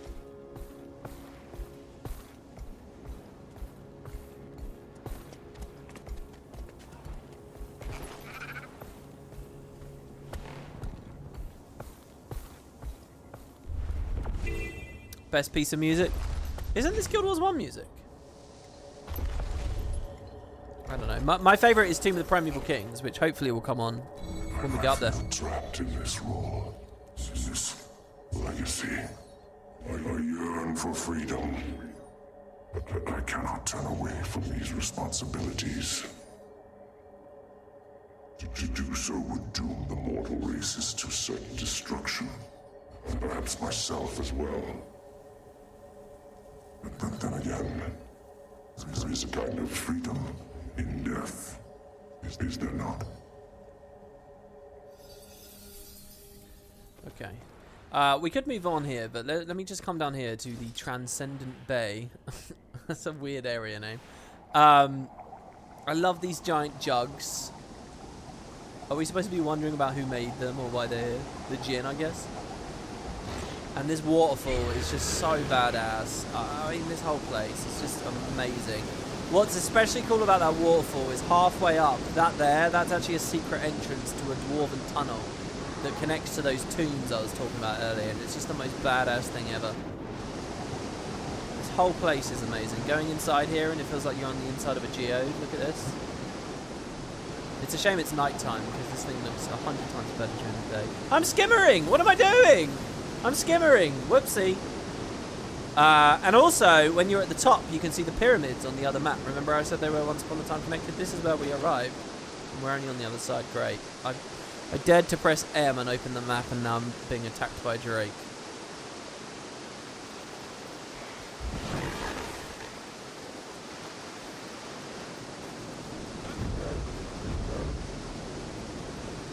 Should have stayed on the goddamn skimmer. Now we have to be hassled through this.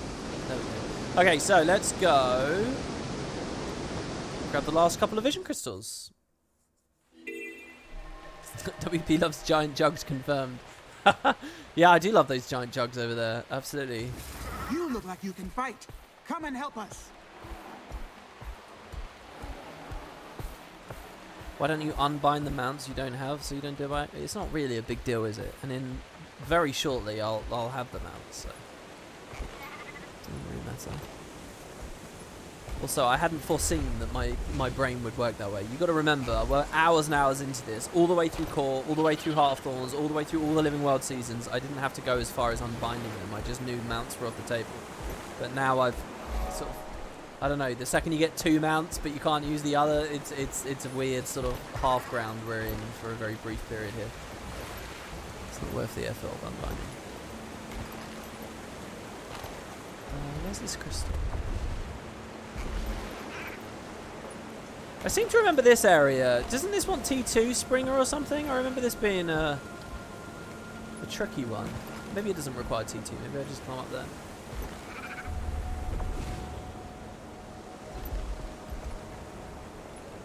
Pretty sure it being called dead is a meme from people who definitely know better.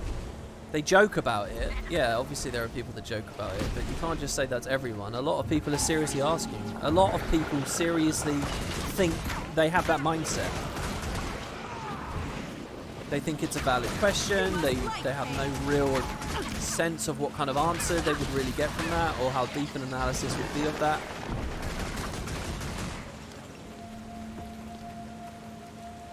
I don't know. I think it's because I really... I don't know. It's too much to talk about and it's pointless. You're kidding, right? Oh, that was nice. That was very cool. We got a mini shadow flare, killed them both from our trait. I don't know. Where is this crystal? Is it low down, maybe? I remember struggling on this when the expansion first came out. I've done a couple of repeat playthroughs. By the way, this video is not the first time I've done a playthrough like this of POF. I think I've done 2 of them before. One fairly shortly after the game came out. And possibly one, I don't know, around 2019 or something. Somewhere halfway through this half decade. Oh, it's low. It's really low. This is a really cool, weird place to me. Because this collapsed doorway here, that is the road to the Ebonhawk Gate. Which to this day does not open or lead anywhere. It never made it in. Half a decade of Path of Fire, and that never opened up. Stop, the tunnel's closed. There's no passage north to Ebonhawk this way. You can thank the Branded, and no, we're not going to clear it out. We don't have the resources to move this much rock. I like this is like a bit of meta commentary straight from the studio here. Are you here to just warn travelers? Yeah, I'm sure they'll put a sign up soon, but for now, I'm here to warn travelers against trying to force their way into the tunnel. Yes, people have tried. No, it didn't work. But Turk continues to grow in power, and her mother's death remains unavenged. But the time comes to...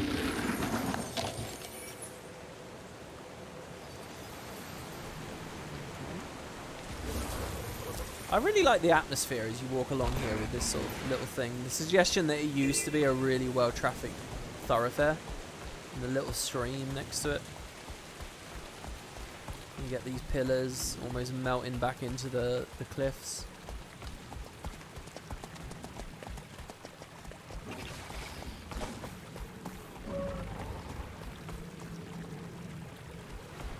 So let's hook up and around on the left.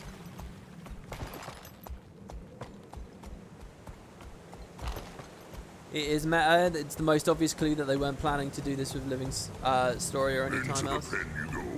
I don't know. I don't think they have. I don't think the writers of that dialogue had authority to speak to half a decade of game development. I'm sure they had some fanciful ideas that maybe one day it would be loosely on the table. I wouldn't look at that too authoritative. It's probably a little bit meta though. Yeah. Another good pet. Welcome to the crawl, little one. Don't I keep doing this? Don't I keep going low there when I'm meant to be high? Oh, the temptation to sky scale that time was huge. Desert Road strike mission one day? Not a strike mission, that would be a DRM. A Desert Road DRM? Hell yeah. I think that'd be cool.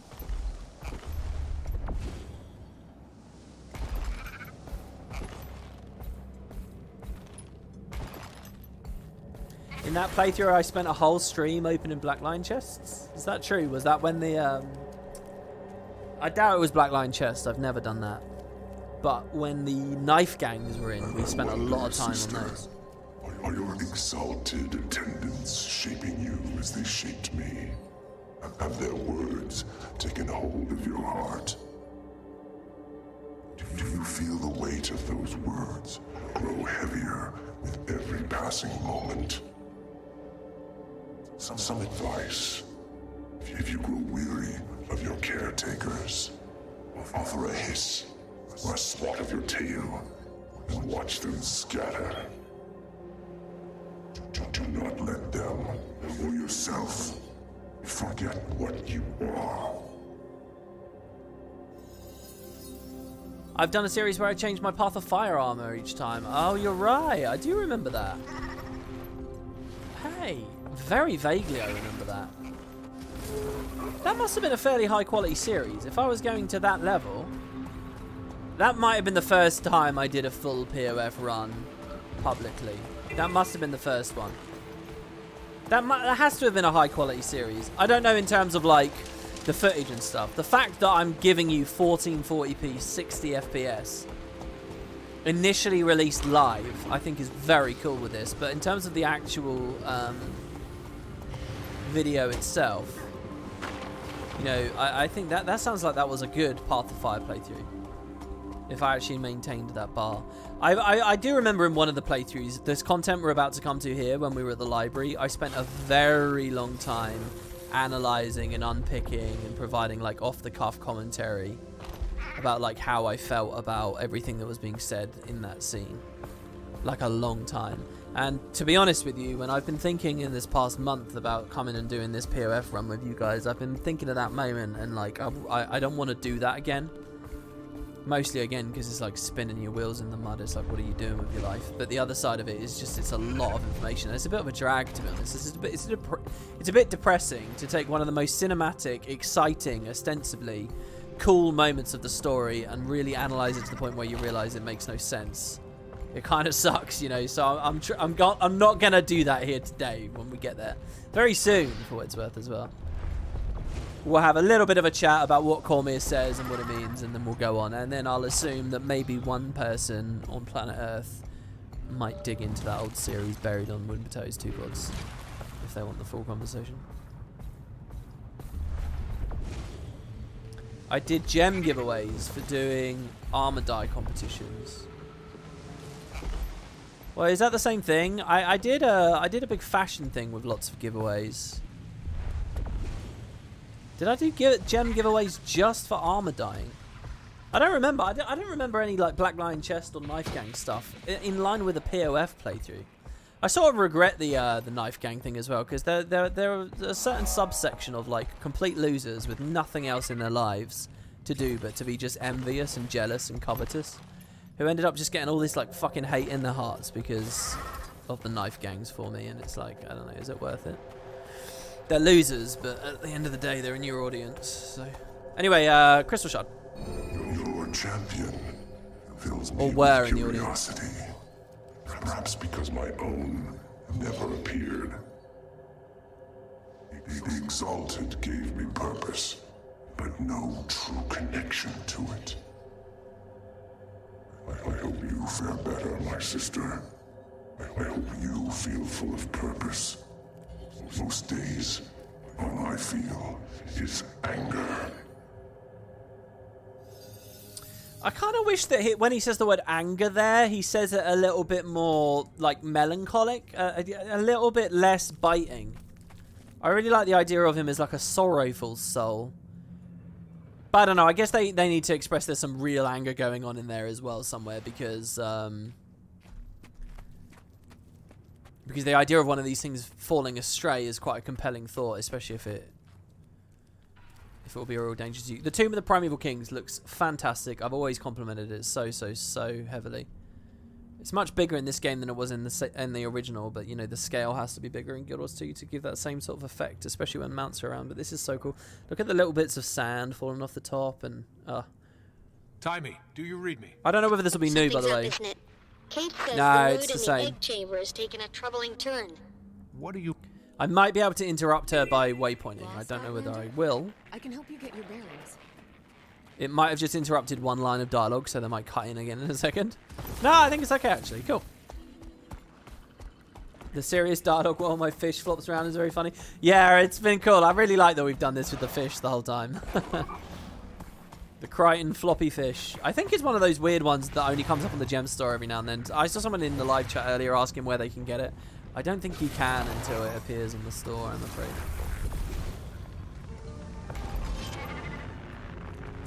So we go. We jump over the gate.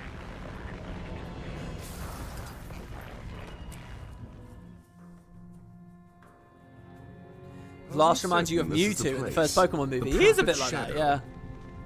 It's... Hey, look who finally showed up. No sign of Kralkatoric, Commander. It's definitely moved south. And no branded either.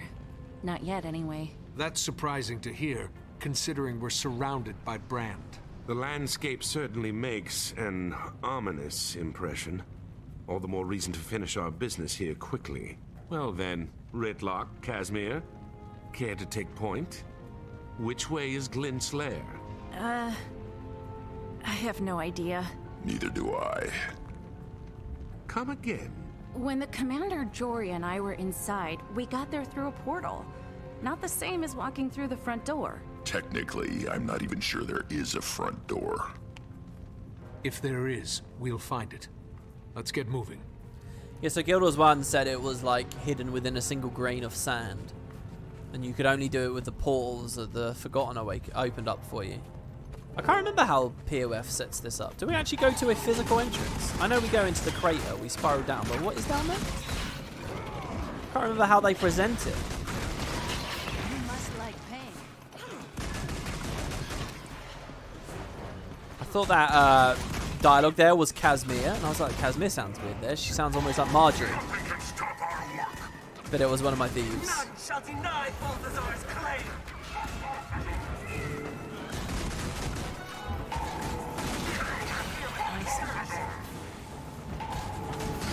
Man, I'm going to get a lot of skill spam here if I want it. The main thing I need to do, by the way, as a payback build, is I need to mark, kill, mark, kill.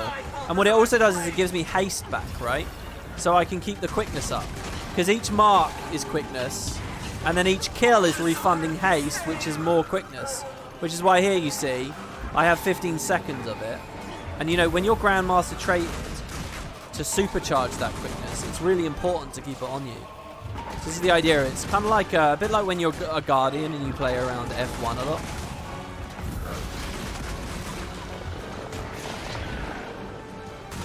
Leave me be.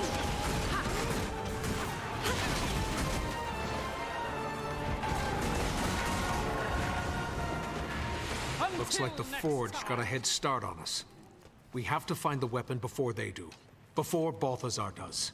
I'm not so sure this weapon is their only priority. These forged aren't just hunting parties. By the looks of it, they've been dug in here for some time. Yeah, something is definitely up.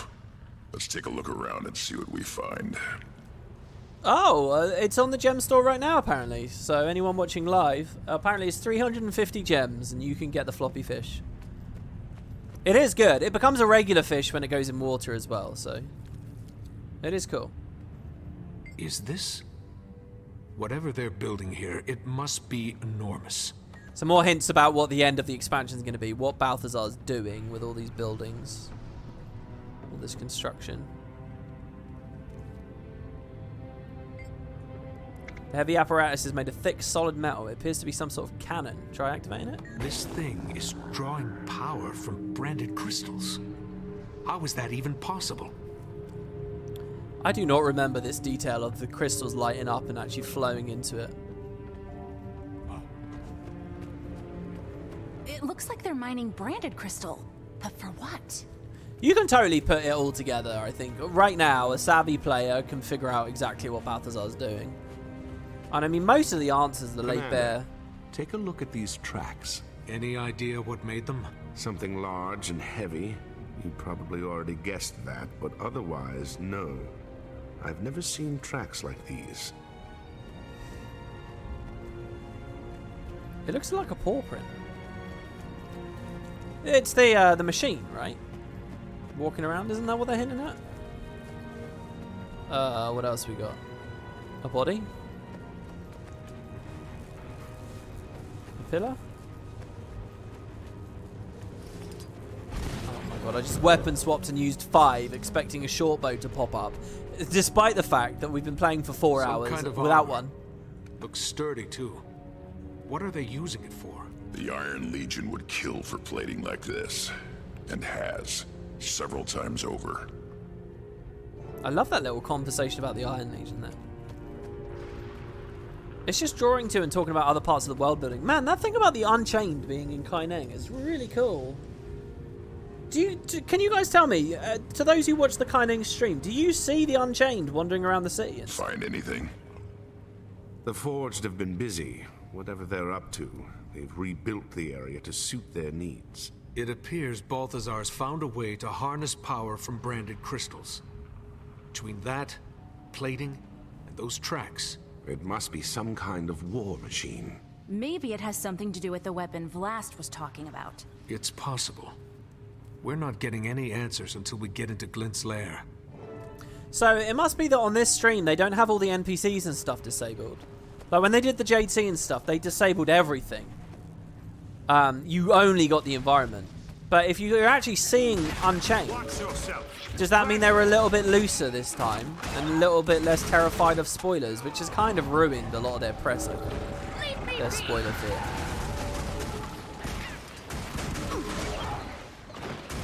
So how dense is the city compared to Guild Wars 1? How have they managed to recapture the aesthetic of like wooden boxes piled on top of each other and stuff? Like kind of that cardboard Kowloon the walled city feeling. Is that still there, or is it mostly just this new idea of Anybody neon else signs? feel that? Something powerful. Glint. I can sense her. Impressive trick for a dead dragon. Any competing theories? Yeah, stoic twig. Oh, it is pretty empty. Oh, they showed off a meta boss. That's cool. So we collect all of these. Whoopsie.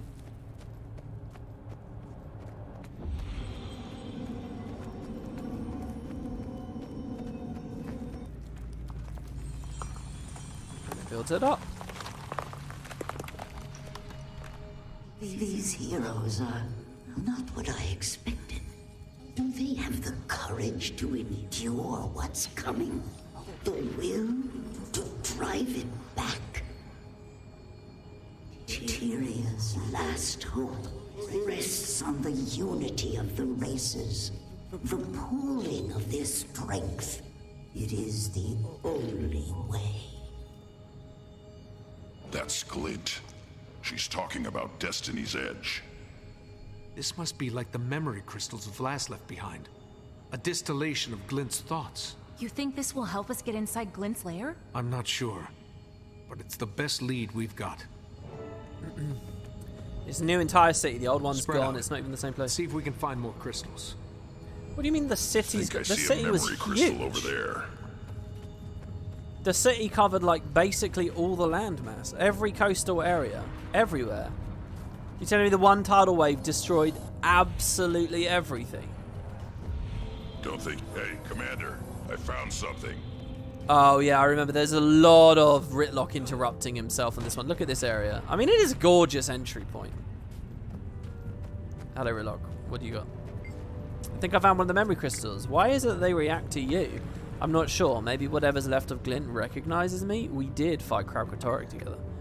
What are these memory crystals anyway? Well, Vlast left one behind too. All I know is that I can feel Glint inside there, her power. Do you think we'll be able to find a way inside Glint's lair? Hard to say considering she's dead, but I could feel Glint's power coming from that memory crystal. It might be enough to open one last portal. Okay. Oopsie. Wait, why have I got a marker here? I don't understand. Don't you want me to collect all the little things and then it will... I think I'm just being an idiot and I need to run around and grab all the little ones first and then it will open up.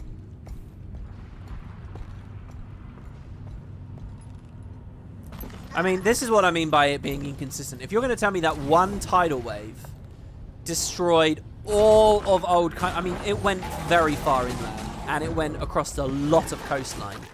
We're talking about a continental-sized region across an ocean. And yet interior, all it did was flood old LA and a couple of Crichton areas of the coastline. Not the Grove, not the Tarnished Coast, not much of the Crystal Desert, right? You're telling me that, I mean, that doesn't really make any sense. But I can see what they're doing. I'm not going to get... I don't really care too much about it, to be honest. But I guess they're just trying to say, look, we can't redo this idea that we had in Guild Wars 1 with the new expectations of how this stuff's going to be rendered and drawn in this game. So they're just doing a new one. So it was empty. They didn't show much, but they show a meta event. The other thing on my mind with Kaineng is, are they copying a lot of the architecture we've already seen in the Jade Sea stream and in the Xingji stream? Are those buildings essentially just sort of papered everywhere? Or do they have something a little bit different going on? Alright, there we go. Build this one. Are we done?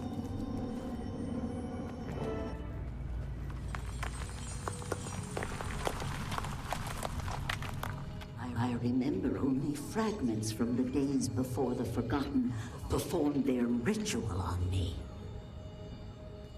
Though I still feel a connection to Kraukotoric, it no longer compels my actions. My will is my own. I am free. I see Tyria as I've never seen it before. Glint never talked about what it was like before she was cleansed. Must have been a lot to process. To say the least. This is a great little moment. I love it. This is one of the very rare moments where they sort of get a little bit close to the Altar of Glorst. But they really just skim it. I mean, POF has enough story to tell, and it can't handle the story it does tell, so let alone the Altar of Glorst bits. But man, that'd be good. See, it's so weird. When it comes to an expansion, it's like I want a whole Living World episode. Like this little arc here. If this was a whole Living World episode, they could be talking about the Aura of Glass. They could do the whole thing. You know, if there was a whole Living World episode around the arc where we find out what Ritlock did in the mist, they could give us all of that. So it's so weird. When it's Living World, I want it to be an expansion. When it's an expansion, I want it to be Living World. But I never get the value of both, you know. I never get a fully detailed, complete experience.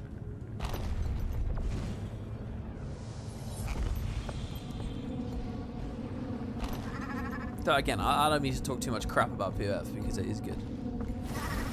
They do get a lot in it.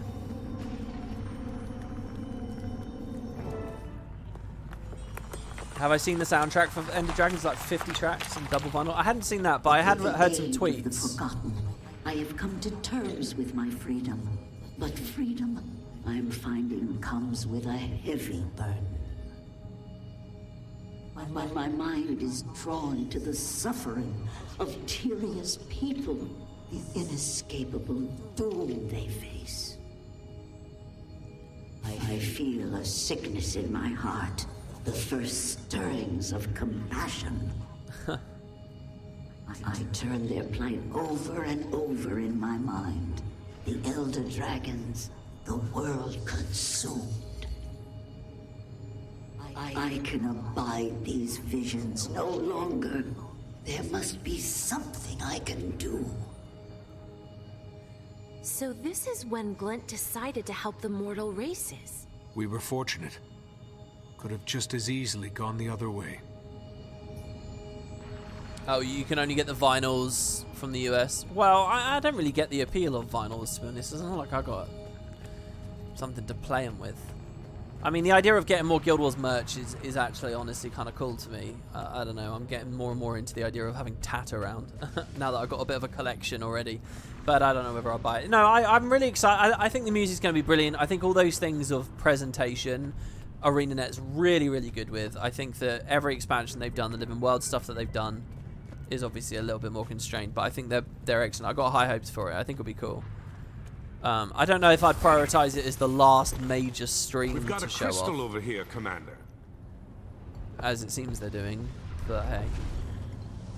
Alright, okay, so you guys are trying to be clear with me that it's Kaineng Center that got flooded. So then there is lots of just Kaineng City around, but it wasn't in the stream. That's what you're all telling me? It wasn't in the stream? All that was on the stream is a replacement area for Kaineng Center.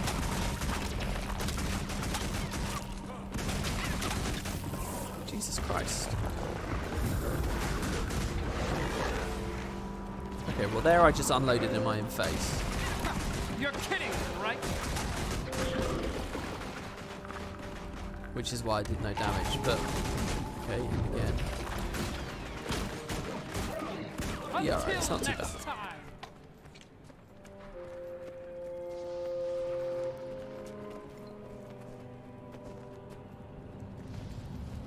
You could still get the vinyls from Amazon. Wait, you can buy the End of Dragons Amazon vinyls on Amazon already. Oh, you must be talking about the other X-Packs, right? The only big thing I really want on that, the vinyls, I don't know whether I'm that into. But I'll tell you what I do really want, and that's the... Oh, I'm missing one over there. And again, if anyone knows anything about this, you've got to mention... I'll start looking at the Discord and stuff soon. But when Guild Wars 2 came out, there was a physical 4-disc edition of the vanilla soundtrack. Physical 4 discs, vanilla soundtrack. And it is very, very, very rare merch at this point. I don't know where you can buy it or how you can buy it. It's obviously going to be pre-owned wherever you get it. The distributor, Jeremy Soul's website, like, was selling a bunch but wasn't shipping them to people for ages. Like, essentially fraudulent shit going on with it.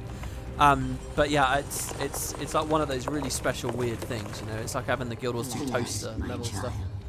Your birth begins. Yeah, the price is crazy on it because it's so. You decide.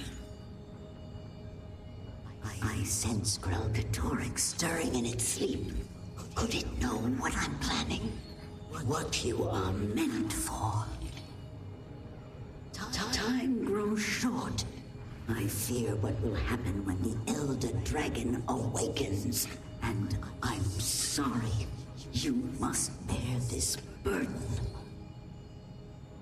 I really wish we had some Forgotten talking in this. Hey, look there. A portal's opened. Restoring the crystals must have triggered it.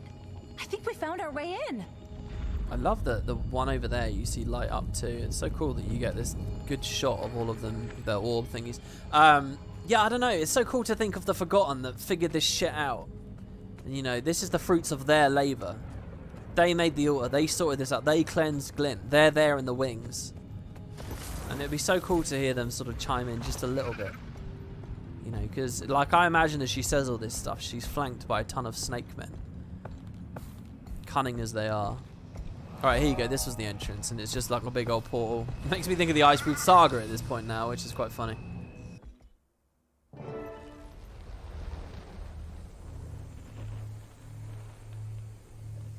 I don't know. I'm just not enough of an audiophile that I really don't think I'd... Yes, it's just... This is definitely the place the Commander Joria and I were brought to, but it's... changed. The brand is spread here. I wish she was here. So here's the spear. The spear. This is the spear Glint gave us to kill Kralkatork, fashioned from its own blood. I had no idea it survived the fight. This must be it. The weapon Vlast was talking about. We found it.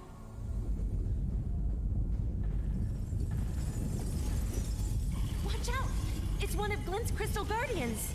There's the welcoming committee. So, what's our move, Commander? Do we kill it, or...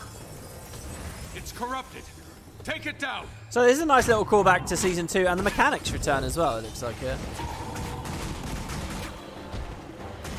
How do we want to do this? We want to, like, get it to vacuum in the weakness. We have to remember what we were doing many hours ago.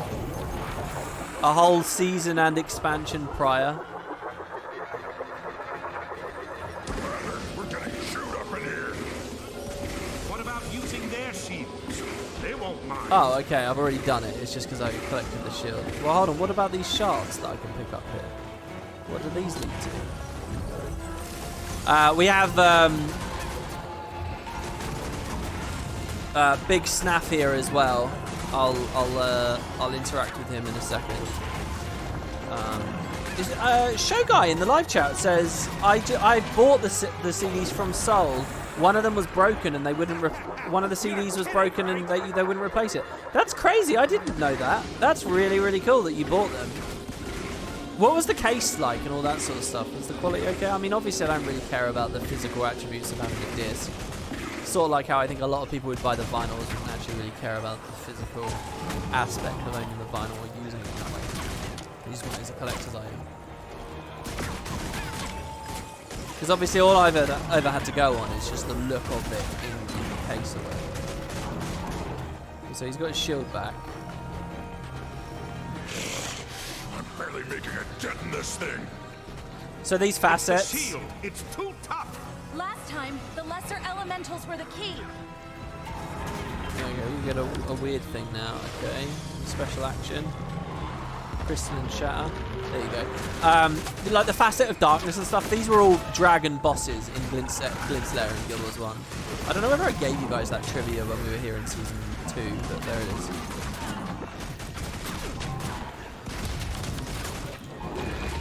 Do it again. Oh man, I headshot way too much. It's so easy to overcommit on a thief. You Q just one too many clips away.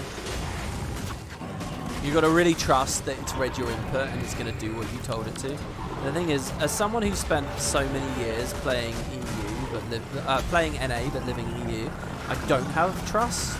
So I always like over Q things, and that gets you really punished on thief because of all the extra shit. Probably need the shield and the. It's funny, I really don't remember much about this boss fight.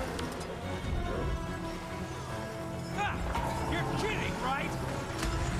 Do I need to be in melee for this? For some reason I feel like I need to be, but it's likely that I don't at all. I've just got that in my head somehow.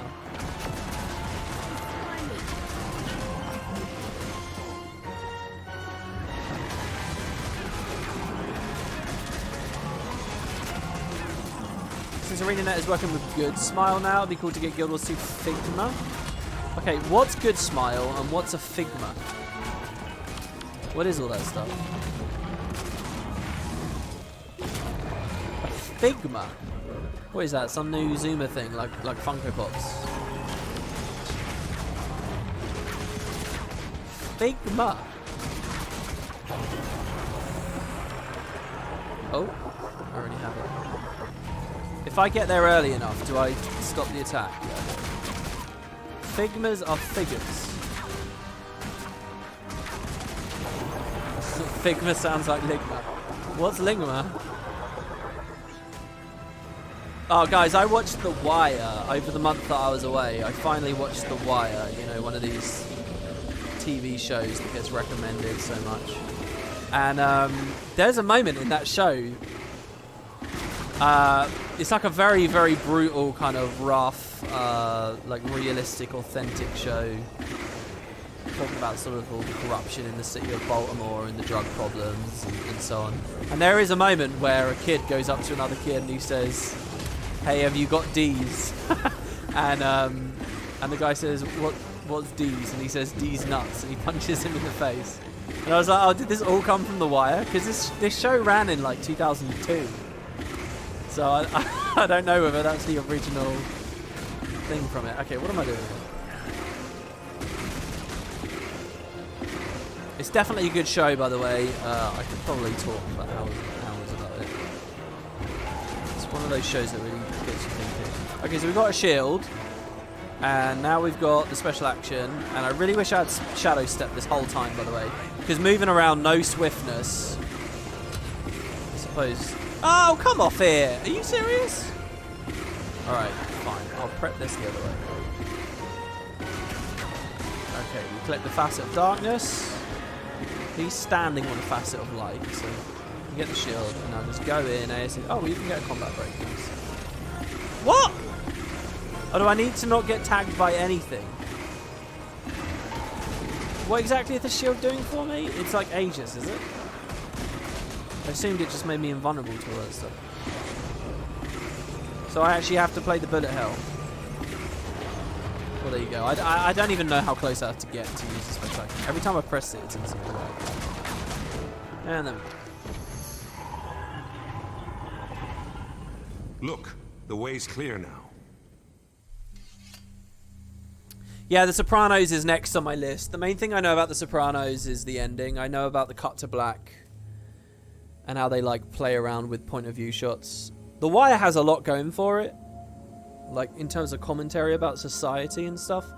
But as far as like visual art is concerned, or like real character journeys and stuff, it is weaker than a lot of those other shows that get heralded a lot.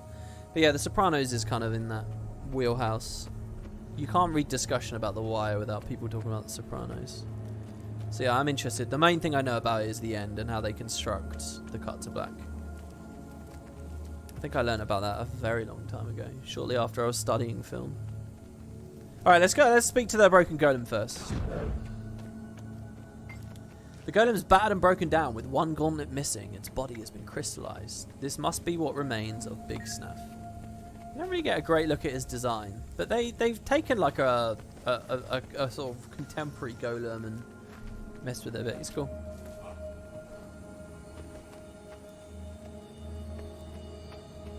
Prophecy is not always a gift. Often I see things I wish I hadn't. But when the vision is clouded, I am most uneasy. The heroes have gathered, and Kralkatorrik approaches. I am not yet prepared to face the Elder Dragon, and distressingly, I cannot see beyond the coming battle.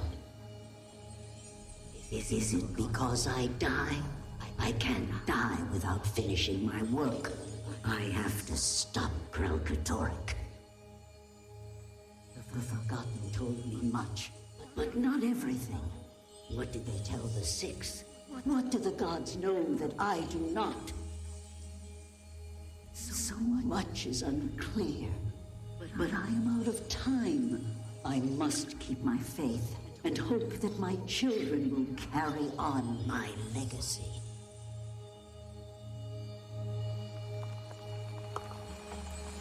And this one too dissolves. Glint never said anything to Destiny's Edge about a legacy. Only the Kralkatorrik had to be stopped. Stopped, yes, but killed? Do you suppose she knew about the consequences? Maybe that's why Vlast sent us here. to destroy the Dragon's Blood Spear. Bad idea, boss. Glint told us that weapon was made specifically to kill Kralkatorrik. If we destroy the spear, we'll be powerless to stop it. Unless you got a pile of dragon-slaying gear I don't know about. Killing them is no longer an option. Not without a plan to deal with the aftermath. Balthazar doesn't care what will happen to Tyria. We can't risk the spear falling into his hands. We have to destroy it. Fine. Just so long as I'm on record. This is a bad idea. See, all the jeopardy here, this kind of whimpers out, right? That's the thing I was trying to get at earlier. When essentially it's just like, oh, we'll just manufacture loads of them, whatever. It kind of, you lose what they're setting up here to a certain degree. I remember on the last POF playthrough, or whatever, one of the ones that we did, we had a really long conversation about that allusion to the gods, and we spent ages and ages and ages and ages and ages talking here. So I'll just try to refrain myself on this one, and we'll just sort of press on. Someone asked me what my favourite season of The Wire was, by the way. Season 4 was yours?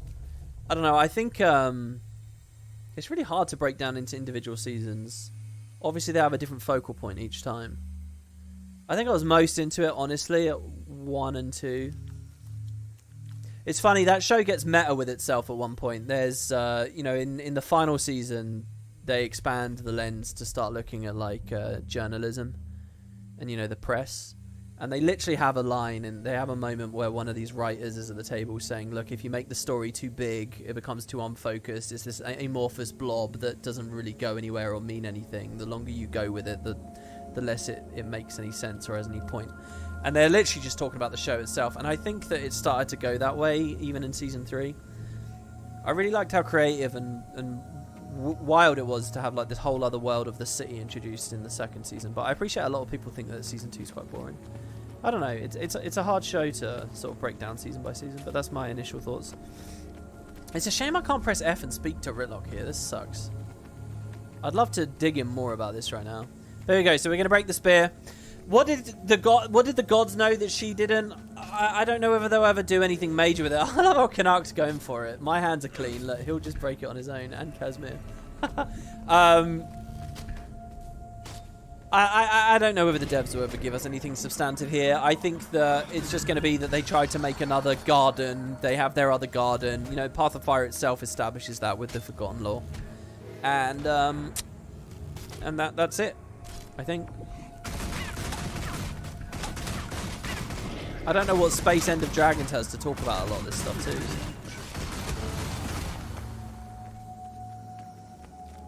The task is done. Now let us all imagine Balthazar red-faced and frustrated over his failure to stop us. Hey, Ails, thanks very much, man. It's good to see you. Ah, yes, that's lovely. I just hope we made the right decision.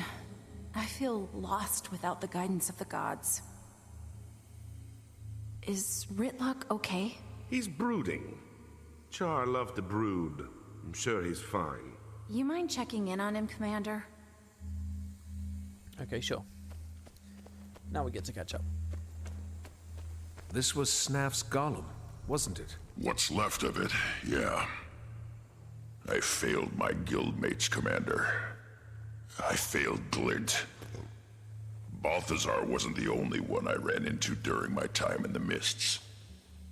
I also met Glint. She taught me the ways of the Revenant.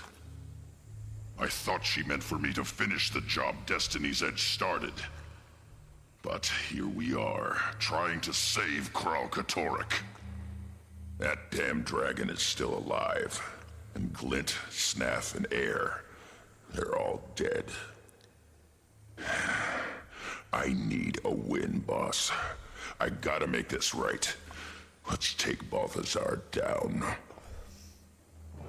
It's like, it's too much to gloss over with him in the Mists. Okay, so they'd already committed to the idea that he'd met Glint in the Mists from the Heart of Thorns stuff. So what do we get out of that? He just says he met her. You know, the story is really elaborate at this point. Can you beat the dragons? What is Glint's full ambition? Why wouldn't she tell Ritlock about Vlast instantly, so that when Ritlock returns in Heart of Thorns, he's his bastion of knowledge? We're really to believe that he's been training with Glint, and he had conversations with Glint A Glint that knows that she's died and stuff, and she doesn't divulge any useful information to him. Like, this is so... You really have to suspend your disbelief to accept that, you know. So the spear's destroyed. Can we go kill that loathsome god now? We've stalled Balthazar's plans, but we're no closer to bringing him down. And we'd all like to avoid a repeat of our last encounter. Commander, we're rudderless. We need guidance. I think we should go to the gods and ask them ourselves. Ask them ourselves? You mean go to the mists? Not sure I like the sound of that. And if Ritlock really did meet Balthazar in the mists, maybe there's more to his story than we realized. Maybe the gods really are helping us. I've done everything you've asked of me, Commander. But I have questions that need answering. So do I. We know we're outclassed from our last meeting with Balthazar. This may be our only way forward. All right, Cass. We'll do it your way. But how do we reach the gods? There's a portal to the mists at the Tomb of Primeval Kings. I think we should start there. Then that's where we'll go. Kaz is right. It's high time we got some answers. She always throws me off when she says Tomb of Primeval Kings, not Tomb of the Primeval Kings, which is what I always think of it and say it as. I don't know how it's actually spelled or written in Guild Wars 1, but hey, it doesn't really matter either, obviously. Man, this is horrible. I wish I could just stop and speak between each thing. Yeah, okay, so we're going to go to the mist. We're going to speak to the gods. What was that they were saying earlier? Oh, I can't remember. I really can't. Okay, so, yeah, let's get some optional dialogue. Portal to the mist, huh? I've seen enough of that place to last a lifetime. But, well, it's like I said, Commander. I'm gonna make this right. No way you're going without me. Oh, someone in the live chat says Zodja should have been here. I think you're totally right. I think Zodja... You know, we already talked about how... in theory, through a lot of Season 3, Zodja doesn't have to feel... Look at the map in this instance, by the way. Zodja doesn't have to feel like she's missing, necessarily, through a lot of Season 3. I mean, Logan only really steps back at the Lake Doric release, right? So if Zodja stepped back the release after that, Draconis Mons, you know, she worked on the machine with Timey or something, as we suggested in that part, it really wouldn't have felt like she was gone for ages. POF now, it's like, okay, we're here. Not just Zodja, but it feels like a lot of those members of Destiny's Edge should have a stake in being here. Kaith included. But they kept the cast small, and I guess they didn't like the idea of just suddenly dragging a character over to this end of the world and then throwing them away again. For this one instance. Portals to other worlds, ghostly dragons, rampaging gods. We lead charmed lives, do we not? So many prayers unanswered. Do you think they will listen to us? Well, I hope so, Casimir. Alright, wow, and then we're out. This is a weird instance. My memory of this instance is always a lot shorter than it actually is. During this time, you thought Snaff could still be in Kraukatoric's consciousness and we could transfer him to Big Snaff? It's funny how Snaff, you say that about Kraukatoric, and then later we'll have a similar thing with Blish as well, right? Okay, so the Tomb of the Primeval Kings. Despite how the deeper story doesn't really work for me or make much sense, is a bit too convoluted and a bit too paved over and stuff. The cinematics and everything here, oh, there you go, I used Bond of Faith, is phenomenal. I mean, this section of Path of Fire is great. Like I said, we're really in some awesome stuff here. We're going to go from a few really heavy hitters here. We get this, the search for Kesho, and all the revelations in Kesho are amazing. And then after that, the confrontation with Balthazar, which I won't go so far as to totally spoil, is really cool. So you get all of that mileage, and then it starts to pull a bit of a Heart of Thorns, and it starts to go a bit rushy, rapid. Man, these guys are cool in the wall. So I'm trying to figure out, where do you guys think the halfway point for POF is? I feel like it's around now. I really do think it's around now, because if we... Let's see. We'll do this, right? And then it's the search for Kesho, and you're in Kesho. You have the big instance here afterwards. And this whole act basically is missing from the game. There's like one instance. And then there's 2 instances here. Well, 2 instances and then the final sequence. So I think we're halfway. I really do. I think... It's amazing, isn't it? That the expansion so far, we've done this. And all of this is going to be covered in just a couple... Isn't that really wild to think about? This is the total progression we've made. Yeah, we had 2 little branches off into these other directions. But how fast do you move here? You don't really remember the POF story? Well, I hope you do as you're watching it here. I don't remember how many chapters it goes there. So, guys, I think I'm going to leave it there. I really did want to do all of POF in one day, but I don't want to push myself too hard today.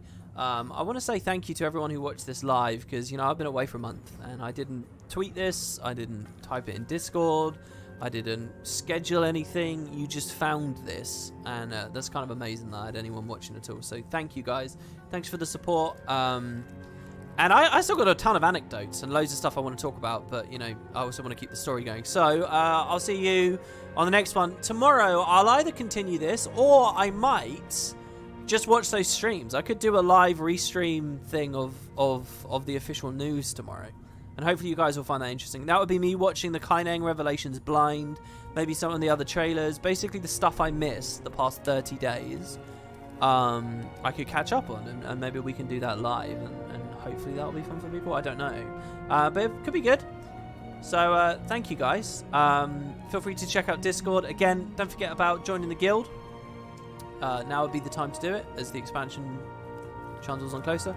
And I'll see you guys very, very soon. Thank you all. I hope you enjoyed. And if you're watching the VOD, please don't be scared to, you know, drop some comments. Let me know what you think, because I will be watching them. Thank you, everybody. I hope you have a great day. I'll see you next time. Bye-bye.